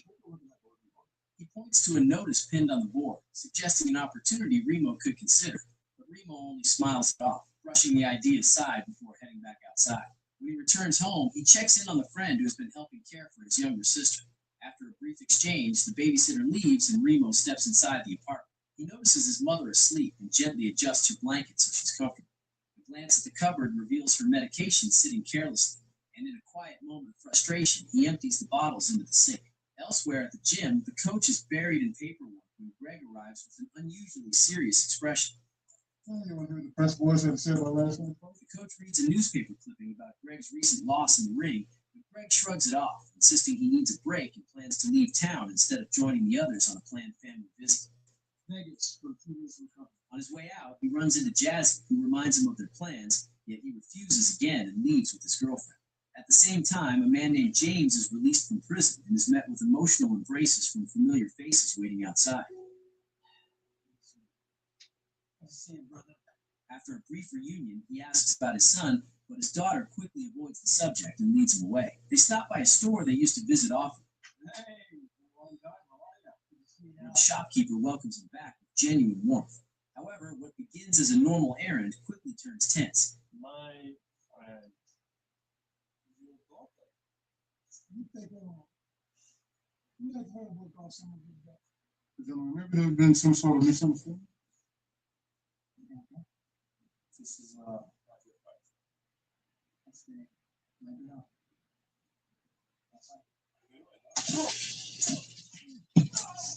escalating into a confrontation that leaves the atmosphere shaken before it finally settles. Back at the gym, tensions rise as the owner confronts James about the mistakes that led him down the wrong path. Harsh truths are exchanged, and it becomes clear that the owner's priority is no longer James himself, but the well-being of the children affected by his choices. The dream of preserving the gym and building a legacy now feels fragile, weighed down by past decisions and lost trust. Days pass, yet the coach can't stop thinking about a young stranger who once stepped in during a chaotic moment. Curious, he searches for information and eventually visits the young man's apartment.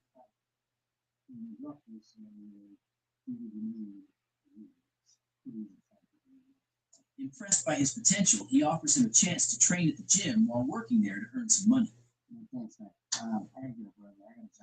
The offer is initially declined, but it lingers in the air as a possibility. Later, his young man's mother encourages him not to let such an opportunity slip away. The next morning begins with routine responsibilities as he drops his sister at school. Just as he prepares to leave, strangers pull up beside him and force him into their car with threats aimed at his family. He is taken to a warehouse and confronted by a local crime boss who demands answers for past interference. The situation quickly turns into a test of strength.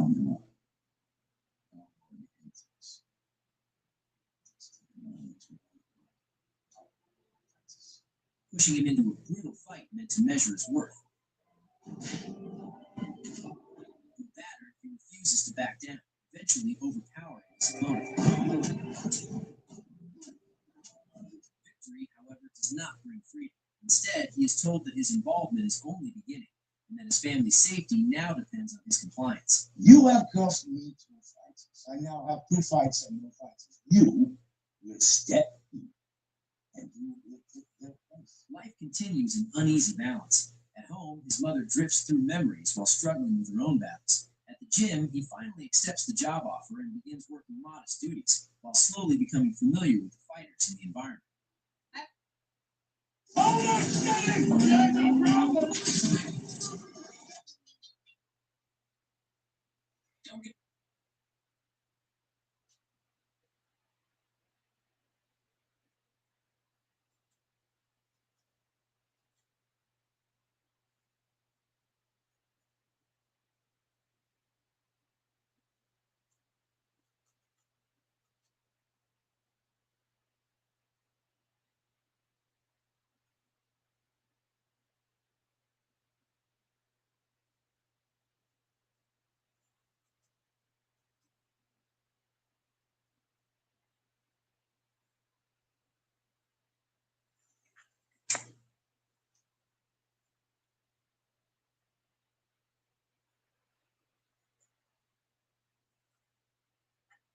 One night at a small, unremarkable coffee shop, a waitress named Jane is busy serving customers. But because of her looks, she often becomes the target of harassment from the men hanging around the place. Eventually, she reaches her limit. When one man crosses the line and tries to touch her, Jane snaps and strikes back. Jane wants to keep her job, but she refuses to keep being humiliated by people like this. Her outburst costs her everything, and she is fired on the spot.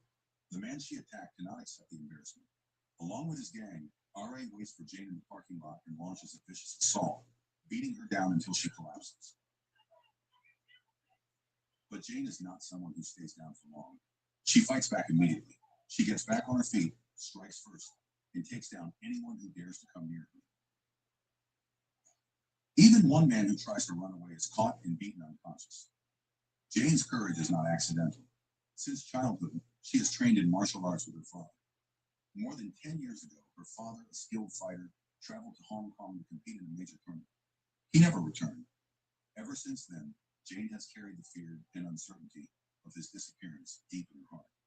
Now grown and hardened by life, Jane decides it is time to find answers. She packs her belongings, says goodbye to her mother, and heads to Hong Kong to uncover the truth about her father. But as a newcomer in a foreign city, she has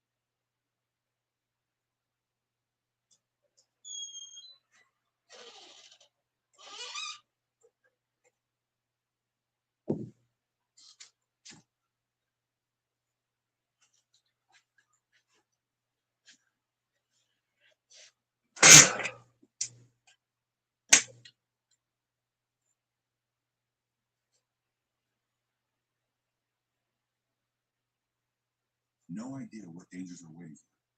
Moments after stepping off the bus, Jane is deceived by a group of local thugs and lured into a deserted area. Realizing they only want to rob her, she fights back immediately. She manages to knock down several of them, but they are simply too many and is quickly overwhelmed.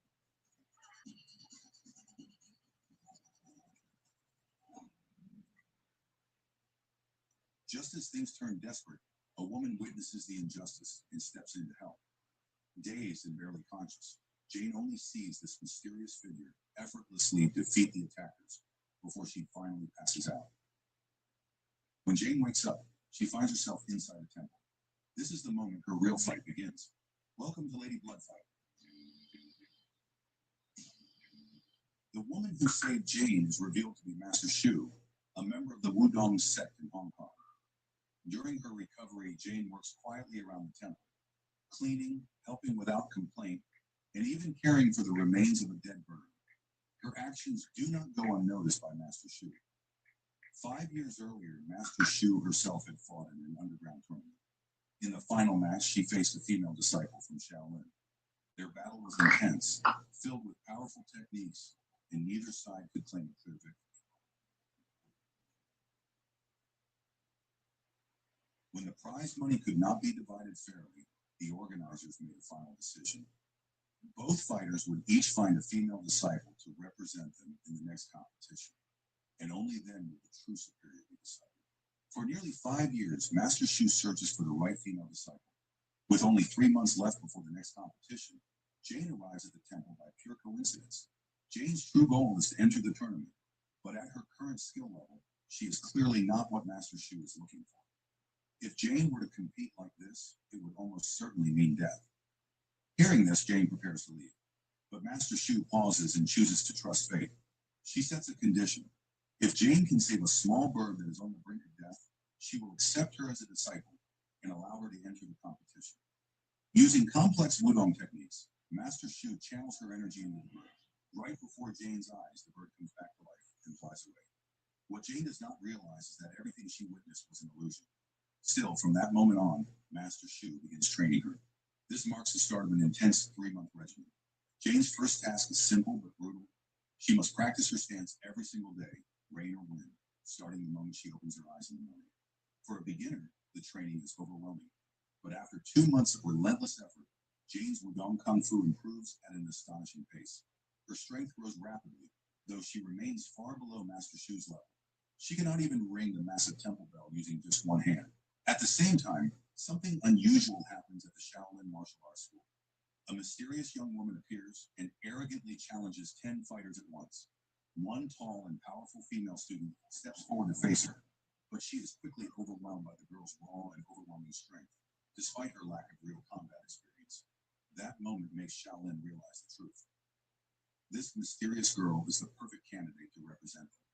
Her name is Ling, a wandering fighter with no permanent home. She is offered food, shelter, and 3 months of training, along with the promise that once trained, even seasoned warriors will not be able to defeat her. Ling accepts, and the 3 months pass in the blink of an eye.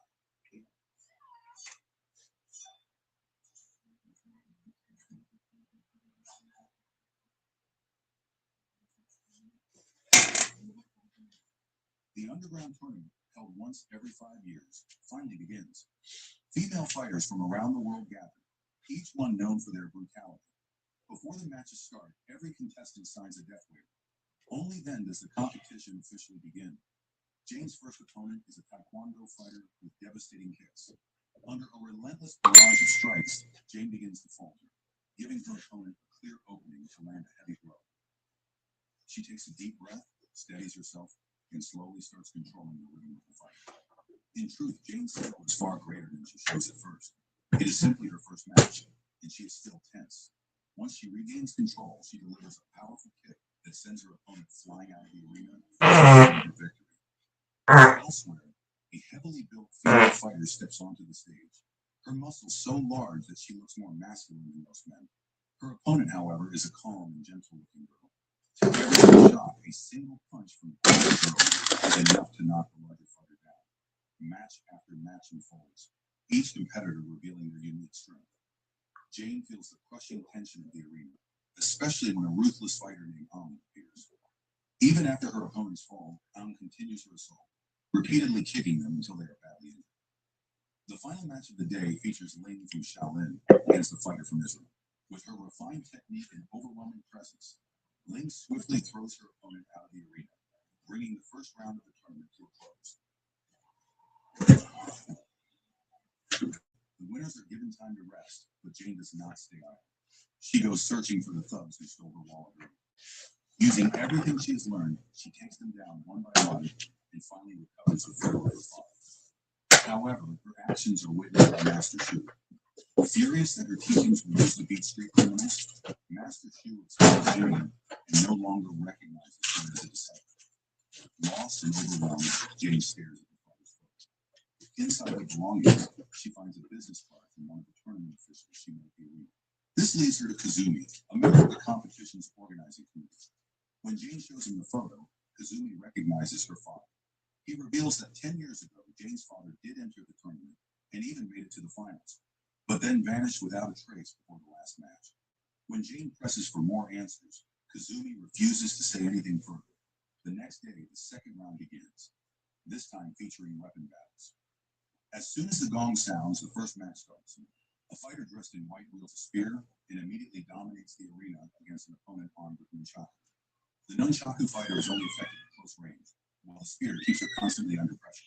But in a sudden reversal, the nunchaku fighter counters, overwhelms her opponent, and knocks the white-clad fighter out of the arena. Jane's turn comes next. She faces an opponent wielding a massive sword and chooses a similar weapon. The fight is intense, and Jane is pushed back by her opponent's superior strength. Still, she spots an opening, slashes her opponent's back, and follows up with a relentless attack. As her opponent staggers in confusion, Jane delivers a final kick that knocks her out cold, securing another victory. The next match is far more brutal. Ang steps into the arena against Cassidy, Jane's new friend.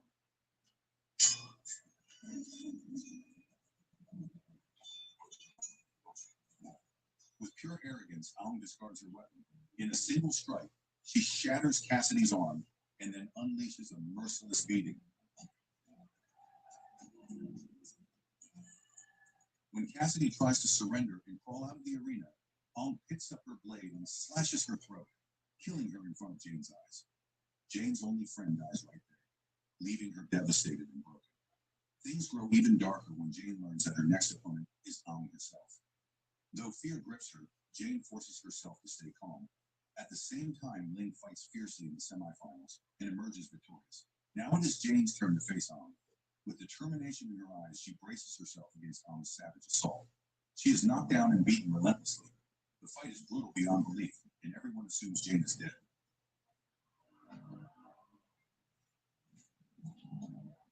But against all expectations, she rises again. This time, she attacks with pure ferocity, striking Aung over and over until her opponent is completely helpless and finally defeated.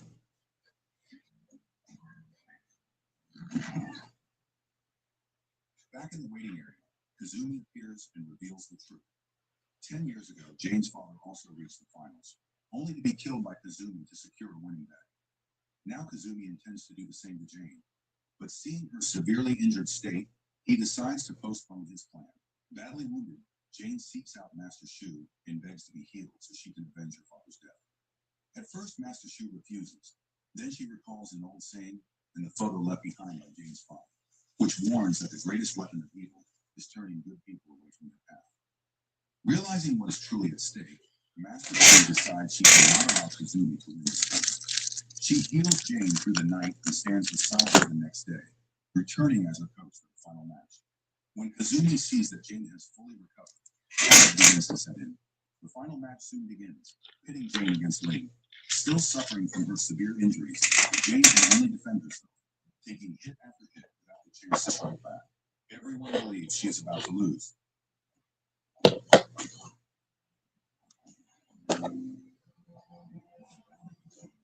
Until she finds strength in the image of her father, encouraging her to keep going. Jane rises again, pushing aside the pain and launching a fierce counterattack. Blow after blow lands, building momentum, until a final kick sends Ling crashing into the water.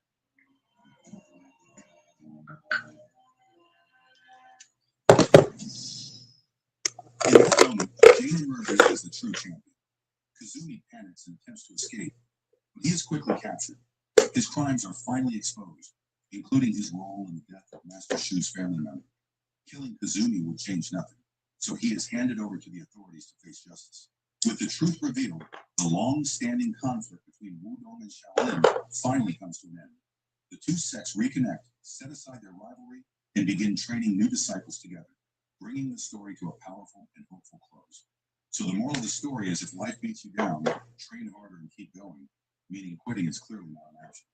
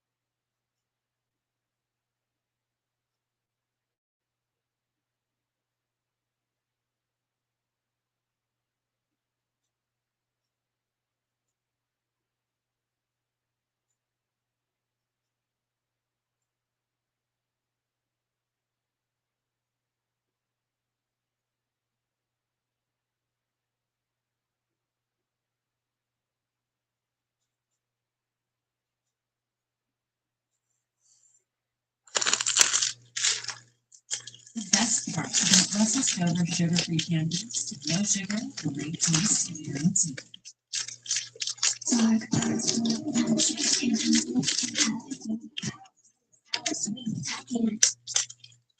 That's what you're saying, like why I wouldn't argue.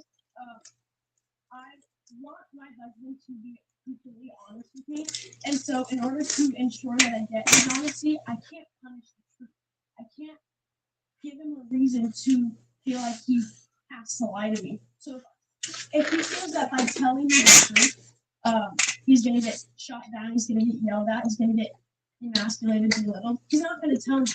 Whereas if I can stay rational and we can sit and have a conversation, I can get the complete truth out of him. I can ask him, do you still love me? And know for sure that he's going to be honest with me. Because I'm not going to punish the truth. So that's a big reason why I don't argue with him. And then the other reason is I just find it disrespectful.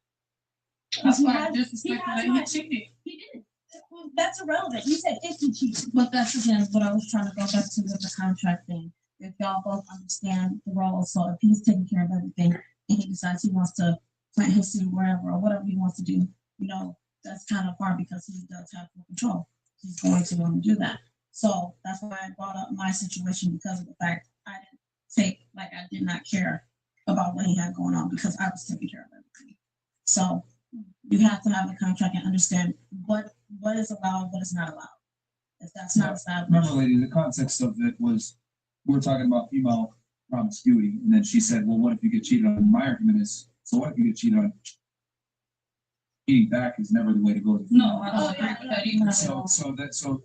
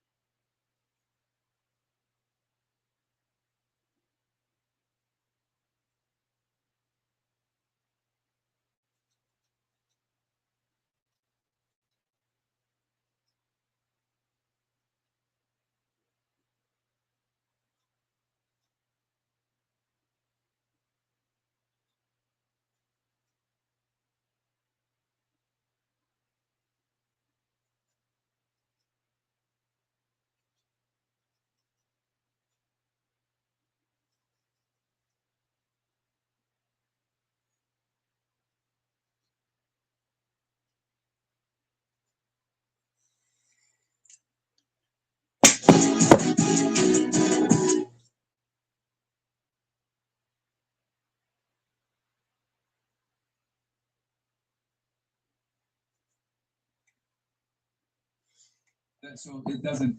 I mean, it's irrelevant. And if you care about, it's irrelevant if your guy cheats on you. It does, but it does have to be talked about. Oh, which is not going to be everybody wants to make it seem like it's going to be. Yeah, but you said it in the sense of in the context of like, okay, well, I can get my get back essentially. Like, No, you that's almost not said what I'm that. saying. I don't want get back. Literally phrase it back with, oh well, with regards to this people, what if she got cheated on by a guy, blah blah blah. So it's like No, you my almost got thing to right saying that was, why do we still put all of those people down too? That's what I was saying. Yeah. Girls who get cheated on. So it's tit for tat. It's just, I don't think it's tit for tat. What I'm saying is, it's just like, I don't think we should put other people's value down just because it's not what a man value thinks it should be. I don't think a woman's relationships. Well, a woman could say no. Are you getting down on one knee and marrying somebody? No. Okay, so it's the men that give you relationships. Yeah. I'm interested. Yeah, no, I mean, no, you're fine. Don't worry about it. But I'm saying that it's the men that give out the relationship. So would it be fair to say that the women should kind of know and understand what men want? I agree, but at the same time, do men know what they want? That's the question. That's what I was getting at. Some men don't. They've wanted the same things for centuries. Just that women have changed. So then why does cheating exist? Because men want quantity. And women don't seem to understand that. Gotcha. I mean, you ain't give me. Yeah, because I mean, men have wanted quantity from women for literally centuries. Well, I mean, if you look at it, quantity of different things. That's my point. Quantity of different things. No, they want quantity in sexual partners and women. Men value variety to a very significant degree.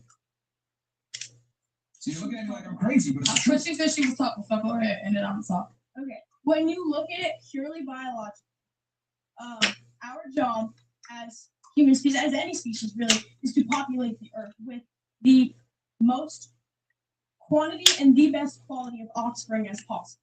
Because that's how you keep your species running. And so in order for women to do that, because women are pregnant for 9 months, and then they can't get pregnant by another man again, they are biologically hardwired to want one man.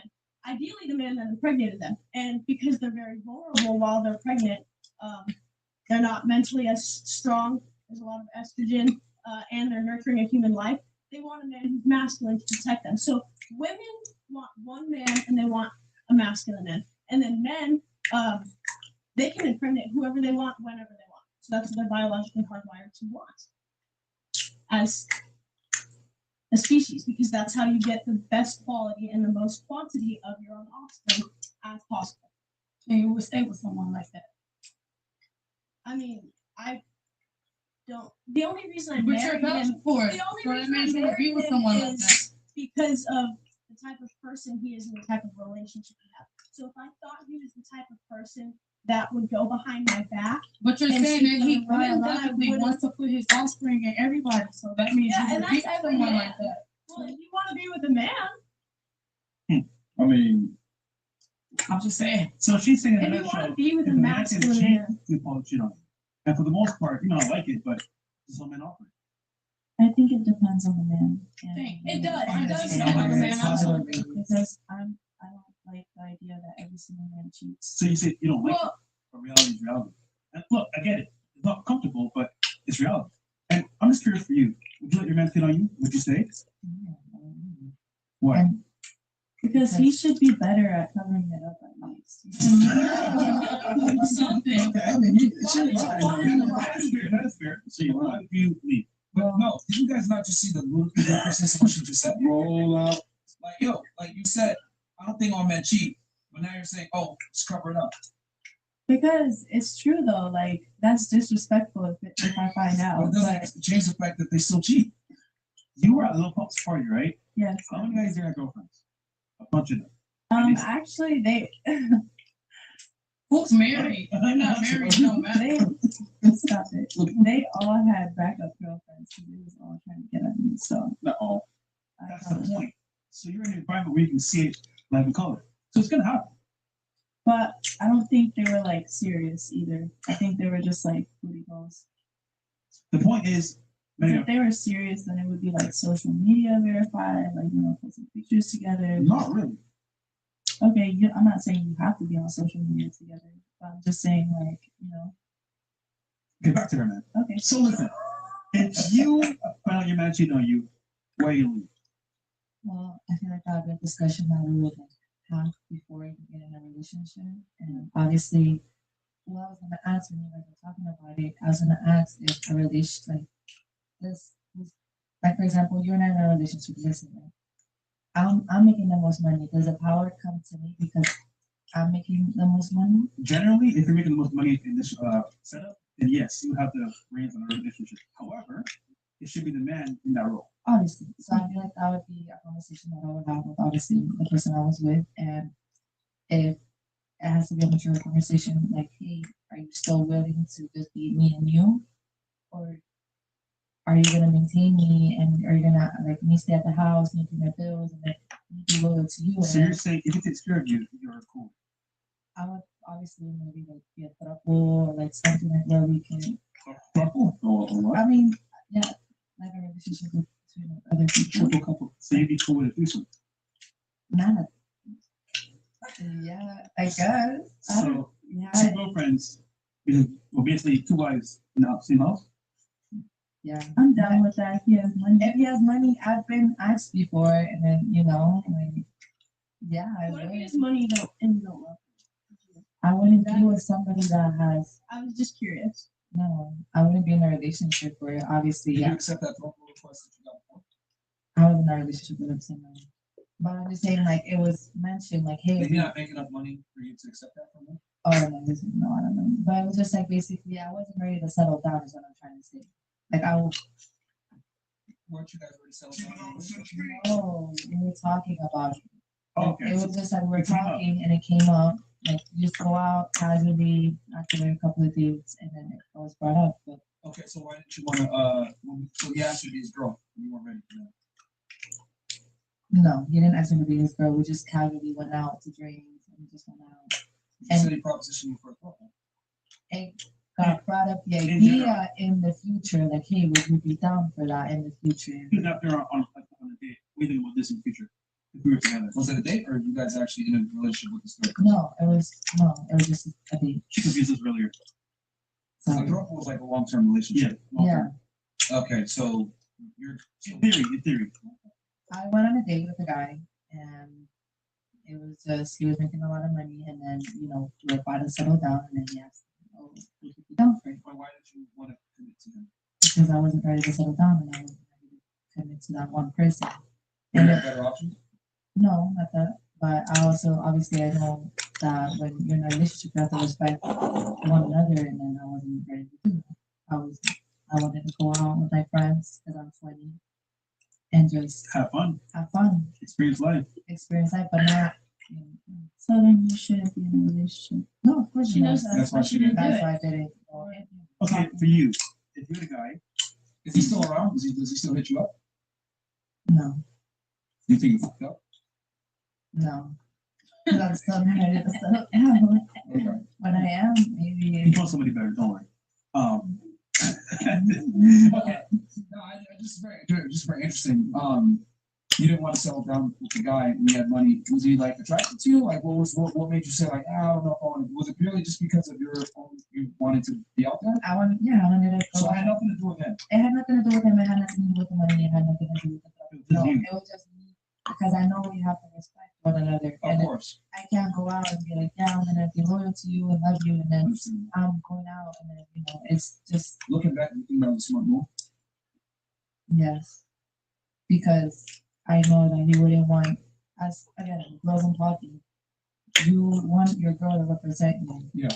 Like, and then you don't want to be as a high value man, you don't want a girl that's working at a club, going out and then be represented by now. So you kind of shielded him from the shame you were going through. I guess. Wait, I have a question. If you didn't see yourself with him in the future, why were you talking to him in the first place? Just and just get to know one another. I'm not trying to throw shots, but I'm just genuinely curious. This is a listen, he was an experience for her and she was not ready to commit to it. Is that simple? But am I? Yeah. And then for you, if you had a man, because I didn't forget about you. He cheated on you. Would you stay? it's hard because like I feel like I value loyalty so much, but if it's a relationship like she's explaining, you could maybe do it. But I don't want to accept it. But I know in reality that's like what you have to accept. I just haven't gone there yet. Can I talk? Yeah. No. Go ahead. Before my husband, if someone was like, if your man cheated on you, would you stay with it? No, that's disrespectful. But because of the type of relationship where we're super open and honest and there isn't really any arguing, and I can be certain because there's no lies that if he says he loves me, then he does, and if he says he's going to be monogamous with me, then he'll stick to his word.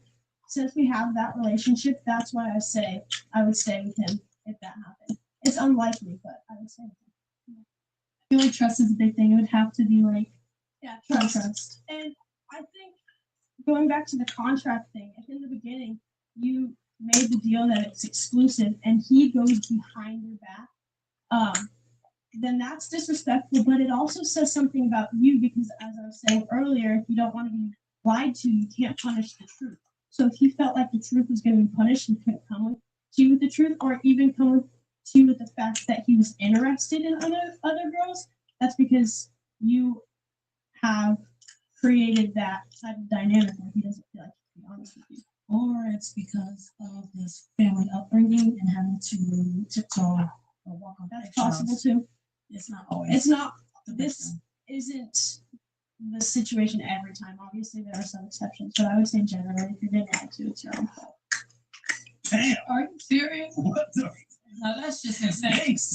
Okay. It sucks and it's not fair and it's not fun, but it's just true. That's like excusing people with trauma, though. People are honest with me. People tell me the brutal truth because I make everybody it will tell you the truth. People lie to you Well, every day. yeah, obviously, but people who know me well tell me the truth because I make it very clear the truth isn't going to make me emotional. You don't Why want. would you? You don't have emotions? That's very shallow. No, I have. Of course I have emotions, but I'm able to exactly. You everything is I'm able to science. You're not rationalize. putting any emotion into anything. That's not true at all. I'm very happy in my marriage. That's an emotion. But you saying that you not arguing with your man is gonna make him still tell you the truth is not correct. All right, You arguing with him or you being calm and sitting down, actually, I think it will make him cheat on you more that you're not arguing. You know, introducing Mike's Lemons. 3 unique characters, 1 unmatched flavor.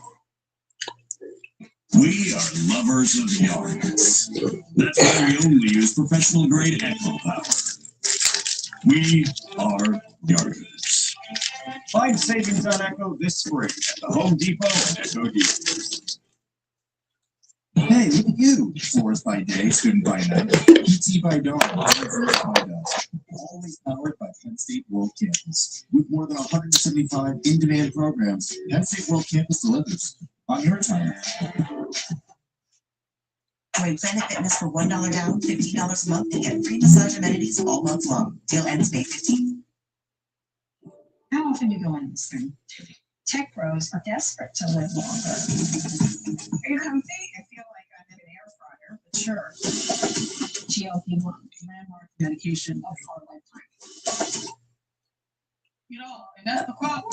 Did you not hear me say that we're very honest with each other? He knows exactly how I feel about him. Right, but that has nothing to do with how you react. So I'm gonna be honest with you. I get what you're saying.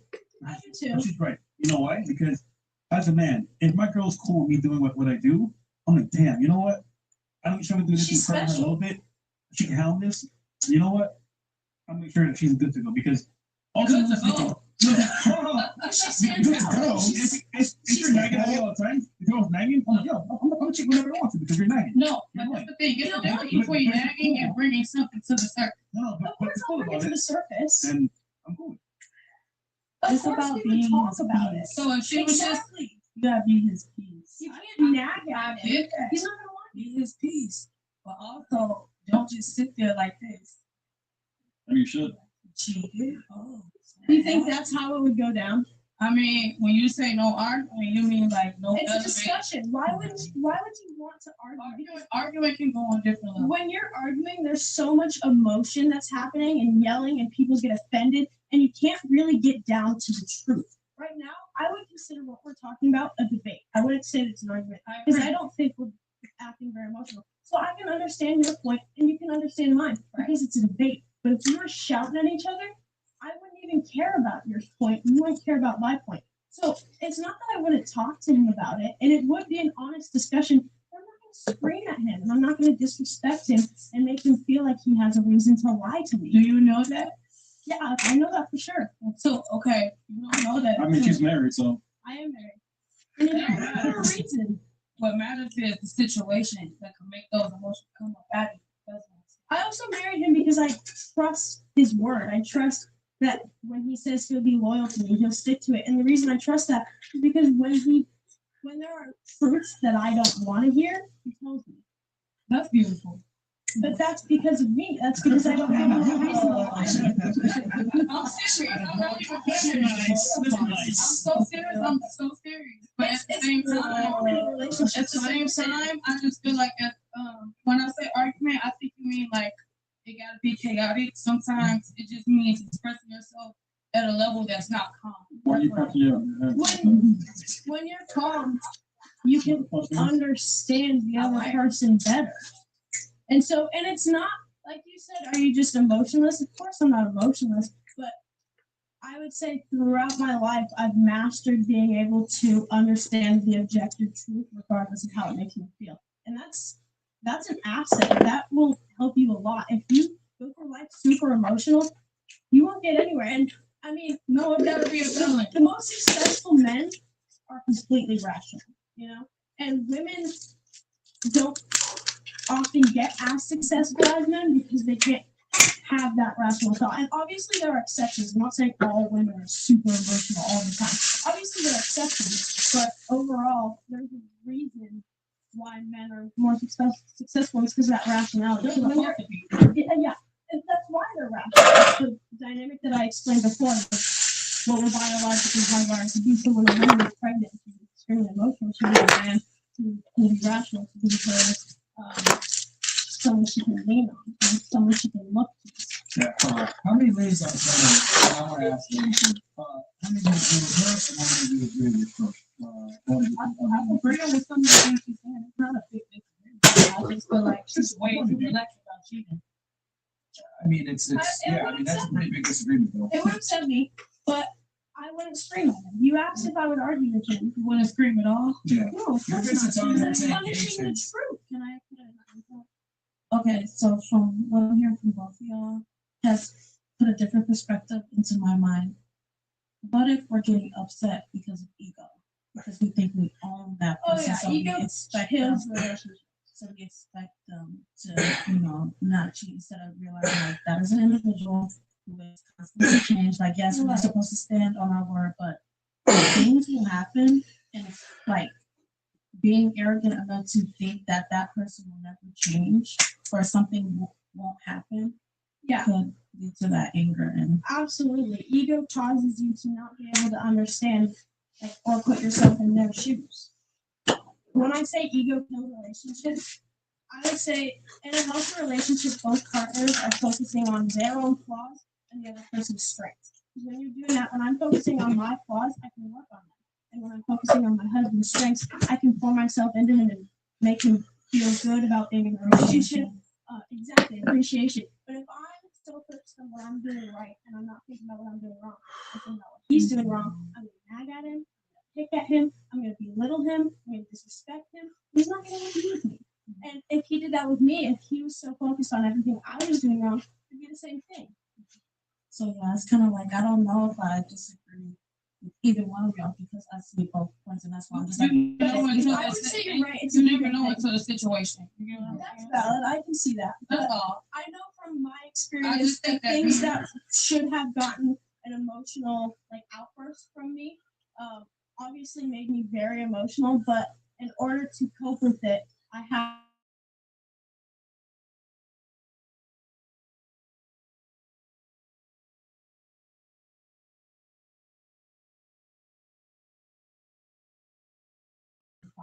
I think that's something everyone knows. That's fair. But it's something you gotta master. I mean, do you know what stoicism is?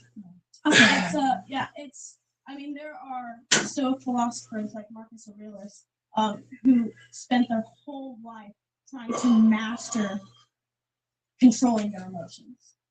And they talk about how it's okay to feel an initial like emotional reaction towards something. It's not okay to dwell on it. It's not okay to make it bigger than it needs to be.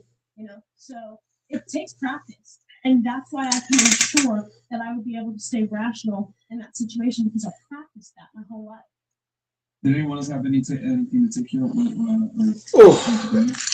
want to say one last thing. If it's the wrong guy, like if you feel the need to scream at him, oh yeah, there's no point of you like you should be so happy about him. Oh, I agree. That's why. Yeah, if you don't respect your man, do him a favor and get out, and do yourself a favor. Yeah, I think you should just pack your bags and leave. Like if it is that person that you feel the need to scream at. Yeah. It's not staying there. It seems to me, it seems to me like if you change your argument, you're going to. That's the thing. I can see your perspective. It could be in different ways in the scenario. You got people that's disrespectful. You got people who cheat on the love.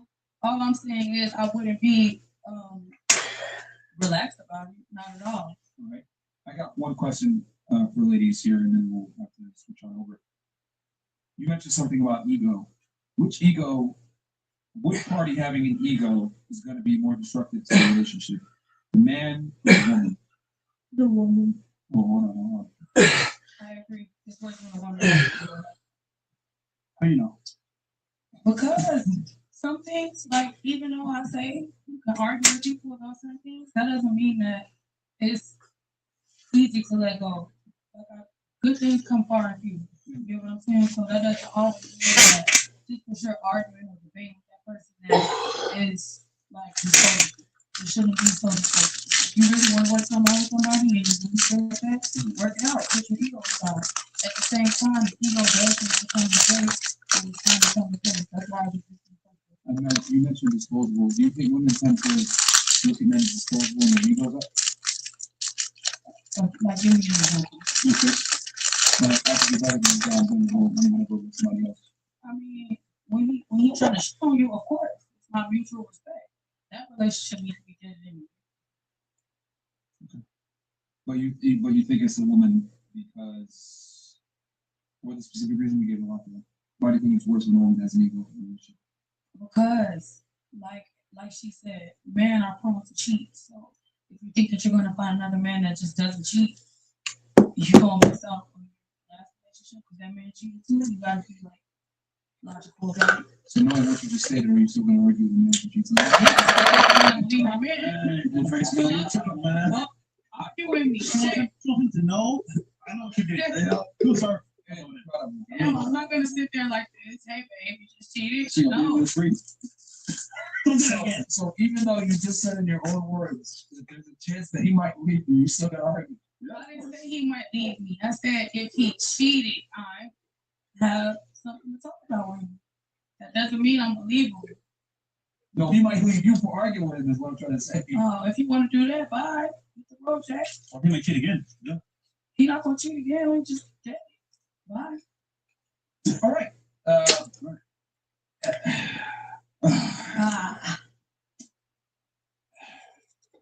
right. What about you? Shout out to you, man. Yeah, like you're funny. Really, I want you to take that clip and watch it back and just see the craziness in what we just in the past 2 minutes. But that's fine. What about you? I already answered. I'd say it's the woman. Yeah, what? And I would say it's because of the dynamic that's in the relationship between the man and the woman. The man is in the leadership role. And so if a woman has ego, she's going to take on, as she said, that masculine and leadership role. And it's not going to be fun for her. It's not going to be fun for him. He's going to feel belittled. He's not going to want to be with her. She's going to feel like she's putting in way too much effort by being in the leadership role. I mean, I would say in my last relationship, I'll be honest, I had ego. I was the one with ego, and I left him because I was the masculine role, and it was exhausting. I didn't like it. And so if the woman has ego and the man doesn't, it flips the dynamic, and that's not natural. That's not how a man and woman are supposed to be in a relationship. I agree. Yeah. It's interesting how all the girls even know when a woman has an ego is not a good thing. So They still do it. But let me ask y'all this: do you guys think Instagram has led to women having crazy egos? Yes. Start here. Yeah. All of you agree? Yes. Do you think this ego is going to hurt you with finding a man in the future? Volleyball! Oh! Now that I have your attention, I'm going to tell you about the TikTok Creator Growth Challenge. This is a way for creators who are new to TikTok to speed up their growth and earn $30,000 in rewards. Make sure you join the TikTok Creator Growth Challenge. Don't just take classes, take charge. Start your comeback today at PurdueGlobal.edu.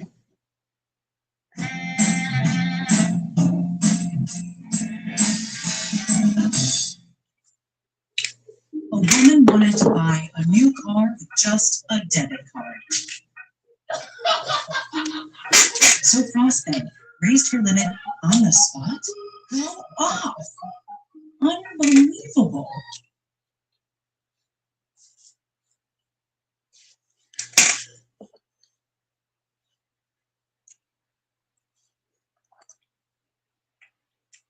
Well, yeah, ego. I mean, now that I'm trying to find a man working, if you're prone to dating online, and that's you think you're gonna find the love of your life, you gotta get your passport, travel, meet people outside. Like, But realistically speaking, would it be fair to say that if you got 1,000 DMs from men, that's going to affect you in your like interactions with men? that's a personal question. If that girl responds to all those DMs, or she's opening and waiting, or she likes attention, then yeah, it will definitely feed into that. Yeah. So I mean, if I have a girl from DMs from top tier guys, already she's going to sit there and take the interaction in real life. But does that guy want to have a relationship with you, or does he just want to have sex with you? It depends what she values. Exactly. Not necessarily, because let's say she values a relationship, but the guy's not attractive enough. It doesn't matter what she values. Does he? It does. Like, if she values what she values, she's gonna stick to that. If not, then like I have people she's not valuing all the time. Yeah, see, women make the cardinal mistake of assuming attraction. What I'm saying is that let's say a regular Joe Schmo comes up to you, not the most handsome, but he's a nice guy, and give you a great relationship. You won't even give him a chance. You know what I'm trying to say? I think what you're saying. Yeah, because women tend to look at men, when I talk about potentiality, you guys assume he's attractive.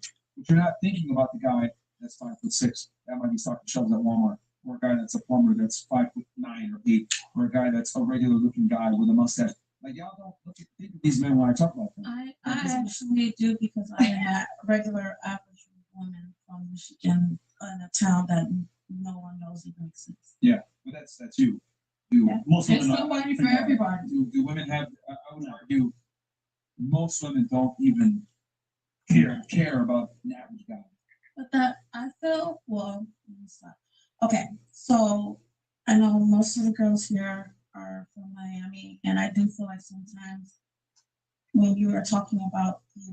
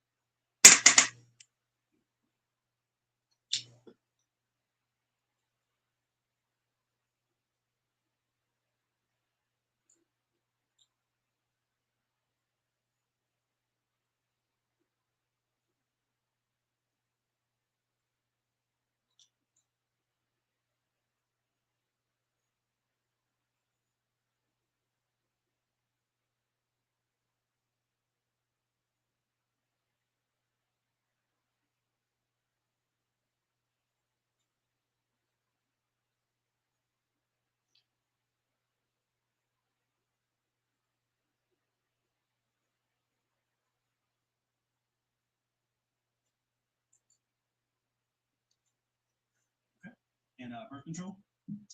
What's that?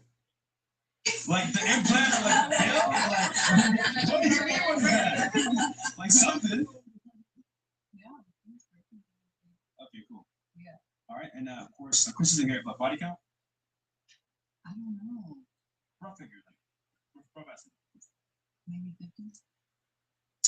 I'll give it 60. How about that? All right. What about you? My name's Molly. I'm from Dallas, and I do real estate investing. Okay. How old are you? 31. And how many properties do you have invested as an investor? I don't know if it's like what I'm selling right now. You can say like doors then. Doors. How many doors Okay, do you have? 23. Pretty good. What's your dating status? Single until I'm married. Okay. And what's your highest education level? From college. From college? Yeah. So high school completed? All right. Parents together or no? Together, yeah. Birth control? Any kids? No. And then what's your background?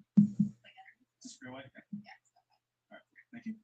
What about you? I'm okay. I'm 23. I'm from Southern. Okay. What do you do for it? I do OnlyFans social media. Couldn't tell.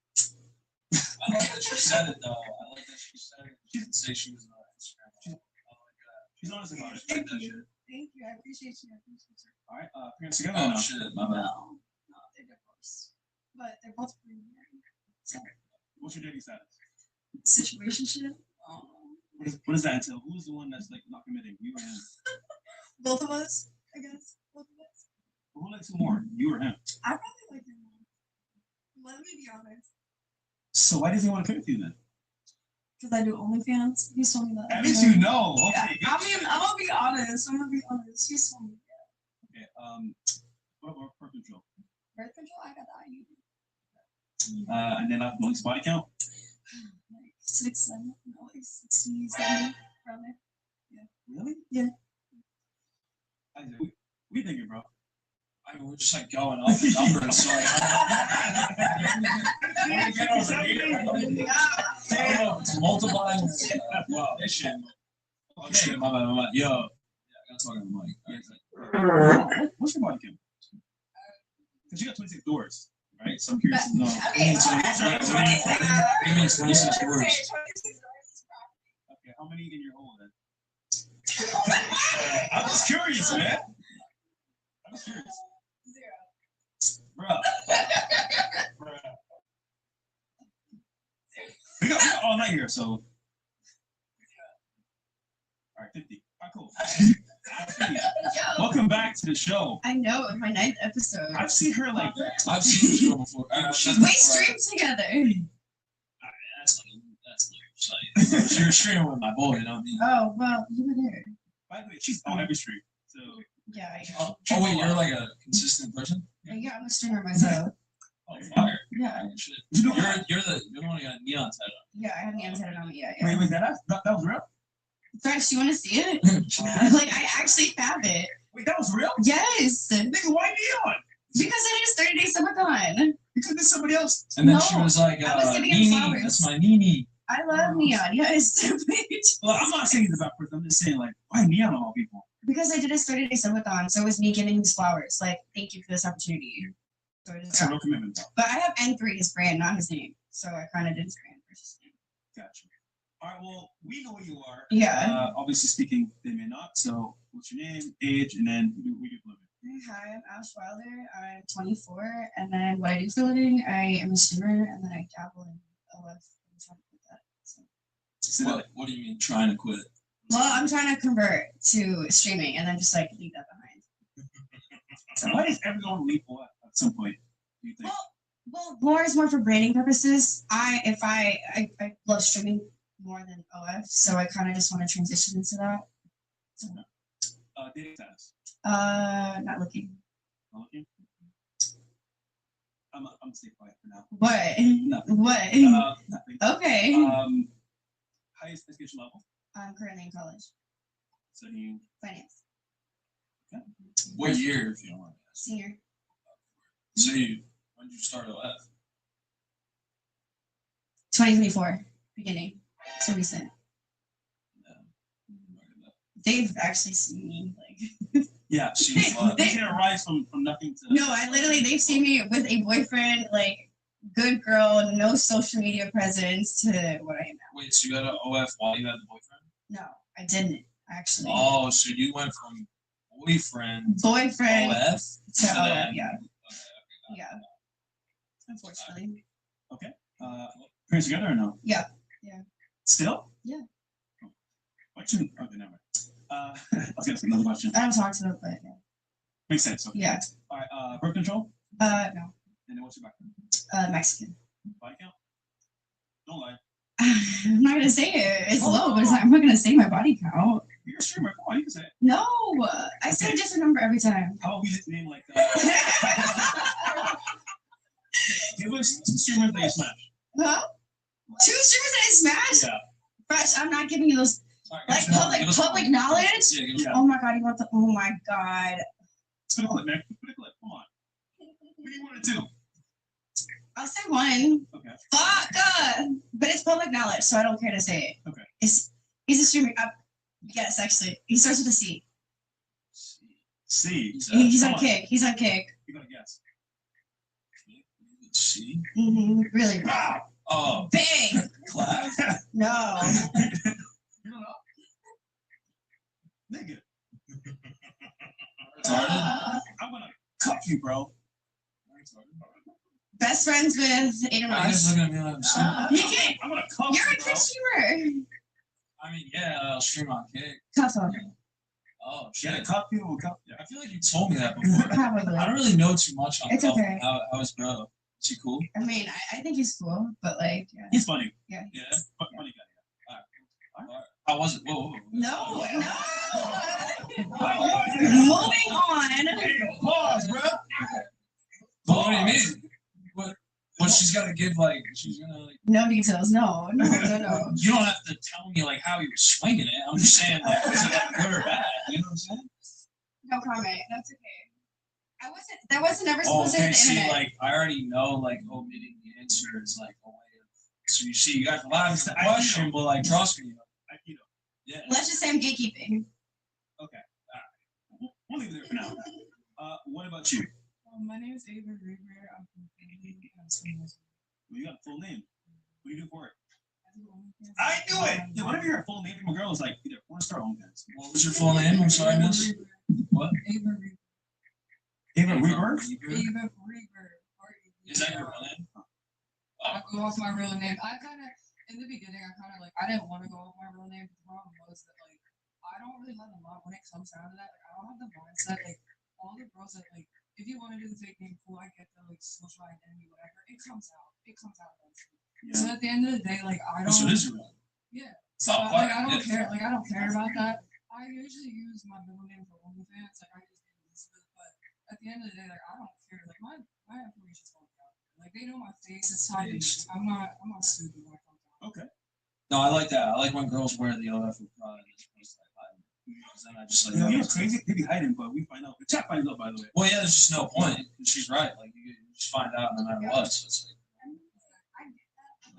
I feel like, don't you like playing a character?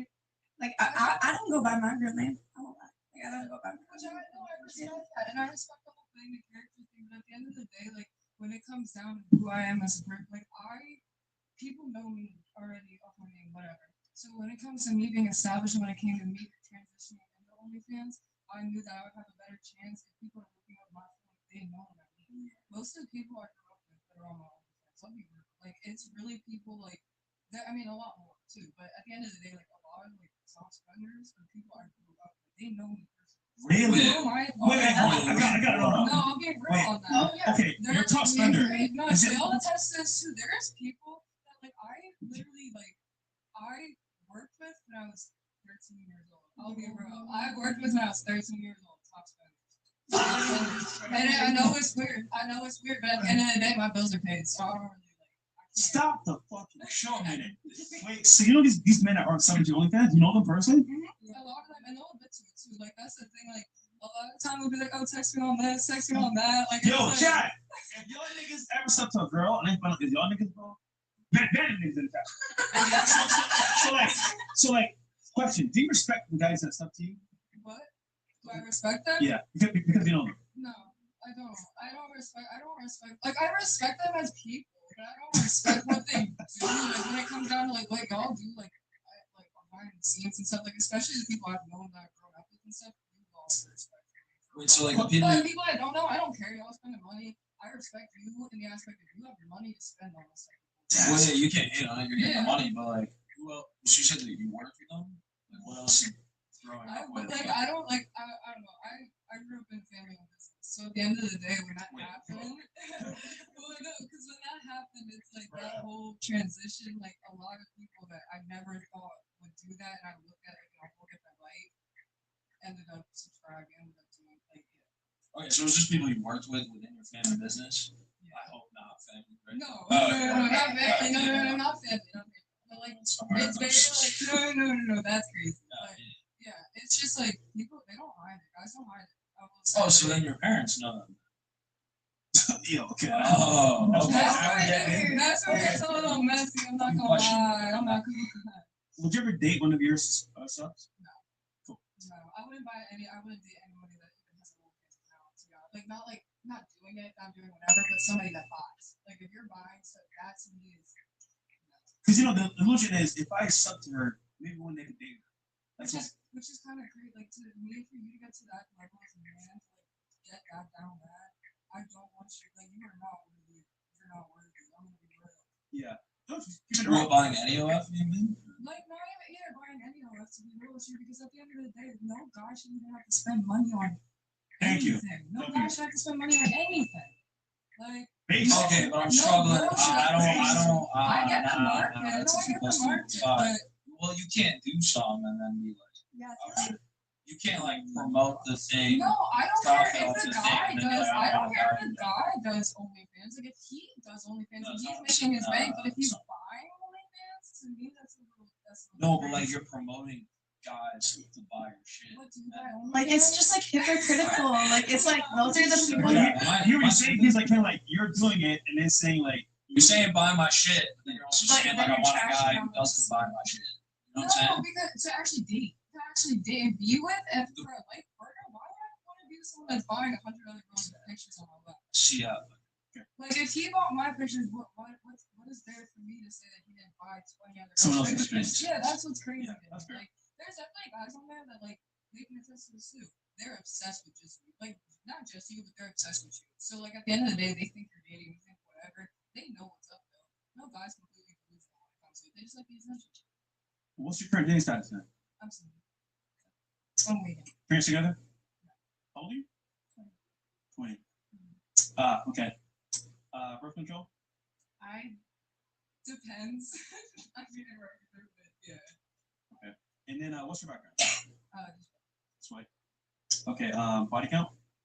I want to say like 120. All right. 10. Just make sure. Cool.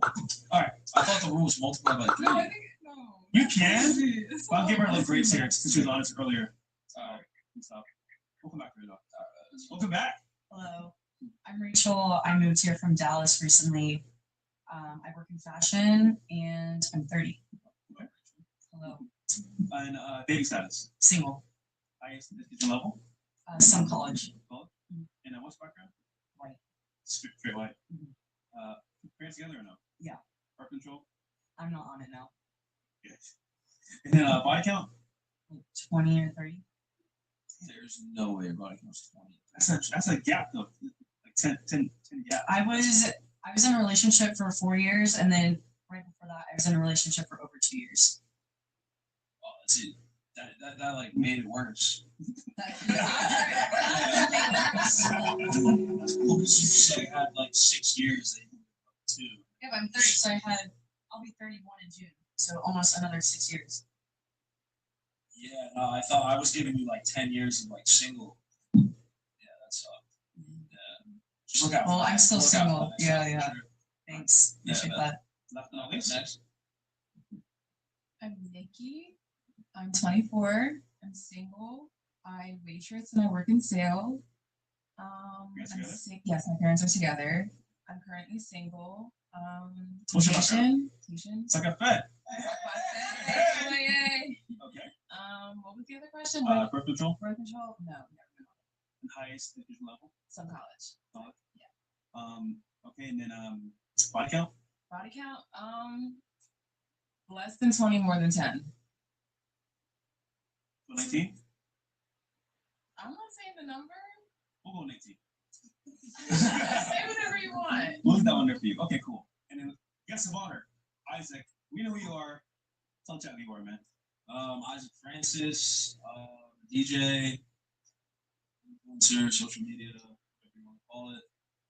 Happy to be here, fresh from my boy. Thank you all for having me. I know it's not a usual guest, but I appreciate the time that you guys put in on this pod and everyone that makes it happen. Shout out to you. So, start with Isaac first for the show, right? So, if you don't mind, Isaac, rate the girls, because obviously you've been on Love Island, you've been on Baddies from the very beginning, and I feel like this is like just a entry level onboarding session. Wait. You were on Baddies? No. She heard one voice where she heard. No.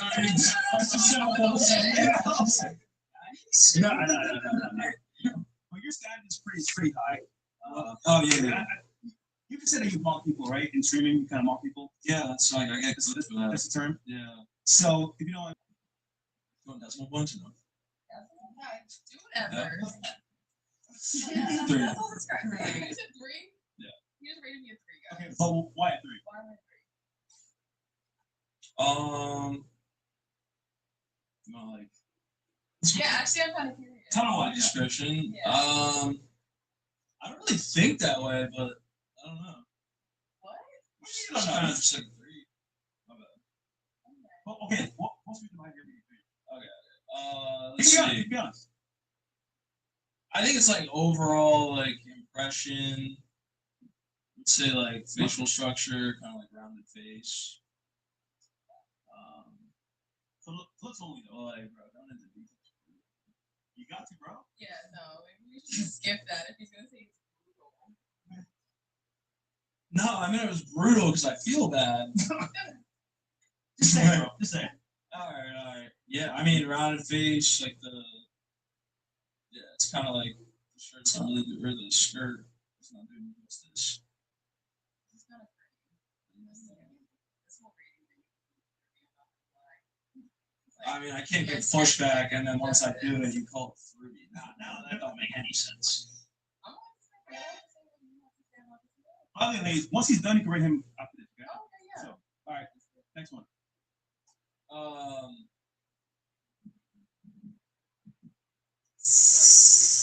Yeah.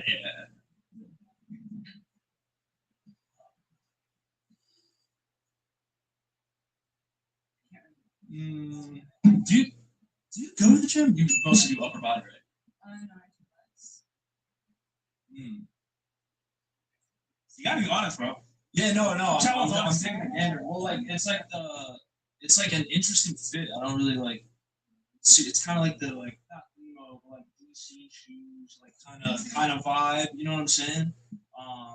There's girls that like lift as much as you do aren't like my typical sort of girls that I go for. But I would say like 7. Your face is your best feature, like by far. The chat saying 5. 6.5. You give her 7. Okay. All right. Well, I was taking it into it. Okay, so like I'm a big face guy, so like I wasn't really taking account to like overall. But like, yeah, I wouldn't give it like 6. Okay. What about her? If you want. Wait, no, I gotta explain that too, though. The reason I said that is because, like I said, I don't usually go for. Like, I can tell you this. I can tell triceps. It's a little like, you know. Like, I don't want to. I like you know the feminine side. Do you lift?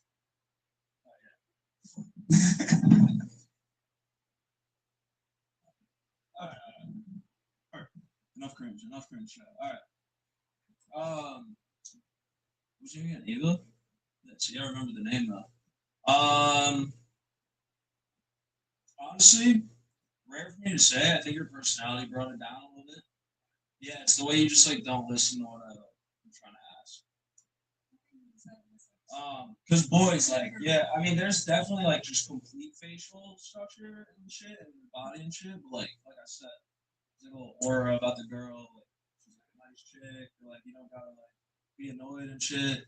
You kind of like,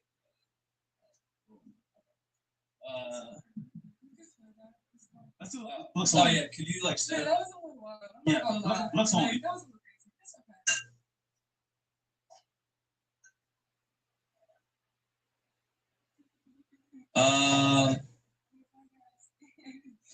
Oh, you did that already? What? No, I said how many times I spent. Oh, I didn't tell you. Oh, okay, okay.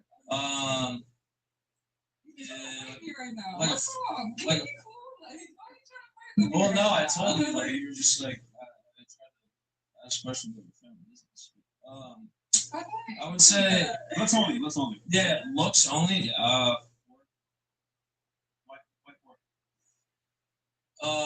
Like I said, they're just like slightly confrontational, and then I would say like I do like skinny women, but I don't know. It's like I don't know. It's not the right type of skinny. I don't know. All right, so you give me And four. then yeah, hair could use a little work for sure. I think if you went like, is that your natural hair color? Okay, that's not what I was gonna say. So this is what I mean, boys. We just let me talk type shit. But I would say, like not wavy. I think you would benefit from like for sure. You have a really good nose though. I'll give that to you. Wait, what rating did I give you? No, I'll bump it up to a 5. I'll bump it up to a 5. So you get five my number. All right. Relax. I cannot see that. She's literally stuck. Nah, you're good. Look at the table, bro. I'm skinny. You have your legs sprawled. Okay, No, do you want to no, I'm looking at her shoes. I'm looking at her shoes. Wait, what? Oh. I don't know. You're cool, but I'm also like kind of biased because like you were nice to me like at a different time. So aside from that, not my usual body type, but it's not bad though. It's not bad. Like just like a little skinnier, but like also. Yo, I'm not calling you fat. I'm just saying that like I'm like. What on this? Put you on the spot. That's good. 6. Okay. Sort of like rounded face. Not you.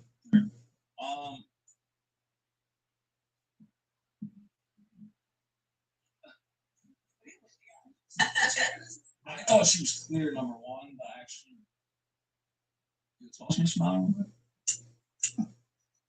Yo, she might be in 8 status, bro. Okay. So you give her 8. Yeah.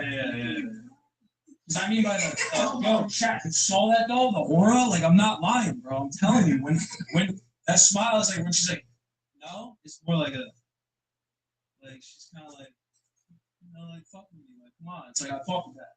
I'm in there. You know what I'm saying? So, yeah, no. I feel like I'm boosting too much. I'll give you like 7.8. So you can relax a little bit. Yeah, this okay. No, I like it. It's like the comfort in the hoodie. Okay. I didn't see the body though, and then I'm seeing those tats on the legs. That's like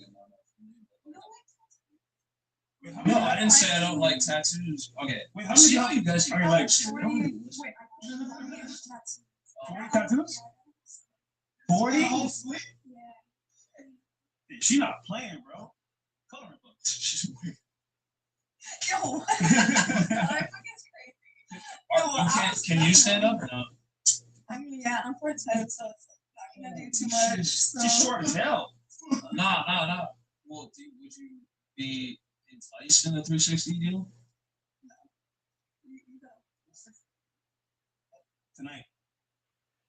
See, that was a good fucking answer, boys. I don't know. Yeah, no, so you can take the 8. Okay. What about her?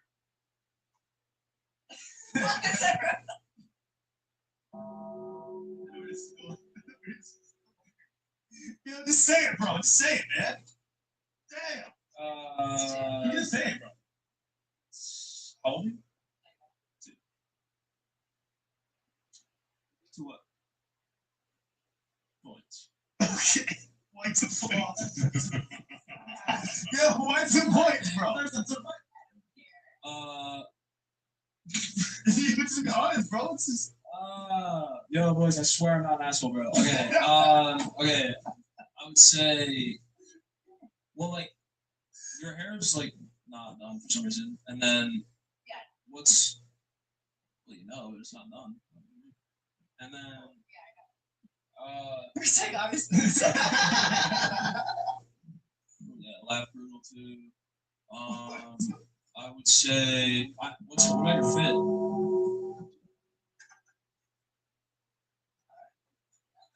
Okay. Let's give So it a housewife. Let's give it a housewife. Okay. Let's give it a housewife. Oh, that's a good one. Liquid CH2. Good shit. Yeah, looks too old. Yeah. Horrible health indicators. So I can tell you don't really like. I can tell by the way like your facial structure is. You either had like a lot of filler or work done, or you just don't take care of yourself. And I'm like in the middle. Yeah, migration pill, boys. That's brutal. Okay, well, I'm getting it dissolved. Okay. How'd you know that shit? That was what? That was on point. Well, I just know my women, so like it's just like I could tell. I actually, but I credit your chat to that. I don't know. Yeah, it just like looks to you, just like generally like more older. You know what I'm saying? Plus the fit wouldn't have been bad if you didn't look older, but because you already look older, and then on top of that, it gives like house cleaning wife. It actually pushes it the opposite direction. So you Well, look I double. prefer not to work in relationships, so. Wait, what? Yeah. Wait, I realized I was low key grilling her. Like my bad. Question. Your properties, right? Are they your properties or your properties? They're my properties, but when I'm in a relationship, my money is mine. So my income doesn't matter. I'm basically trying to encourage girls like filler's not like the best option. You know what I mean? Like she's getting it dissolved. It's just like I don't. I mean, when you have it for like 10 years, it migrates, and then you have to do But multiple. now I'm going into the rabbit hole of like you're like sacrificing like short-term satisfaction in terms of your looks, and now you're just reaping the consequences of your own actions. But isn't that bad for you long term? I'm spitting facts, right? What? No. Isn't it bad for you long term? Yeah, of course. That's what I mean. Yeah, I mean, short-term it's satisfaction. about Yeah. Alright, well, But yeah. Okay. Definitely.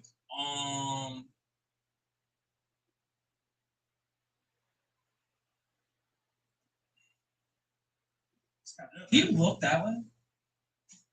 You said look that way. Yo. Okay. Tell you, bro. Chat, what do you think Okay. The reason I was confused is because your potential is like up here, but I feel like you're limiting yourself. Is there a reason your eyebrows and lashes are like that? Like, why are your lashes so aggressive? Yeah, tone that down. I would like respectfully. I'm trying to. And then, because like chat, when you like, you gotta realize whenever you like. Rather me take them off. Well, no, I don't know if bare would be good either. Right. Less and lower. I'd say take them off. No, I mean, I was really just understanding, like, what would you rather?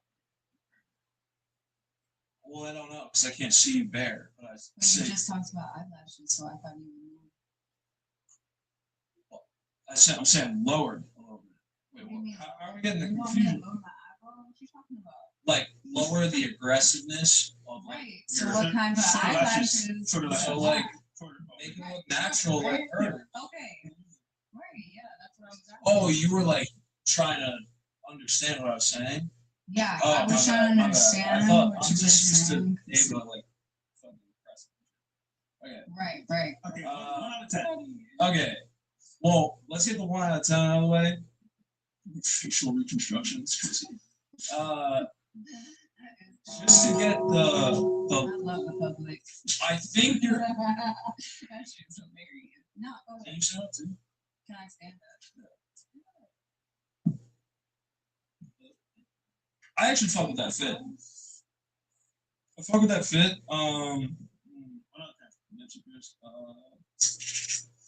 I would say you're at a 5, but you have the potential to be 7.5. Okay. Respectfully. So you can send it to this. Okay. Well, wait. I also didn't get to the eyebrows. Why are your eyebrows like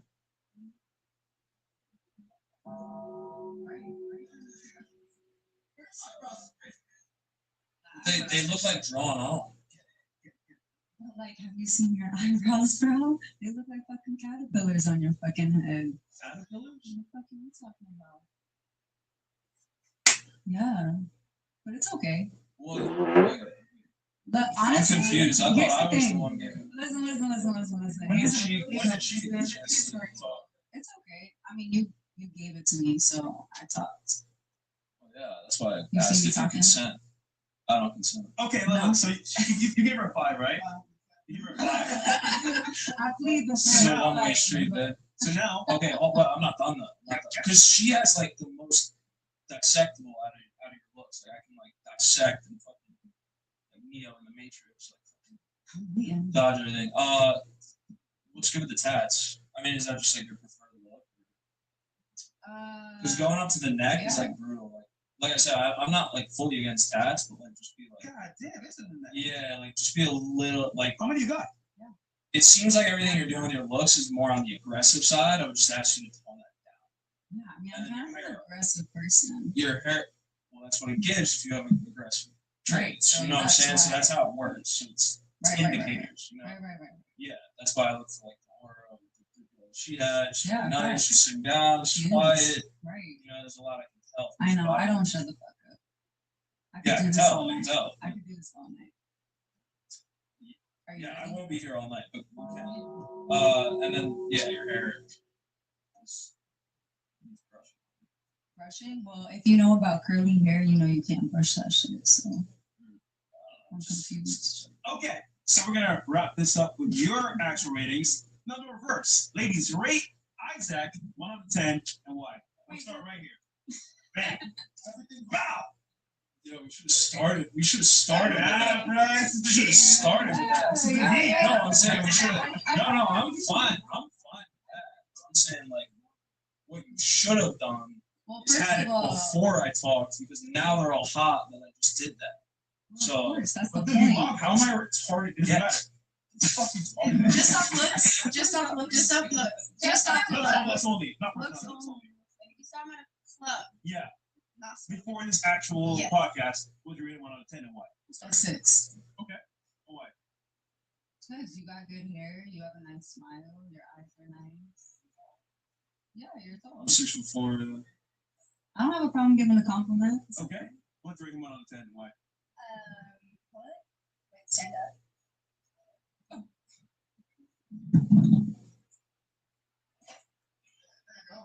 Will you shut up?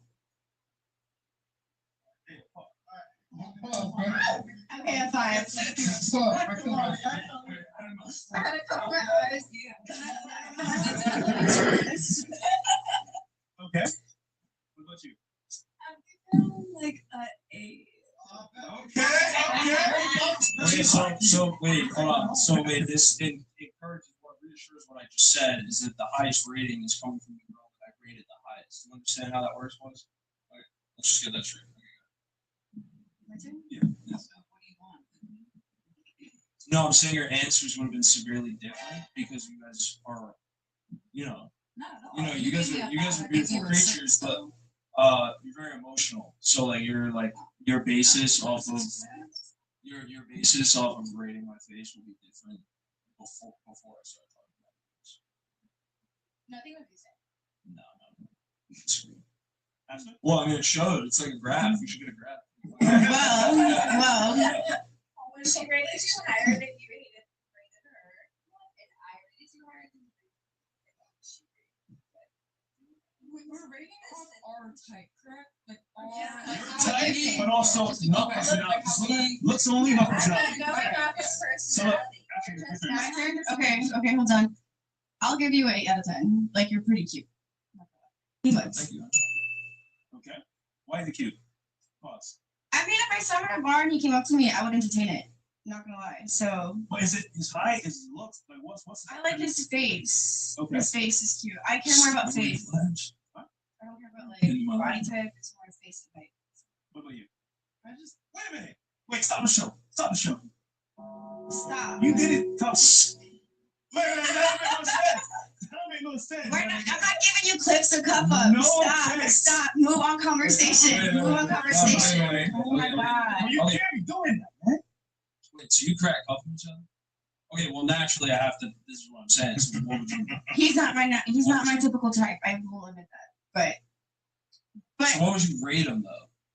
Because you I played the fifth. Please you move said on. you would only Please. wait. Please I'm move on. no, because I'm trying to like get the logic out. So like you said, No. wait, let me finish that. You said you would entertain me.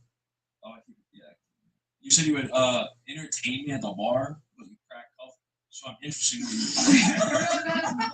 Great. I'm not cracking. I'm gonna be honest. I'm gonna like. What's your I'm not trying to flame bro by any means, but no, I'm just trying to get the logic. It's theoretically personality you got and what he did. It was more the chemistry, not the looks. Obviously, if I saw him at the bar, cuff him, no disrespect, I would not entertain it. But because of how things happened, like I fell for his personality. Like it's more the chemistry. Well, hold on. Myra says you can help him with his looks. I think he should go. I think he should. Yeah, I really don't. If Myra gets him in the gym, locks him in, he could actually model people. No, Cuff him has potential. He's gained weight since I was with him, but like sorry, Cuff, please don't hate me. My bad. But no, he definitely could go on a glow up run. Either Myron, I feel like he can do it with Swab as well. I just think he should go on a glow up run. He's definitely not his potential, and that's what he should do. That's like on some truth shit. Because you know what it is? When I see him on stream on Monkey app, and then like he's ugly, I'm like, yo, listen, no offense. I mean, I understand on a personal level, but if you work on yourself as a man, you can become better. And if you look better, you feel better. I actually have a pretty. Oh my god. I was gonna say he can really do what your Rage did. Your Rage got plastic surgery. Did he need to like fix his jaw? Or he did what? I thought he got surgery. Maybe I misread on the internet. He did actually. Yeah, I thought he did. I don't know much about that dude either. No, but I'm just saying, like Copham has all this money and all these connects where he could glow up and change for the better. That's actually the reason they don't though. It's because like they don't really need. They've gotten their ways a man because of how they are, and it's part of the reason. Like for example, no, I see that like point. Neon wouldn't like. That's why so many people try to get Neon like go to the gym. Doesn't. They don't care because they're comfortable. Caricature wouldn't work. It's like you're right. Like if Shaq Neon came around with contacts, bro, it hit the same. You know what I'm saying? Yeah. Like I know what you mean because Copham's gimmick is the fact that he looks how he looks. So like. I wouldn't go that far. Or no, it works. I mean, it works yeah. for him. Let's be respectful. But he can get help if he wants to get help. That's No.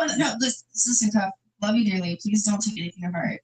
Yeah, no, we don't cover. He's cool. Yeah. All right. What about you? Great fucking answer.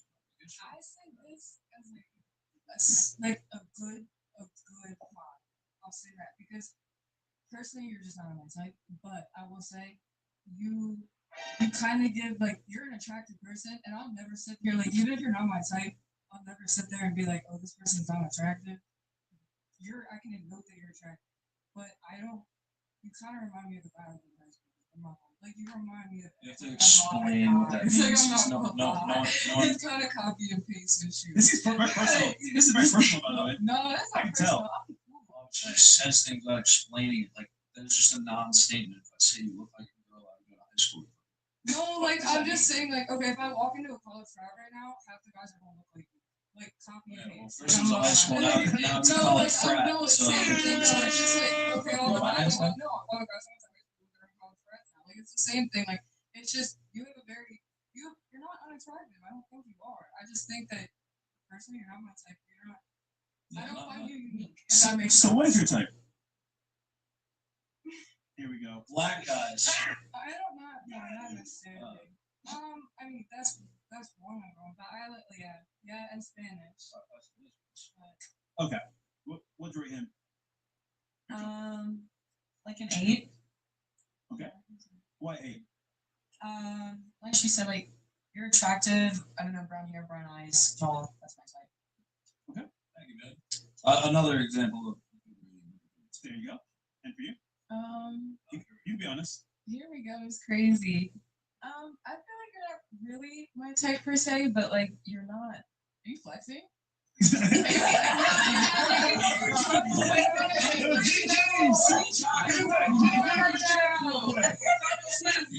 look me in the face. I want to say that.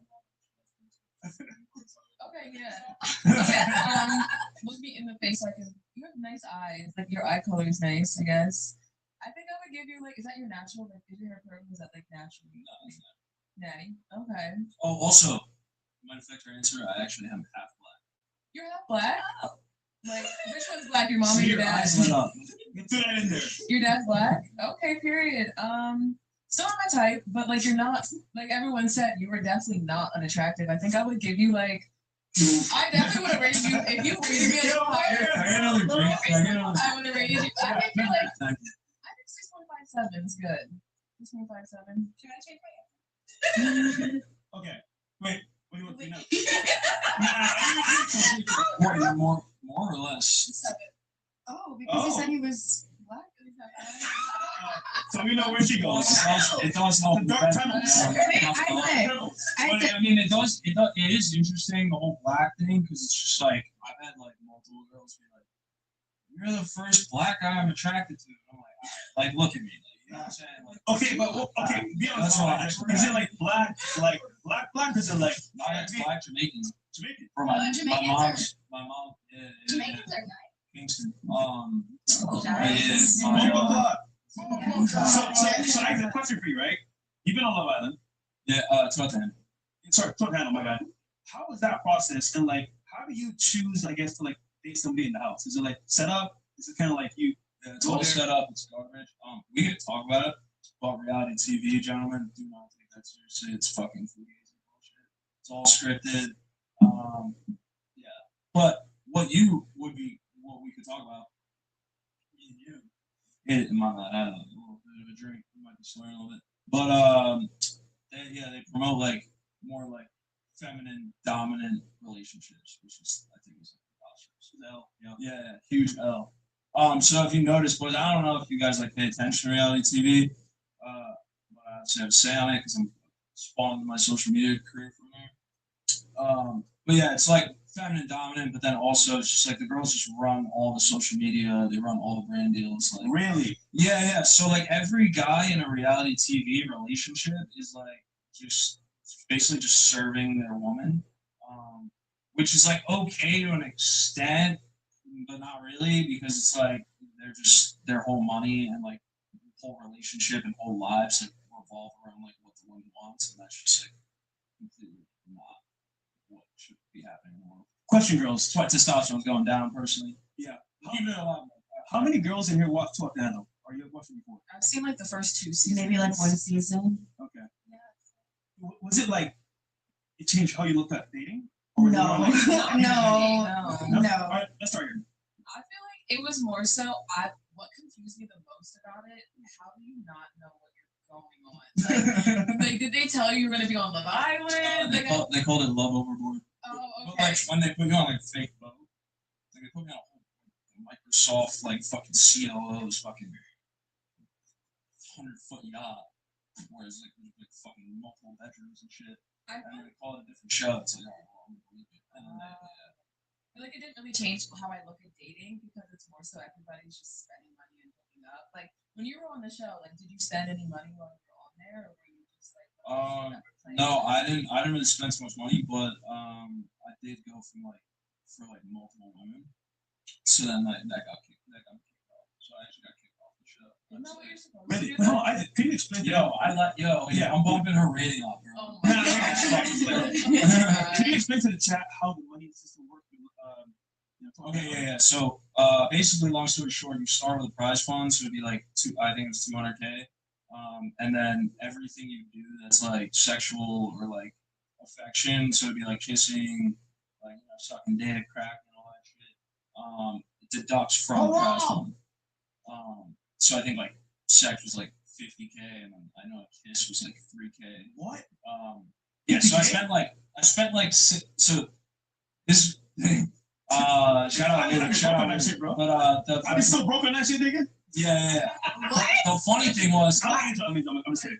The funny thing was, I spent like only like 6 or 9 grand or something. I had like 2 or 3 kisses, but I went from like to multiple women, so they just booted me out. Whereas like my boys spent like 60, 80 grand or whatever, but he had a good storyline, and like they liked the like I said, the relationship aspect of it. But I meant more towards like after the show when it comes out. It's like where all the fans are just like women, which is great. I mean, like I love women looking at me as much as the next guy, but like it's just not a strong fan base. Part of the reason I went into streaming as well is just like it's not a strong fan base. Like they just don't support you. They'll like flip on you at any time. You know, like, yeah, of course. So yeah. What about you? What about first thoughts on it? Talk to Adam. My God, keep saying. I know I've watched 1 or 2 seasons, but I just don't really remember. It was like the very first one. Yeah, I watched the first one with Kells. I remember Kells from that show. What about you? I watched it. Okay. For you? I mean, I watched it, but it's definitely more about lust. It's not really relationships, so it's kind of more just entertainment versus like, oh my god, life-changing dating advice. That's about it. It's entertaining though. I haven't really watched a lot. I watched a little Like you? You know what's crazy though? Like women love. I think that's a green flag. No, it is. But women love reality TV so much. Baddies, Black Girls Club. Now that's more of a ratchet audience, by the way, but they live off of that shit. So, bro, no. So, question, ladies, in your opinion for dating, right?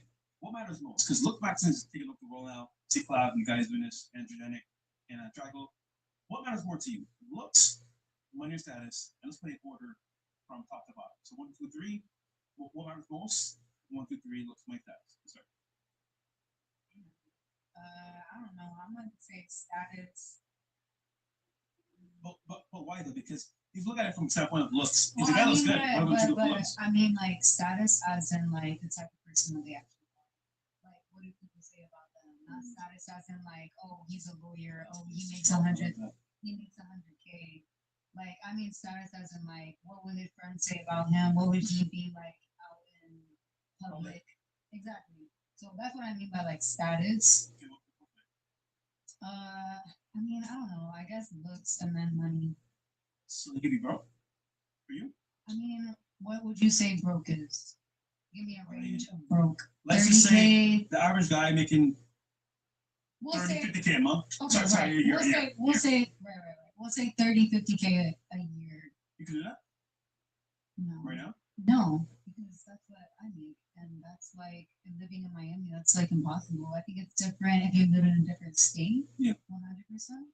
But yeah, not here. So yeah, I mean, of course I would make more if I was with somebody and he says he's making 100K. I expect myself to make the same way, because if he goes down, then that means that I would have to step up. So Looks, money, status. In order. I would probably say money for the simple fact of what you can do. What about her, bro? I was just looking at her. My bad. I mean, like, what else am I supposed to do, bro? Like, rapping and shit. Like, I don't know. Okay, so money. I would say money for like what you can do with it, and then looks and stuff. Okay. For you? I would have to say looks for sure is my number one, and then probably, well, the way you describe status, maybe two, but like the typical way I think about like status, like your career, whatever. I'll probably do that at 3. I think about it like that, and then I put money for the second. So you do what, right? You make good money. Yes. So what if you made like 40K a year? Okay, if I want to be 100% honest, I love a bum. I don't know what it is with me. Like, I love a bum. Wait. I don't know what it is. So you said you're in a situationship, right? Yeah. Is he a bum? Oh wait, you were in a relationship the whole time? No, No, she has no. a situation. Oh. So she's single, basically. I'm single. I'm single.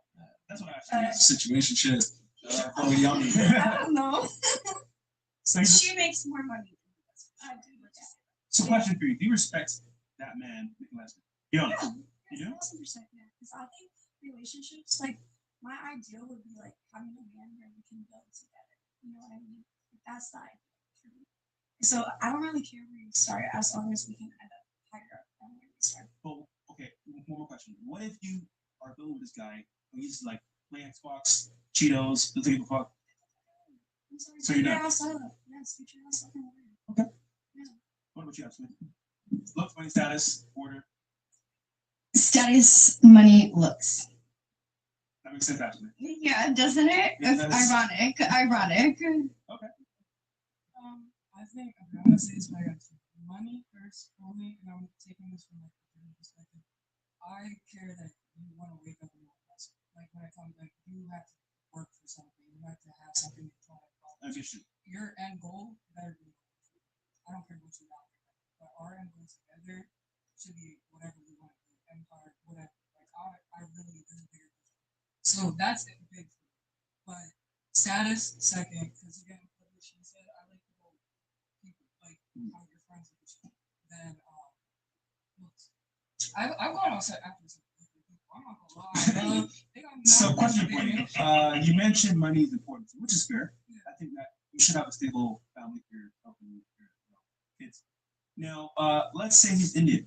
Does that matter? What does that have to do with anything? Do you cheat, Max?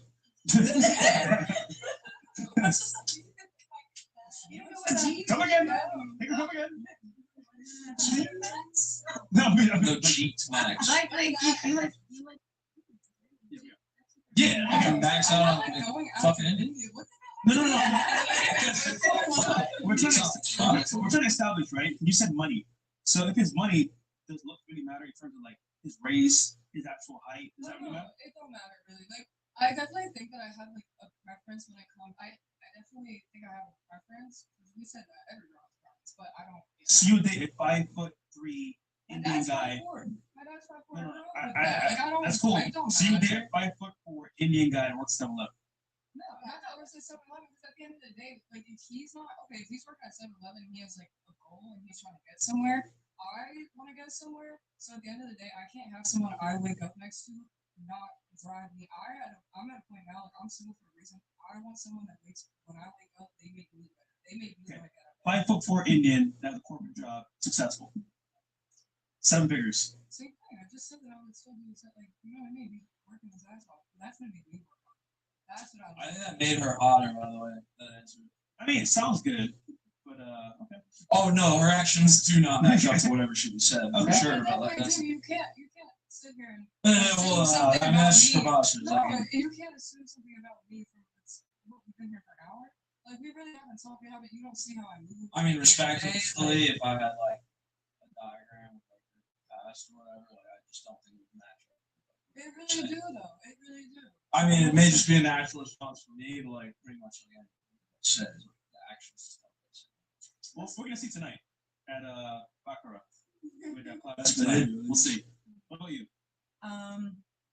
I think looks, status, and then money. And I only say that because for looks, like I can't say I've dated someone that's not ugly, but they all have similar features. And I go for similar features in men, and I notice kind of like the repetition. And then status, like you said, not someone's actual, I don't know, like social media status or anything like that, but who they are as a person, what the people that love them say around them, and then money. I think anyone can make money. Money's all around us. Anyone can make money? Anyone. I'd argue that it's hard for people to make money nowadays. Especially. Money is always accessible. It isn't. Someone cannot make money, but there's always opportunity for money. Yeah, I mean, there's opportunity with AI now, especially, but with jobs being lost at a rapid rate and people's like jobs at stake, it's kind of hard because you got to be blessed and be in a position to make money nowadays, especially. So most men are not making money. A lot of men are now. So, all right, for you. I would say looks, money, status. Status is last simply because like you could be making money, but your status can't be like you could be like the richest man in the room, but everybody's like nobody really cares that you're in the room, if that makes sense. So as long as you have yourself together, you don't even have to be like the richest man in the room. Like you can get rich together. As long as you have yourself put together, that's all that matters. Because status is a big thing in the real world, but to me personally, like as long as I like who I'm in front of, and yes, you have to look good. I'm content. I'm happy.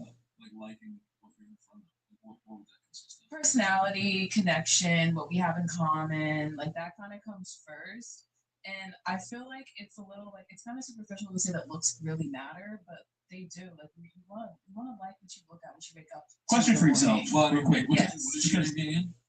I think it was like 60. So for you, right? Why did you ask that? Well, because you said like looks matter, so like I was gonna see how much they matter and like where you are. You want to get it's an 8, like 6. I feel like okay, so ratings and like personality has a lot to do with the attraction. So I feel like if I knew you better, you seem funny, so I might have rated you higher off of personality. I feel like when I think about looks, if I like your personality, I'm gonna think that you're hotter than you actually even are.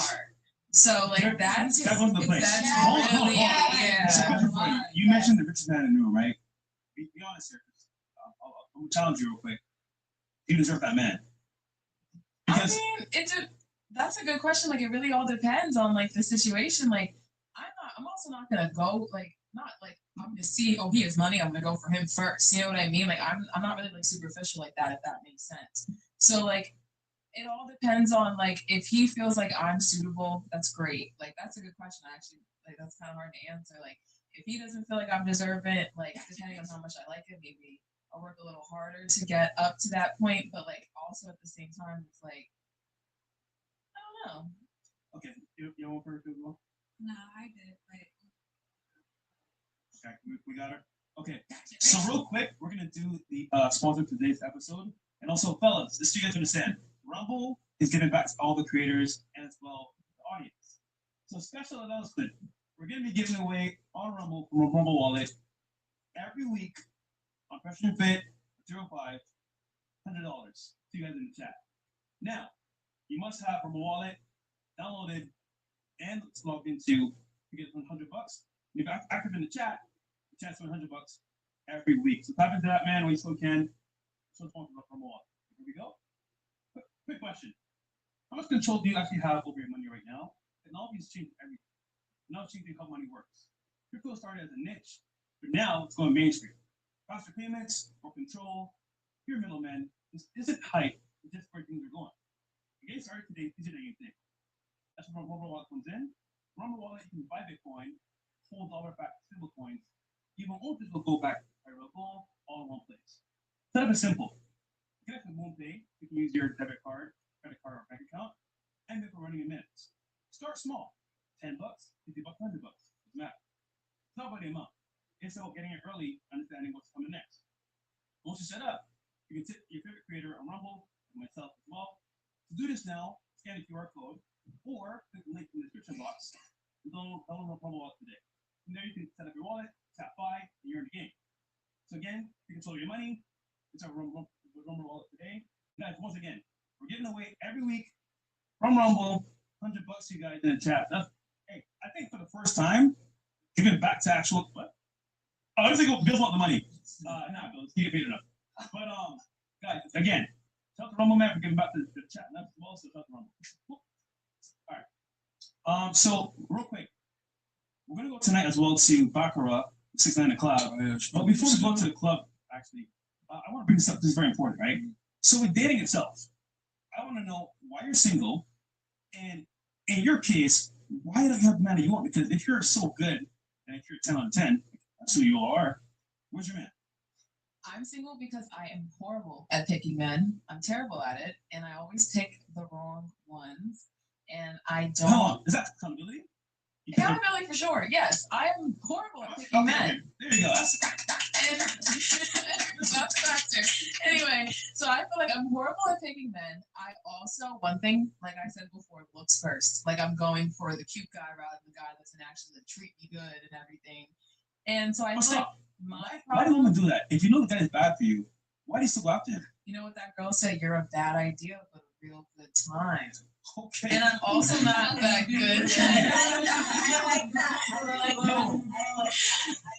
But yeah, so it mainly has to do with most of like I get too caught up in the moment too. So it's like I'm going off of how I see the future. Yeah, the vibe. Basically where it's going is also not that great. And another thing where I live in Philly. Like it's Oh, hell no. I get it. I was gonna say something, but yeah, no, I saw it in the chat. I don't think that's actually accountability at all. I think that you just don't want to be admitting that you like the toxicity of your roller coaster of emotions picking the bad guys. I think you're okay with saying that you're bad at picking men because you actually like picking the bad men. Okay, bad boys definitely 10 out of 10. I think you have a point about that too. Also, one thing that I've been thinking a lot when it comes to relationships, if I'm having so many failed ones, maybe I am the problem and I need to look at myself. Maybe, just maybe. I don't know. Okay, question. Isaac. What's up, bro? You are what I would call top of the food chain. The height. No. Pause. No more. You're right. No ways, but that's why you're picked for the show. That's the best of the best, right? So, from your opinion, will she actually get a rich guy? Be honest. I don't know. I would have to like see her socials for sure, but then also like how she acts. Like, it's good that you said you're. She seems pretty cool though. Yeah, the more you talk, is actually like kind of like what you said. Yeah. Oh, by the way, we're gonna cut to Rumble on this part here. So cut YouTube if you guys don't mind, and as well, kick. We'll straight to Rumble. And again, guys, next week we're giving away every actual episode once a week. $100 Rumble wallet. If it's not downloaded on your Rumble account, the actual tip button there, can't give it to you. So download Rumble wallet today, guys. We're giving away every week $100 for Rumble. Shout to them. All right. What about you? Why are you single, and what do you think that is?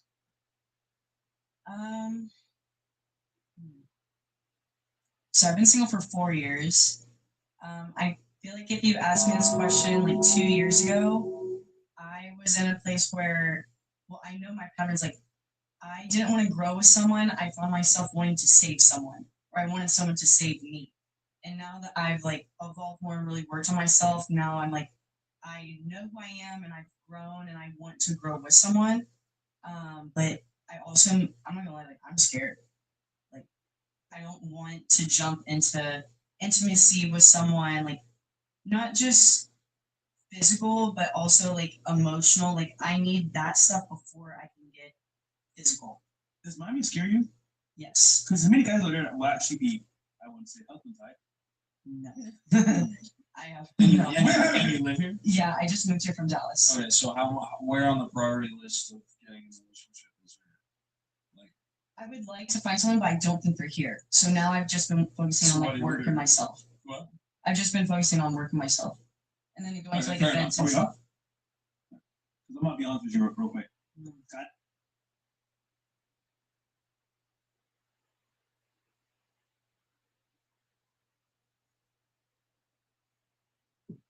When Wallaby launched its latest marketing push, they used Roku Ads Manager to get hair people on TV. CTV was a key part of the campaign, which contributed to a 40% lift in sales, a 53% increase in new customers, and a 43% boost in conversion rate. They just uploaded their creative, targeted Ulta retail stores, and got in front of millions of households, letting viewers shop right from their Roku remote. See why they chose Roku Ads Manager.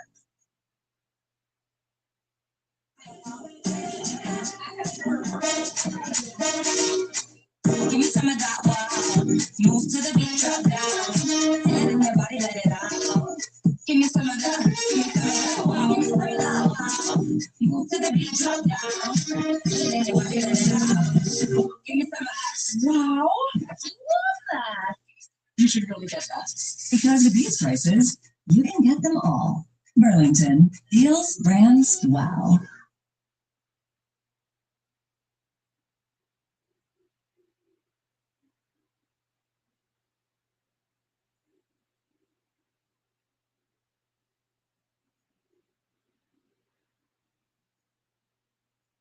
First and foremost, I must mention that my mother and I are both Caucasian, but my stepfather is Latino, so my younger sister is half Caucasian, half Latino.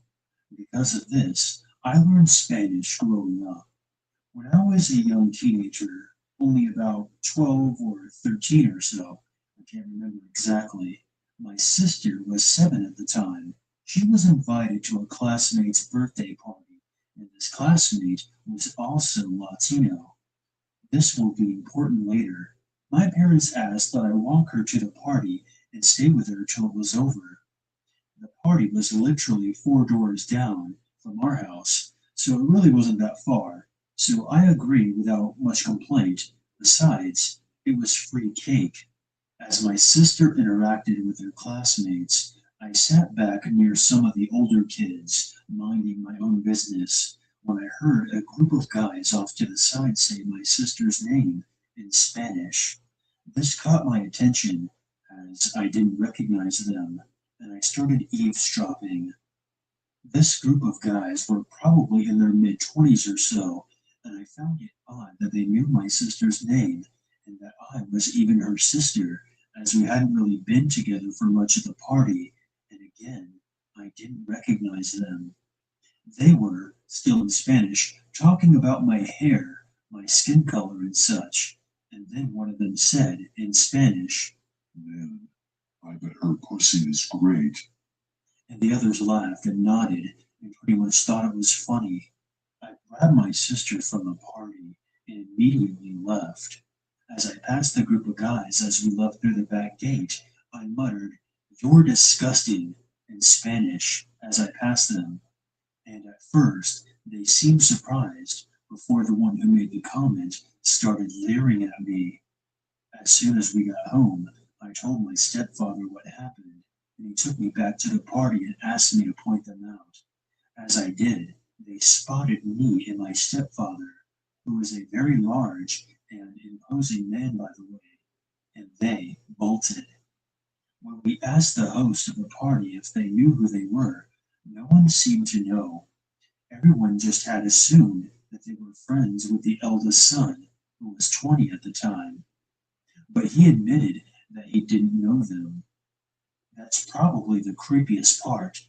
Not only did they know who me and my sister were, but they showed up to a little girl's birthday party, and no one noticed something was amiss or even knew who they were.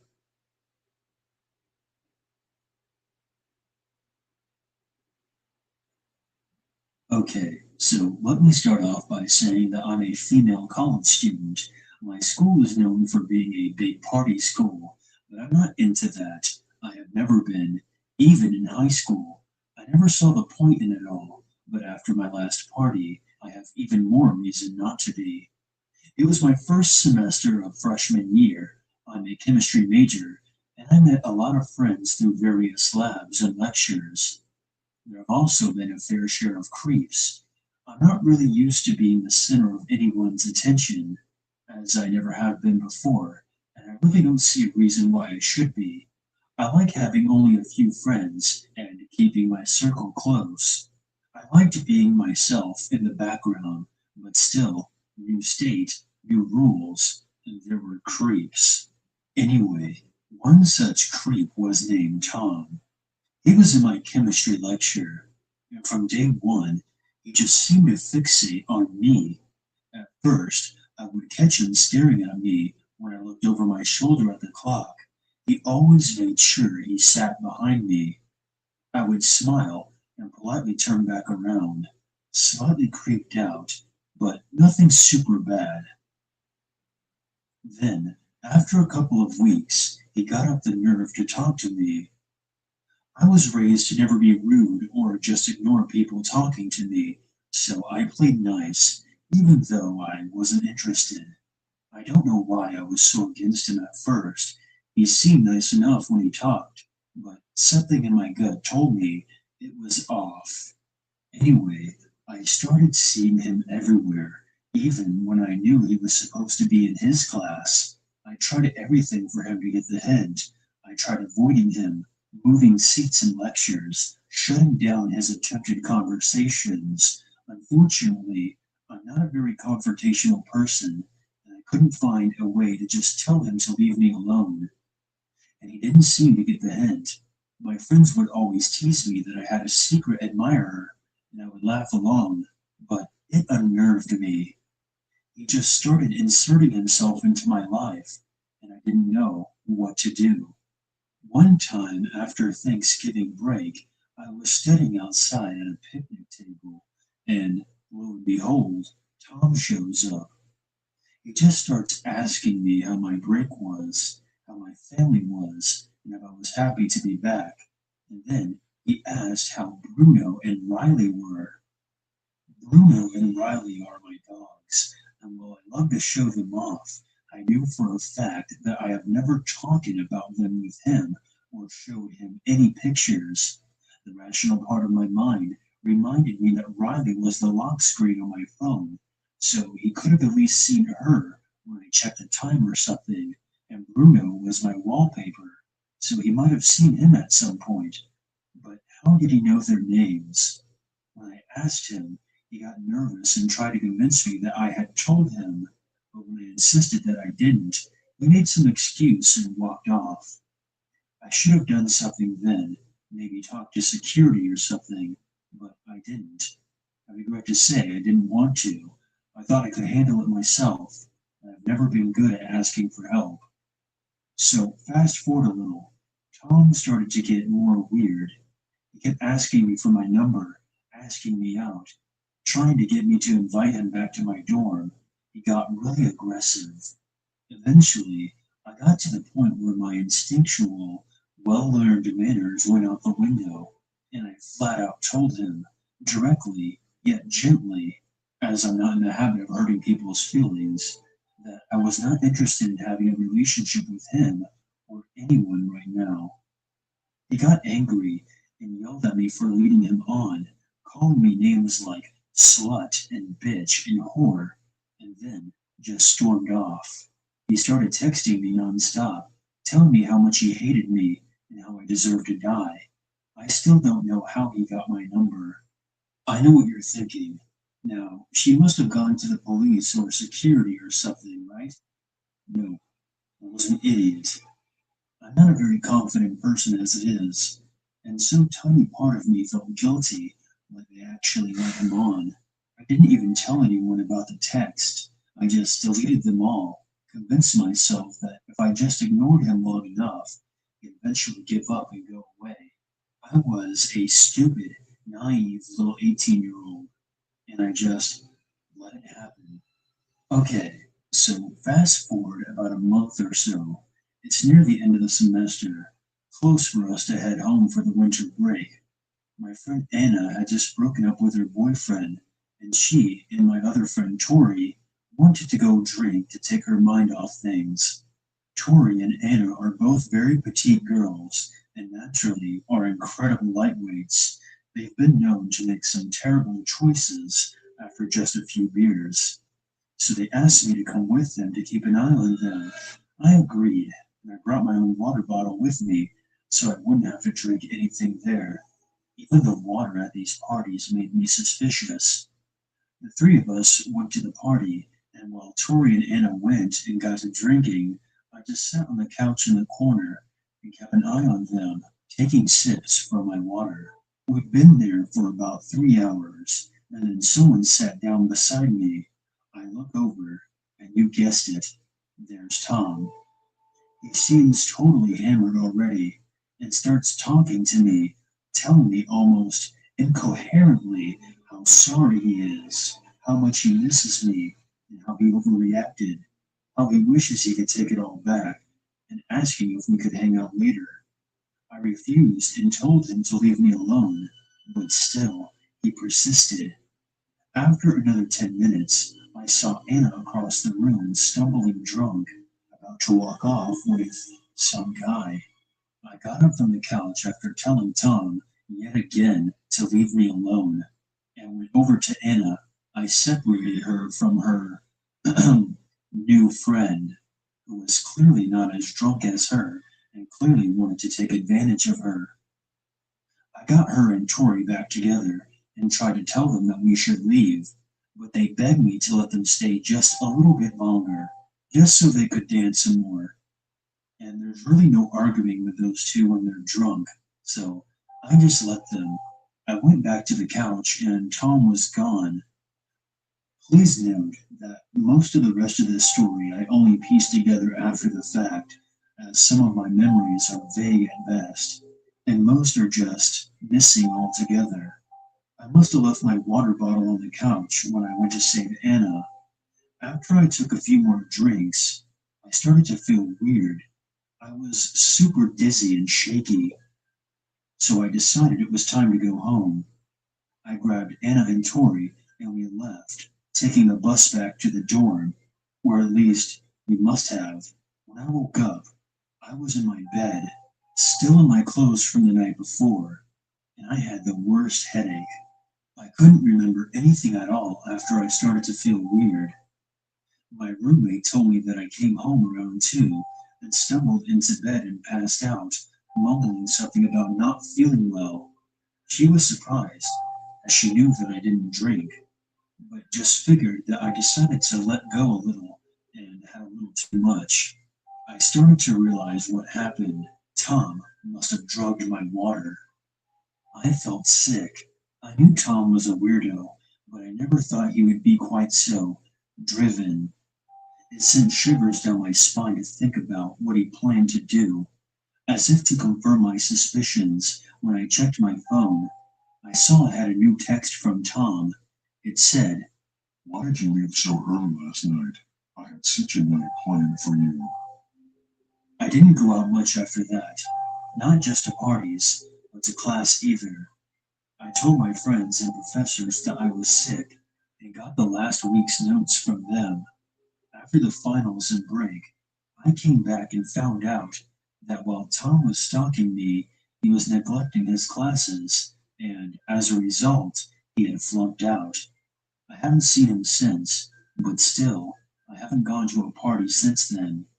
So Tom, you're one sick bastard. Let's never meet again. Since numerous people have asked, yes, I did eventually go to the police.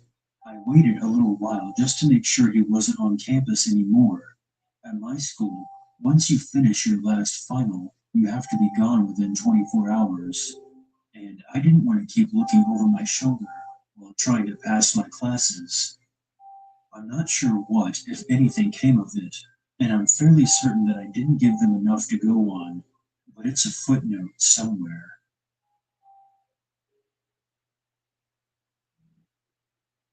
Introducing Monday Hair Care's Everything Routine. Cleanse and hydrate with our Wash Day Duo. Lather with our body essentials. Repair it with our treatment heroes.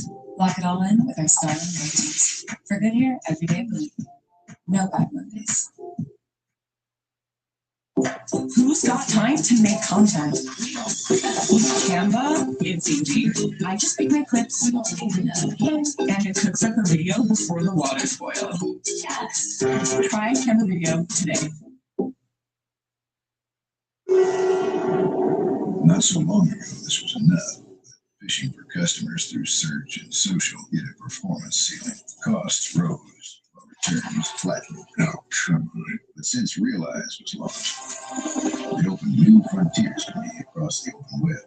What's Realize? It's a performance platform that finds new earning grounds. An agentic decision engine to help me grow incrementally. And as if that wasn't enough, now Realize Plus is even simpler and effective, which makes me faster and stronger.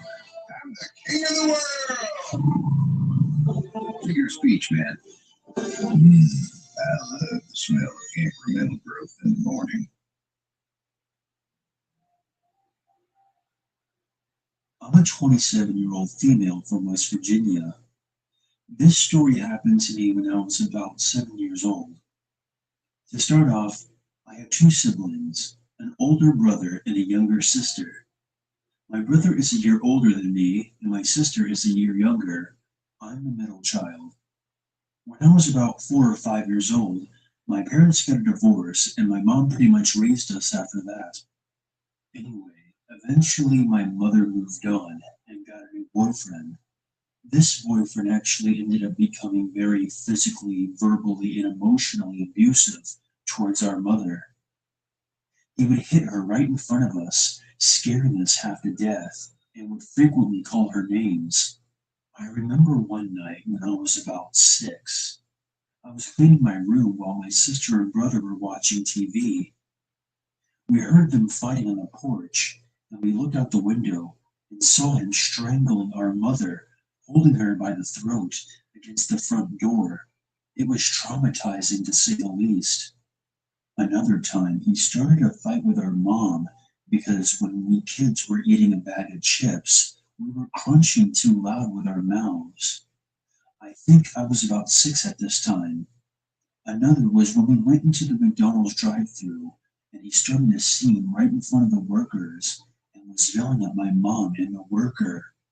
I remember that it was extremely embarrassing. Yet again, another time when I was walking into my mom's room to talk to her, thinking that she was in there, and he screamed, "Don't come in." There was a hallway before my mom's room, where you can't see into the room unless you walk down the hallway and turn left. Well, I was halfway down the hallway and turned left where I could see, but not actually be in the room. I thought he meant exactly what he said, "Don't come in," by not to walk in the room because maybe they were doing something with the floor. I don't know. I was 6 at the time. When I stood there scared, he yelled, "Get out. Are you stupid?" He had just got out of the shower and didn't have a towel, so he was covering himself with a shower curtain. I hurried back to my room in tears, and I believe that there was a fight that night as well, meaning that we would have to go to bed early again. Our whole family knew about how abusive he was to my mom. I assumed that she was just depressed and had a low self-esteem because of all the abuse. She would keep taking him back. My grandparents, who lived next door, absolutely refused to accept their relationship because of his abuse towards my mom and made it clear that he was never to return to the house again. Well, my mom eventually started sneaking him into the house and covering all the windows with dark sheets. I remember it was always dark in the house, and we could never have people over. My mom didn't want to be involved in family events, and I just remember this as a very dark time.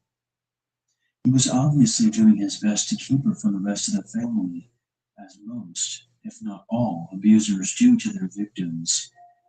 When my grandparents found out that he would be there, they would freak out and call the police to come over and pound on the door to get him out of there. We were sworn never to tell anyone, especially our grandparents, that he was there. One time my sister told my grandma that he was there, probably because my grandma got it out of her somehow, or she was scared and felt she needed to tell her. Anyway, I told my mom that she told because I saw my grandma coming over with a baseball bat and I was afraid that she would get hurt.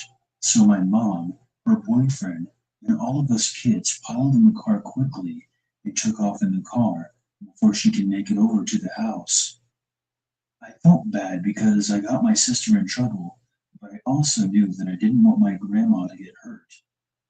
Lastly, I remember the state coming to our school at least 3 times and asking to talk with us kids individually about the abuse, and our mom warned us never to tell them anything about any abuse taking place in the house because she said that they would take us away from her and go to a foster home or something.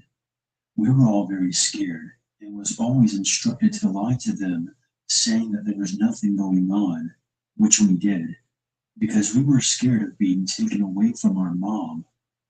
Eventually, our mother got away from this creep, even though he pretty much stalked her for years before she could completely get away. We were all very relieved to be away from him. The main incident I want to tell you, though, was after she broke away from him for the first time. The time that I'm referring to is a few weeks after she kicked him out. My mother, sister, and brother all went to the grocery store this day to fill up the fridge. We all had a great day and got lots of yummy food and snacks.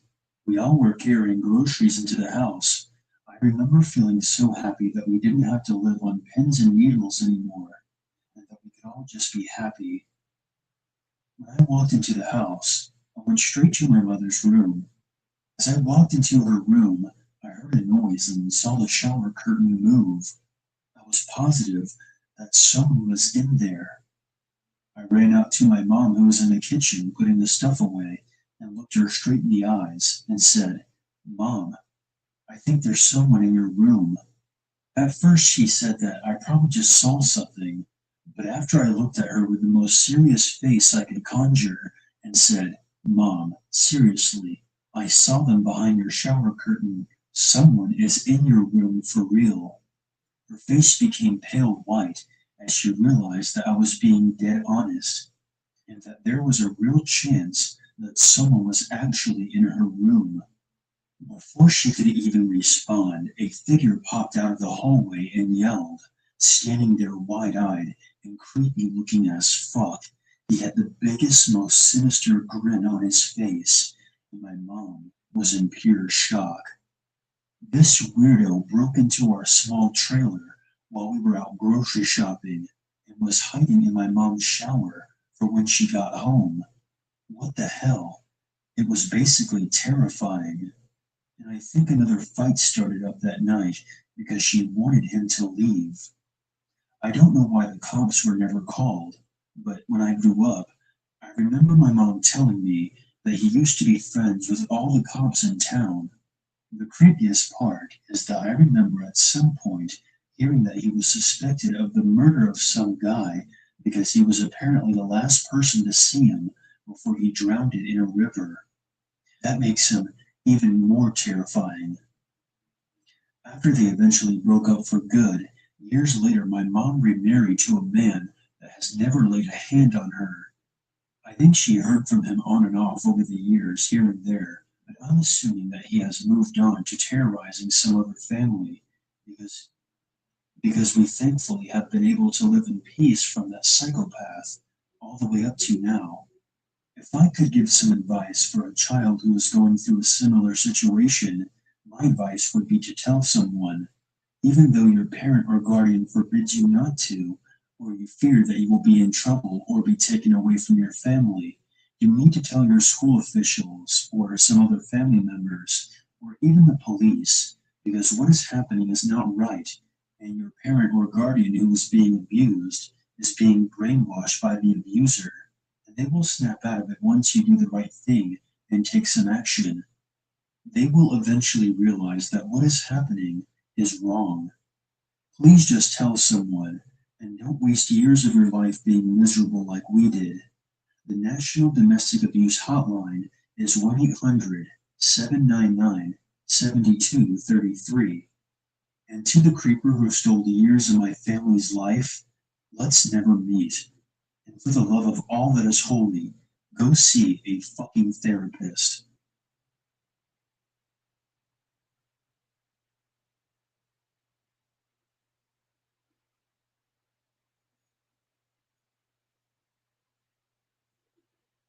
This is a story that my friend told me. This happened to her older sister.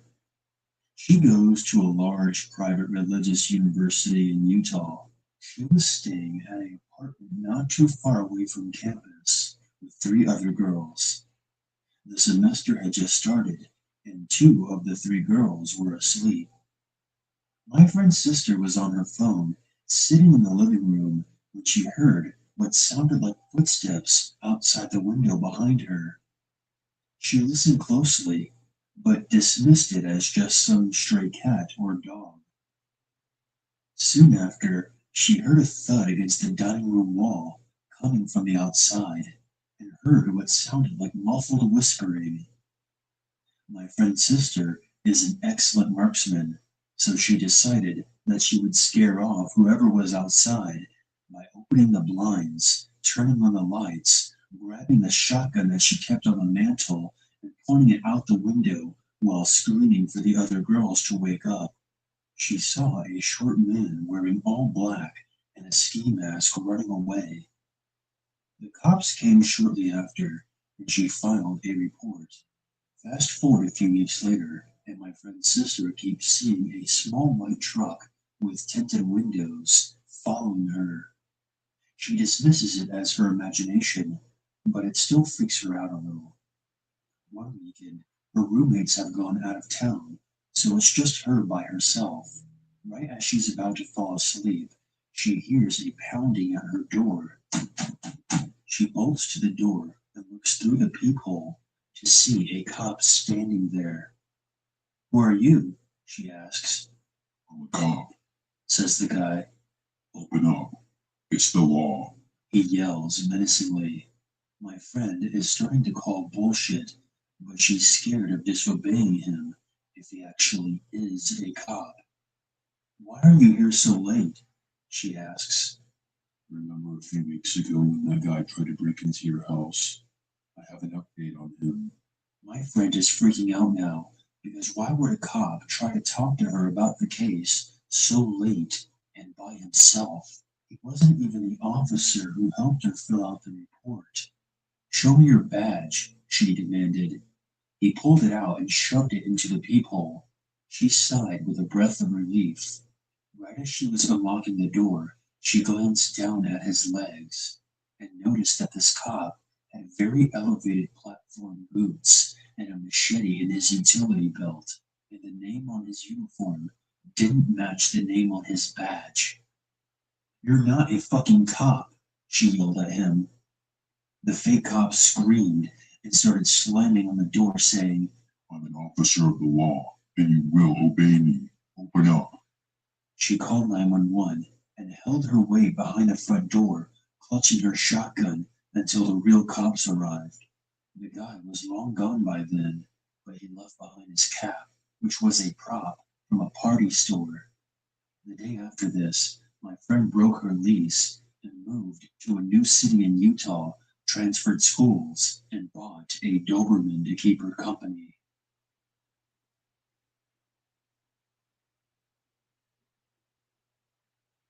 Great hair, great ads. Jennifer Aniston's Lullaby for Fit with Roku Ads Manager. Get started on Roku Ads Manager today.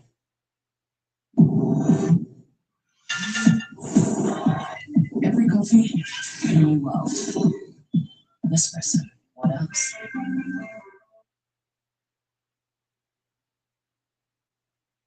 This didn't happen to me, but to my mom about 4 years ago. I was about 12 at the time and was at a 3-day-long field trip with my school and had left on Wednesday and would be back on Friday. When I came home, my mom and brother told me this story. My mom, my brother, and sister were all driving back from my brother's wrestling practice. That was from 7 p.m. to 8:30 p.m. It was about 30 minutes away from my house, so it was not that long of a drive. About 10 minutes into the drive, my mom noticed that she was being followed by a gray car.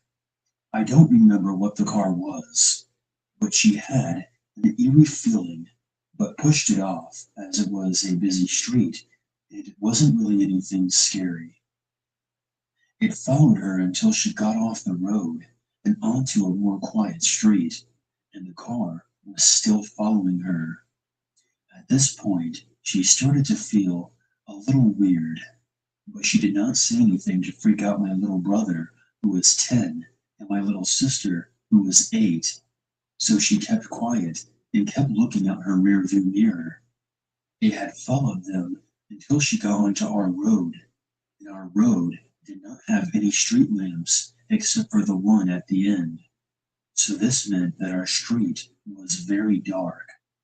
So she pulled into our driveway, and to my mom's horror, the car had stopped in front of our house.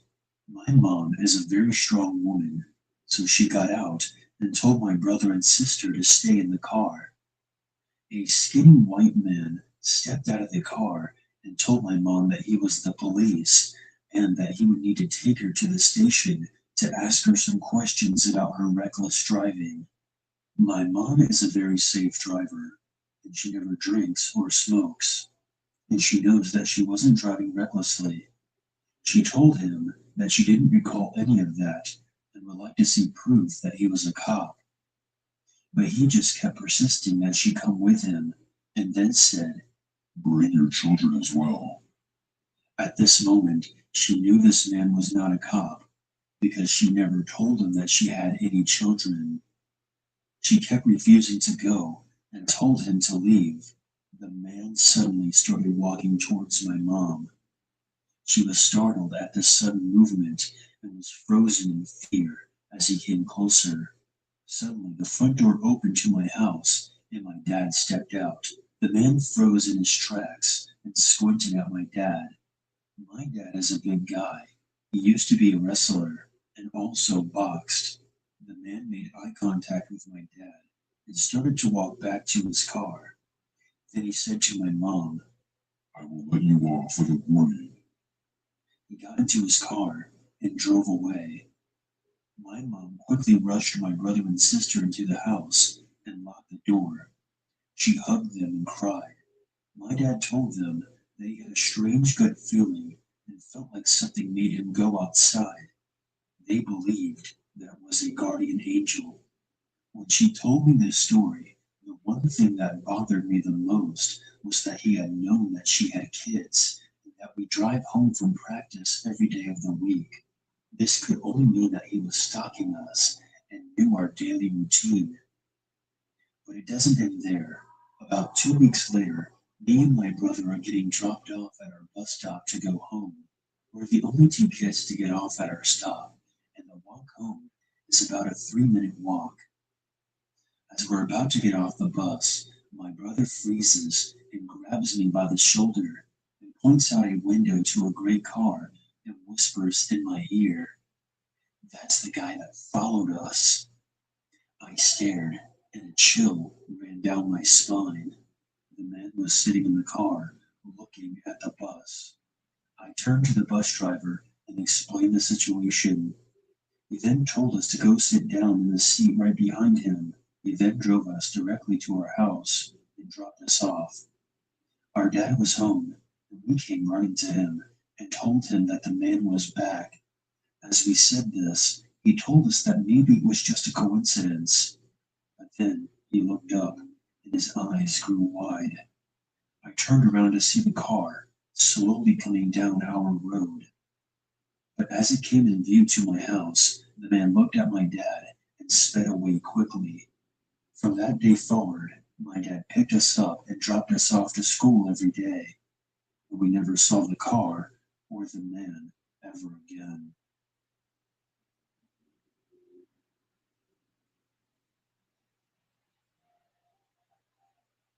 So this happened to my aunt and uncle in the early 80s. They were living in Austin, Texas, and had attended a party in a neighboring area. They were driving back very late, and at one point, they were driving on a very long, completely deserted stretch of road, bordered by woods and brush on either side. No houses, no streetlights, no other cars on the road, nothing. Until my uncle, who was driving, notices a car coming up behind them, which then speeds up and gets very close. My aunt and uncle start talking about how weird this guy is.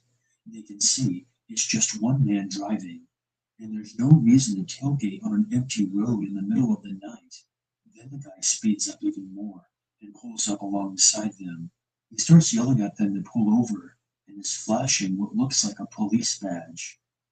My uncle starts to slow down to pull over, and my aunt absolutely freaks out and tells him not to. She's really creeped out by this guy who was driving a car that has no police markings and no flashing lights and pulled up to them out of nowhere and is now trying to get them to pull over just by flashing a badge. While they argue about whether or not to pull over, the man in the other car is getting more angry, yelling at them to pull over, beeping his horn and flashing the badge, saying that he's the police.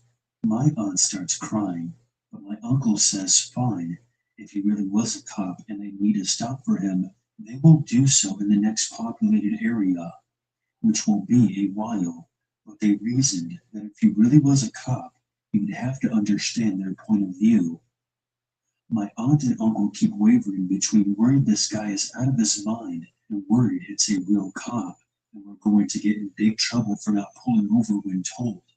Finally, they see a gas station up ahead and plan to stop there. As soon as they pull into the gas station, the cop speeds off, never to be seen by them again. They didn't think to try to get his license plate number at the time and were just thoroughly creeped out. They drove the rest of the way home without incident. But the story does not end there. A few months later, on the exact same stretch of road, a man is rescued who tells a horrifying story, which is then big news in Austin. A fake cop, flashing a badge and beeping his horn, had gotten this man, who was driving at night with his girlfriend on that very same road, to pull over. Once pulled over, the fake cop forced the man and his girlfriend to get out of the car. By gunpoint, maybe. I'm not sure on all the details at this point.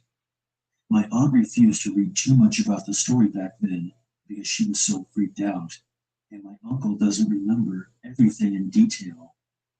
The man and his girlfriend were taken into the woods on the side of a road. He ties the man and his girlfriend to separate trees, facing each other, and does horrible things to both, ultimately killing the woman while the other was forced to watch just a few feet away. I'm not sure how the man ended up being rescued, but it was long after the fake cop was gone. Either someone must have found the man tied there, or he finally got loose and found help. They never caught the fake cop murderer. That could have been my aunt and uncle if they had pulled over their car that night, like my uncle wanted and started to do. My aunt always ends the story with, and that's why my husband always has to listen to me.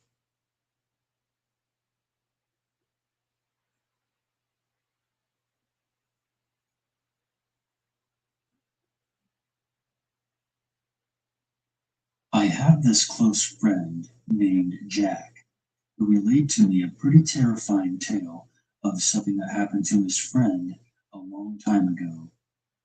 My mentor, Jack, is now a retired former HR community college guy in his mid-60s. 30 years ago, however, Jack was working as a bartender in Portland's gay community. That's how Jack met Randy. Randy was a good-looking, well-spoken customer in his mid-20s, a pretty attractive 1980s preppy type. Randy lived close to Jack, and the two went on a couple of dates for a few weeks. Randy was relatively new to Portland, having moved there a few years ago after his parents in small-town Connecticut flipped out about him being gay and tried to commit him to an institution. They were dating casually, but Jack was shocked when he discovered that this clean-shaven college graduate was working the streets of Portland as a hustler. You see, we think of Portland as being this hipster haven now, but back in the 1980s, there were a lot of seedy elements to the town that included the gay underground prostitution scene. The revelation about Randy's career happened this way. Randy called Jack one night and asked him if he could come over. He showed up at Jack's apartment pretty upset. Randy confessed to Jack that he was a prostitute and relayed a wild tale about something that happened to him the night before with a client. He refused to name who it was, but told Jack it was a very prominent local businessman, someone who was very high profile in mid-1980s Portland. The client was into S&M bonded stuff, and Randy saw him about once a month for a year. The previous night, after they concluded their scene, the client said to Randy, I had a fantasy. I kidnapped you and kept you forever. He asked Randy if he wanted to stay with him. Of course, Randy said, no way, and the guy got angry. The chauffeur drove Randy home, which in hindsight was a huge mistake. The client now knew where he lived. Earlier that evening, Randy was heading home, but But before he got to his apartment, Randy noticed that his client's limo was parked down the street from his building. Randy noped the fuck out of there and ate dinner elsewhere. But when he went home, the limo was still there with the chauffeur still in the car. That's when he decided to go over to Jack's place and confess everything. Randy was completely terrified now. He tried to laugh it off as some dumb joke, but the fact that the chauffeur spent hours parked in the same spot a few blocks from his apartment building was scary as hell. Randy begged if he could stay at Jack's place for a few days, so this could die down. Even though Jack was totally surprised and pretty confused about all this, he let him stay at his place until a few days later, Randy called him at work and told Jack that he had decided to go back to his apartment. Randy said that he would call Jack later in the week about a movie they were planning on seeing that weekend. When Jack went to his apartment building a few days later to check on Randy, the building manager said that Randy had moved out. After that, there wasn't much Jack could do. Randy did not tell him who the guy was, and he didn't know much about Randy's background, except for some vague idea from where he was from. This was, again, the 1980s. Policemen were not going to make a big deal about some male prostitute that went missing. Jack kept hoping that he would get a call from Randy, but as days turned into weeks, weeks turned into years, and years turned into a quarter century, he stopped expecting that call. Hopefully Randy just skipped town. Maybe he ran all the way back to Connecticut, found some sympathetic family member who helped him get on his feet, and he put all this behind him, and he's just some regular 50-something-year-old guy now, with a regular career and regular concerns. Or maybe not. And Jack will never know.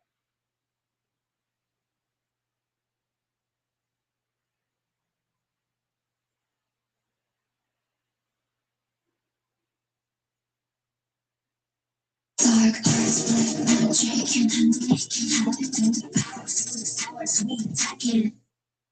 That's what I mean. Remedies don't preempt threats and prevents them from progressing. Beyond prevention, we have detection and response built in. Sprouts Myth number 3 is just another grocery store. With fresh organic produce everywhere, it's a bit like a wellness retreat. Sprouts Myth number 45. They don't carry the weird stuff I'm into. Oh, we've got your weird stuff covered. Sprouts Myth number 1. I'm not a Sprouts person. If you like fresh finds and better for you discoveries, you're probably a Sprouts person.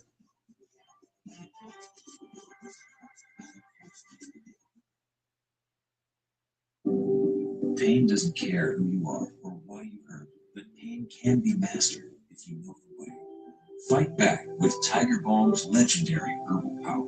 Trusted for over 100 years, our proven blend of camphor, menthol, and essential oils tames pain with the strength and speed of the tiger, so that you can rise above pain and get back to living. This is the way of the tiger. I used to work at a security company with a bunch of friends. We all got along well, and most of us even hung out after work. The ones I didn't hang out with kept to themselves. They were two brothers that worked nights with me, and they were in their own group. They were new to the company and would have many conversations about their guns. Bill was the older brother, and Luke was the younger. After hearing Luke and Bill talk about target shooting so much, I developed an interest. I don't own a single firearm, but my roommate owns several. I mentioned at work one night that I was going shooting in the morning with my roommate, and I needed a good place to go to.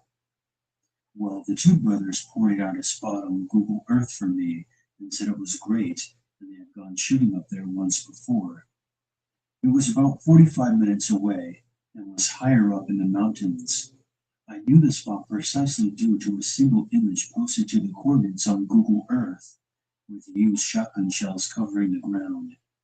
I decided that it was as good a spot as any and told my roommate Dawn where to drive us.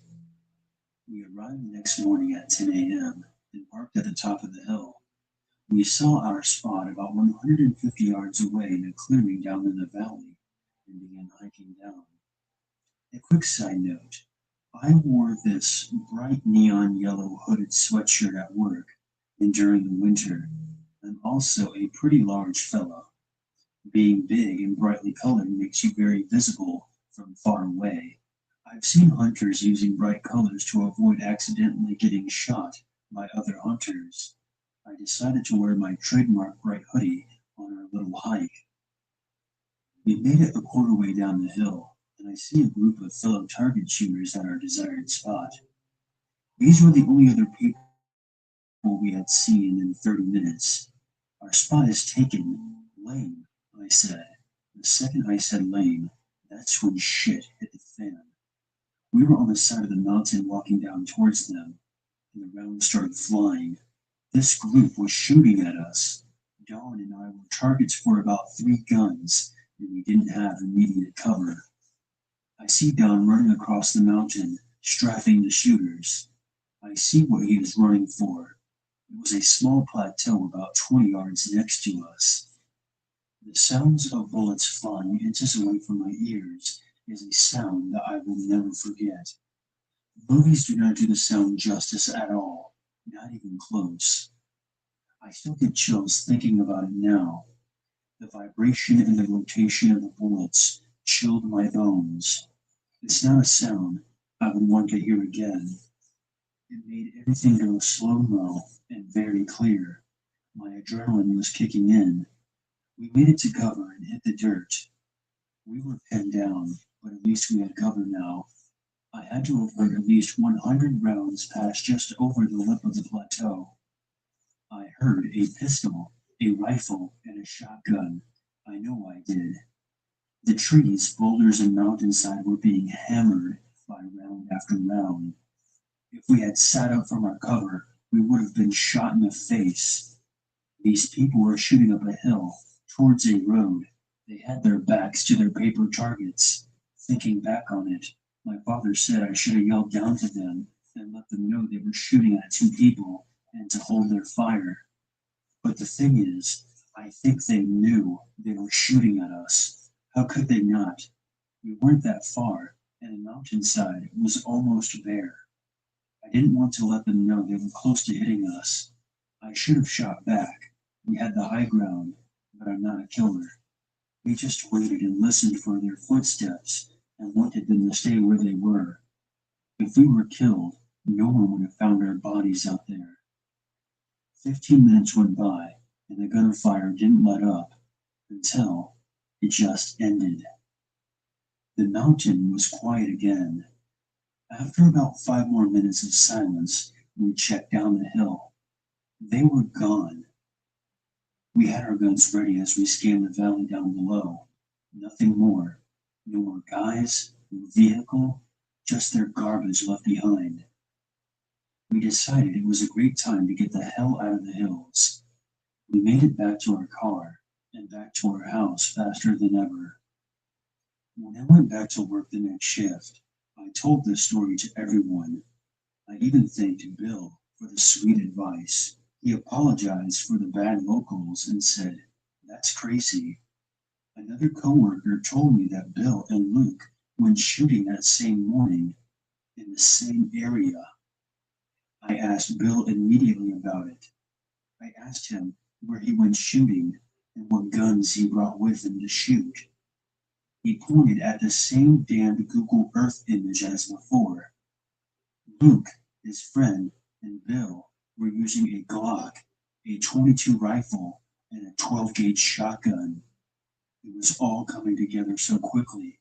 I told him that he was a psycho and almost killed us. He denied shooting at us, even changed his mind about where they went shooting. He said it was actually 2 miles west because his GPS was inaccurate. I knew that he was lying, but what could I do? I had no proof. He worked with me for another 2 years before I moved away and never heard from them again. I I remember how emotionless he was when he denied shooting at me. He was like a robot. We never spoke of it after that first time, and I haven't gone shooting since.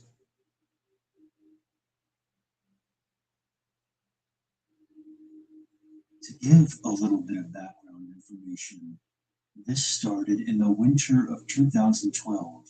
I was 23 years old at the time and living with my dad. My mom and my brother were living in another house about 10 minutes away from us. One morning, I woke up at around 8 a.m. because I had an early doctor's appointment. I went outside to see a note pinned to the windshield wiper of our car. The note said, "I'm going to kill you, fucking pedophile scum." I kind of just laughed it off. I assumed the note was for my dad, who had a habit of complaining to parents in our neighborhood about their children's shitty behavior. There were these twin boys who liked to try and catch and torture squirrels. He often marched them home by their ears to complain about them to their parents. I thought one of the parents was just being a douchebag, so my dad and I didn't bother with it too much. Later in the day, while talking to my mom on the phone, I mentioned the note to her offhandedly in a very casual way, and I was shocked by her response. She responded by very emphatically warning me several times to make sure all of my windows and doors were locked, and to bring a weapon to bed with me at night. I was a bit taken aback because she had never said anything to me like that before. She had never even given me the good touch, bad touch talk. She reminded me at least 12 times over the course of the conversation to bring a knife or a baseball bat with me to bed and to lock my bedroom door at night. I thought she was just overreacting, so I waved her off. Then other weird things started happening. We started getting random packages and deliveries sent to our house. Bibles and Qurans, newspapers, porn flyers and pizzas, and moving trucks that we hadn't ordered. The first few times it happened, we thought it was a mistake, but it kept happening. I came to the conclusion that somebody must be pulling a prank on us. We didn't know who it was, so there was nothing that we could do about it but apologize profusely to yet another confused pizza delivery man. In September of that year, I started taking a night school class with my best friend. The course went from 6 p.m. to 10 p.m. every Monday and Wednesday night, and after the class, his mom would come pick us up and drive us home. Sometime in November, his mom dropped me off from school, and I went inside and chilled out on the couch for a couple of hours. I like to wind down a little bit before I go to bed, or I can't sleep. I ended up falling asleep on the couch. Something woke me up abruptly at about 4 o'clock in the morning.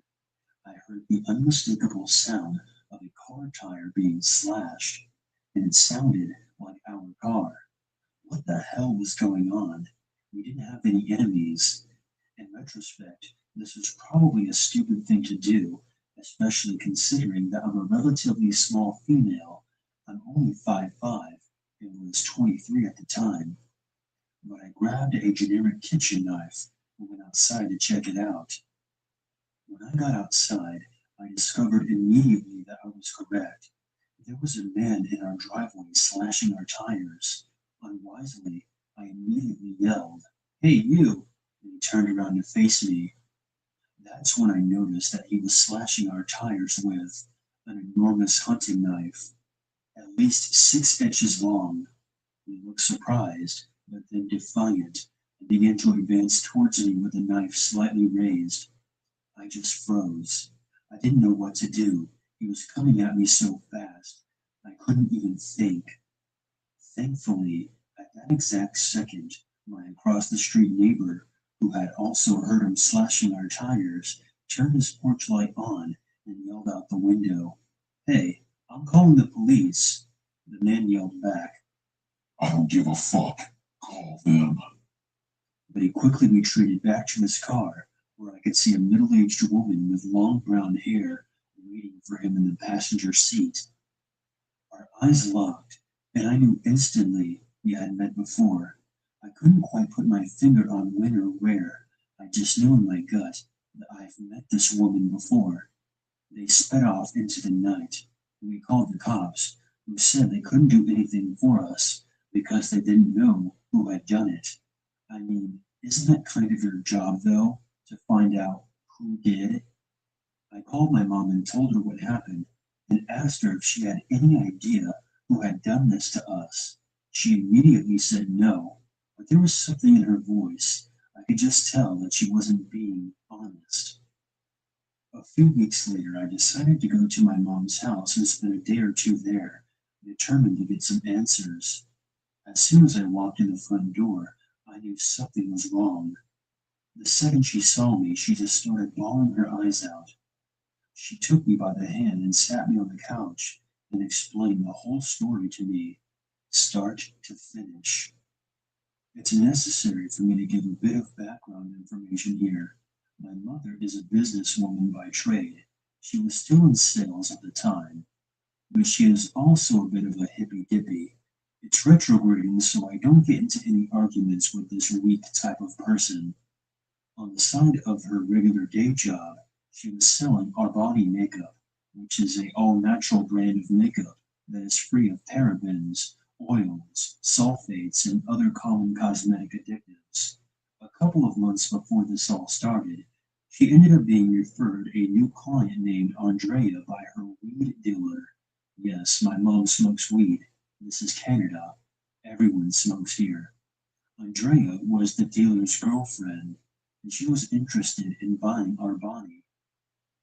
So my mom invited her over to her apartment to look at some makeup samples. They started chatting about a variety of topics, as women do, and my mom let it slip that her last name was Hayes. As my mom told me, Andrea paused for a few seconds, looked at her, and said, Hayes, did you used to be married to a man named Darren Hayes? My mom answered that yes, Darren Hayes, my father, was her ex-husband. And then shockingly, this Andrea woman actually bursted into tears, threw my arms around my mom in a hug, and began to tell her a story about all the disgusting things that my dad had done to her. Apparently, when she was 14 years old, she's now in her mid-30s, I would have been 4 years old at the time, and this would have happened around 1994, she had been dating a man named Andrew, who had been living with my dad at the time after my parents divorced. According to Andrea, this man, her new boyfriend Andrew, Andrew's twin brother Daniel, and my father had taken turns beating her, raping her, and forcing her to prostitute herself in order to make money off her. Eventually, they ended up selling her to child prostitution, from which she said she had never recovered. At this point, I realized that this is where I recognized her from. My dad had been roommates with her boyfriend Andrew, and I used to see all three of them when I went over to visit him every second weekend. She sobbed inconsolably during the whole retelling of the story, telling my mother how after this traumatic experience, she had turned to drugs and alcohol to numb the pain of her abuse. She had been addicted to crack and alcohol off and on ever since because of what my father had done to her. My mom was shocked. She didn't know what to do. On one hand, she knew my father to be a generous, soft-spoken, and kind person who never lifted a finger to her or to any person, and who rarely raised his voice. But on the other hand, it seemed odd that Andrea would just happen to remember his name all these years later if she had been lying. She didn't know who to believe. After several hours of crying and much consoling on my mother's part, Andrea finally left. And that's when the stalking began. A few days after this encounter, my mom came home from work to find Andrea's boyfriend sitting on the couch, waiting for her. He immediately told her that he was planning on killing my dad, and that my dad deserved to die because he was a pedophile rapist piece of shit, and that if my mom told anybody at all, especially the cops, he would be sure to kill me as well. He then concluded his threat by describing the layout of our living room and exactly what outfit I was wearing that day. From then on, He and or Andrea would text or call her several times a day to threaten and taunt her, telling her that they were going to call the cops on my dad and have him thrown in prison. They were going to have him killed, and if she told anybody, they would hire someone to rape and murder me. Naturally, my mother was absolutely terrified. She was from an upper middle class family who immigrated to Canada from Germany. She had never dealt with this type of person before. She stopped eating, she couldn't sleep, and she even stopped going to work. She lost 30 pounds and her hair started to fall out from stress. She started having panic attacks because she didn't know what to do. Later, she told me she understood how I felt now because I have an anxiety disorder that causes me to have panic attacks. Eventually, after the night I almost got stabbed, she decided that she had to call the cops. She couldn't take the chance that they would hurt me. She had to do something about it. And what she found out was shocking. Andrea was well known to the police. When my mom told them this story, she was so well known that they weren't even surprised to hear her story. In fact, they told her Andrea had done this exact same thing to at least a dozen other men. She would meet and blackmail men into giving her money, electronics, drugs, etc., threatening to call the cops and report them for rape if they didn't. Her boyfriend, who was a dealer of other drugs than just weed, turned out would often use his drug connections to intimidate and extort the men, and for some reason, he never questioned her stories of being raped, abused, and enslaved by all these different men, because there was no doubt in my mind that he genuinely believed that she was telling the truth.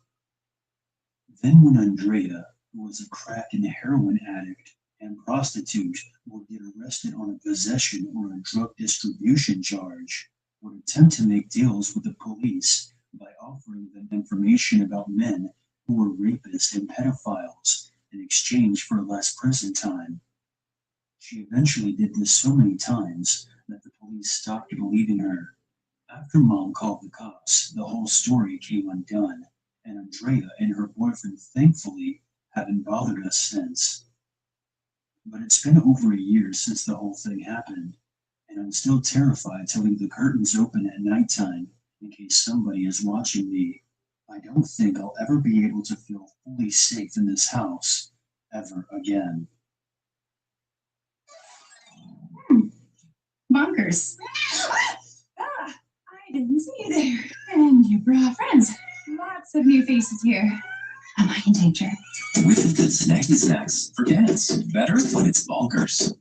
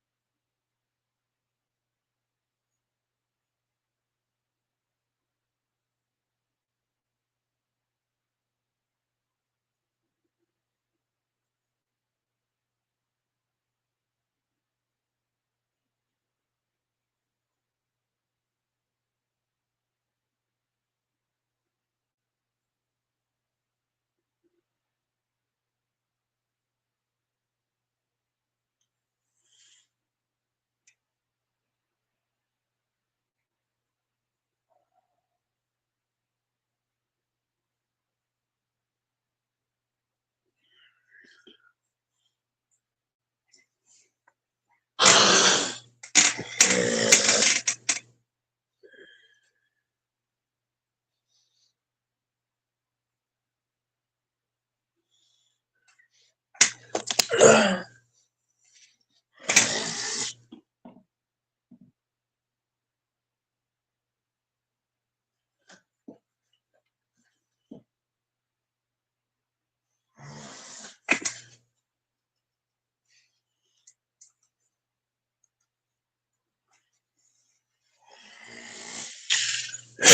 best part about Russell Stover sugar-free candy, no sugar, great taste guaranteed. Strayer University helps you earn your degree affordably with access to up to 10 no-cost gen ed courses. So you can get from, is it possible, to anything is possible. And keep striving.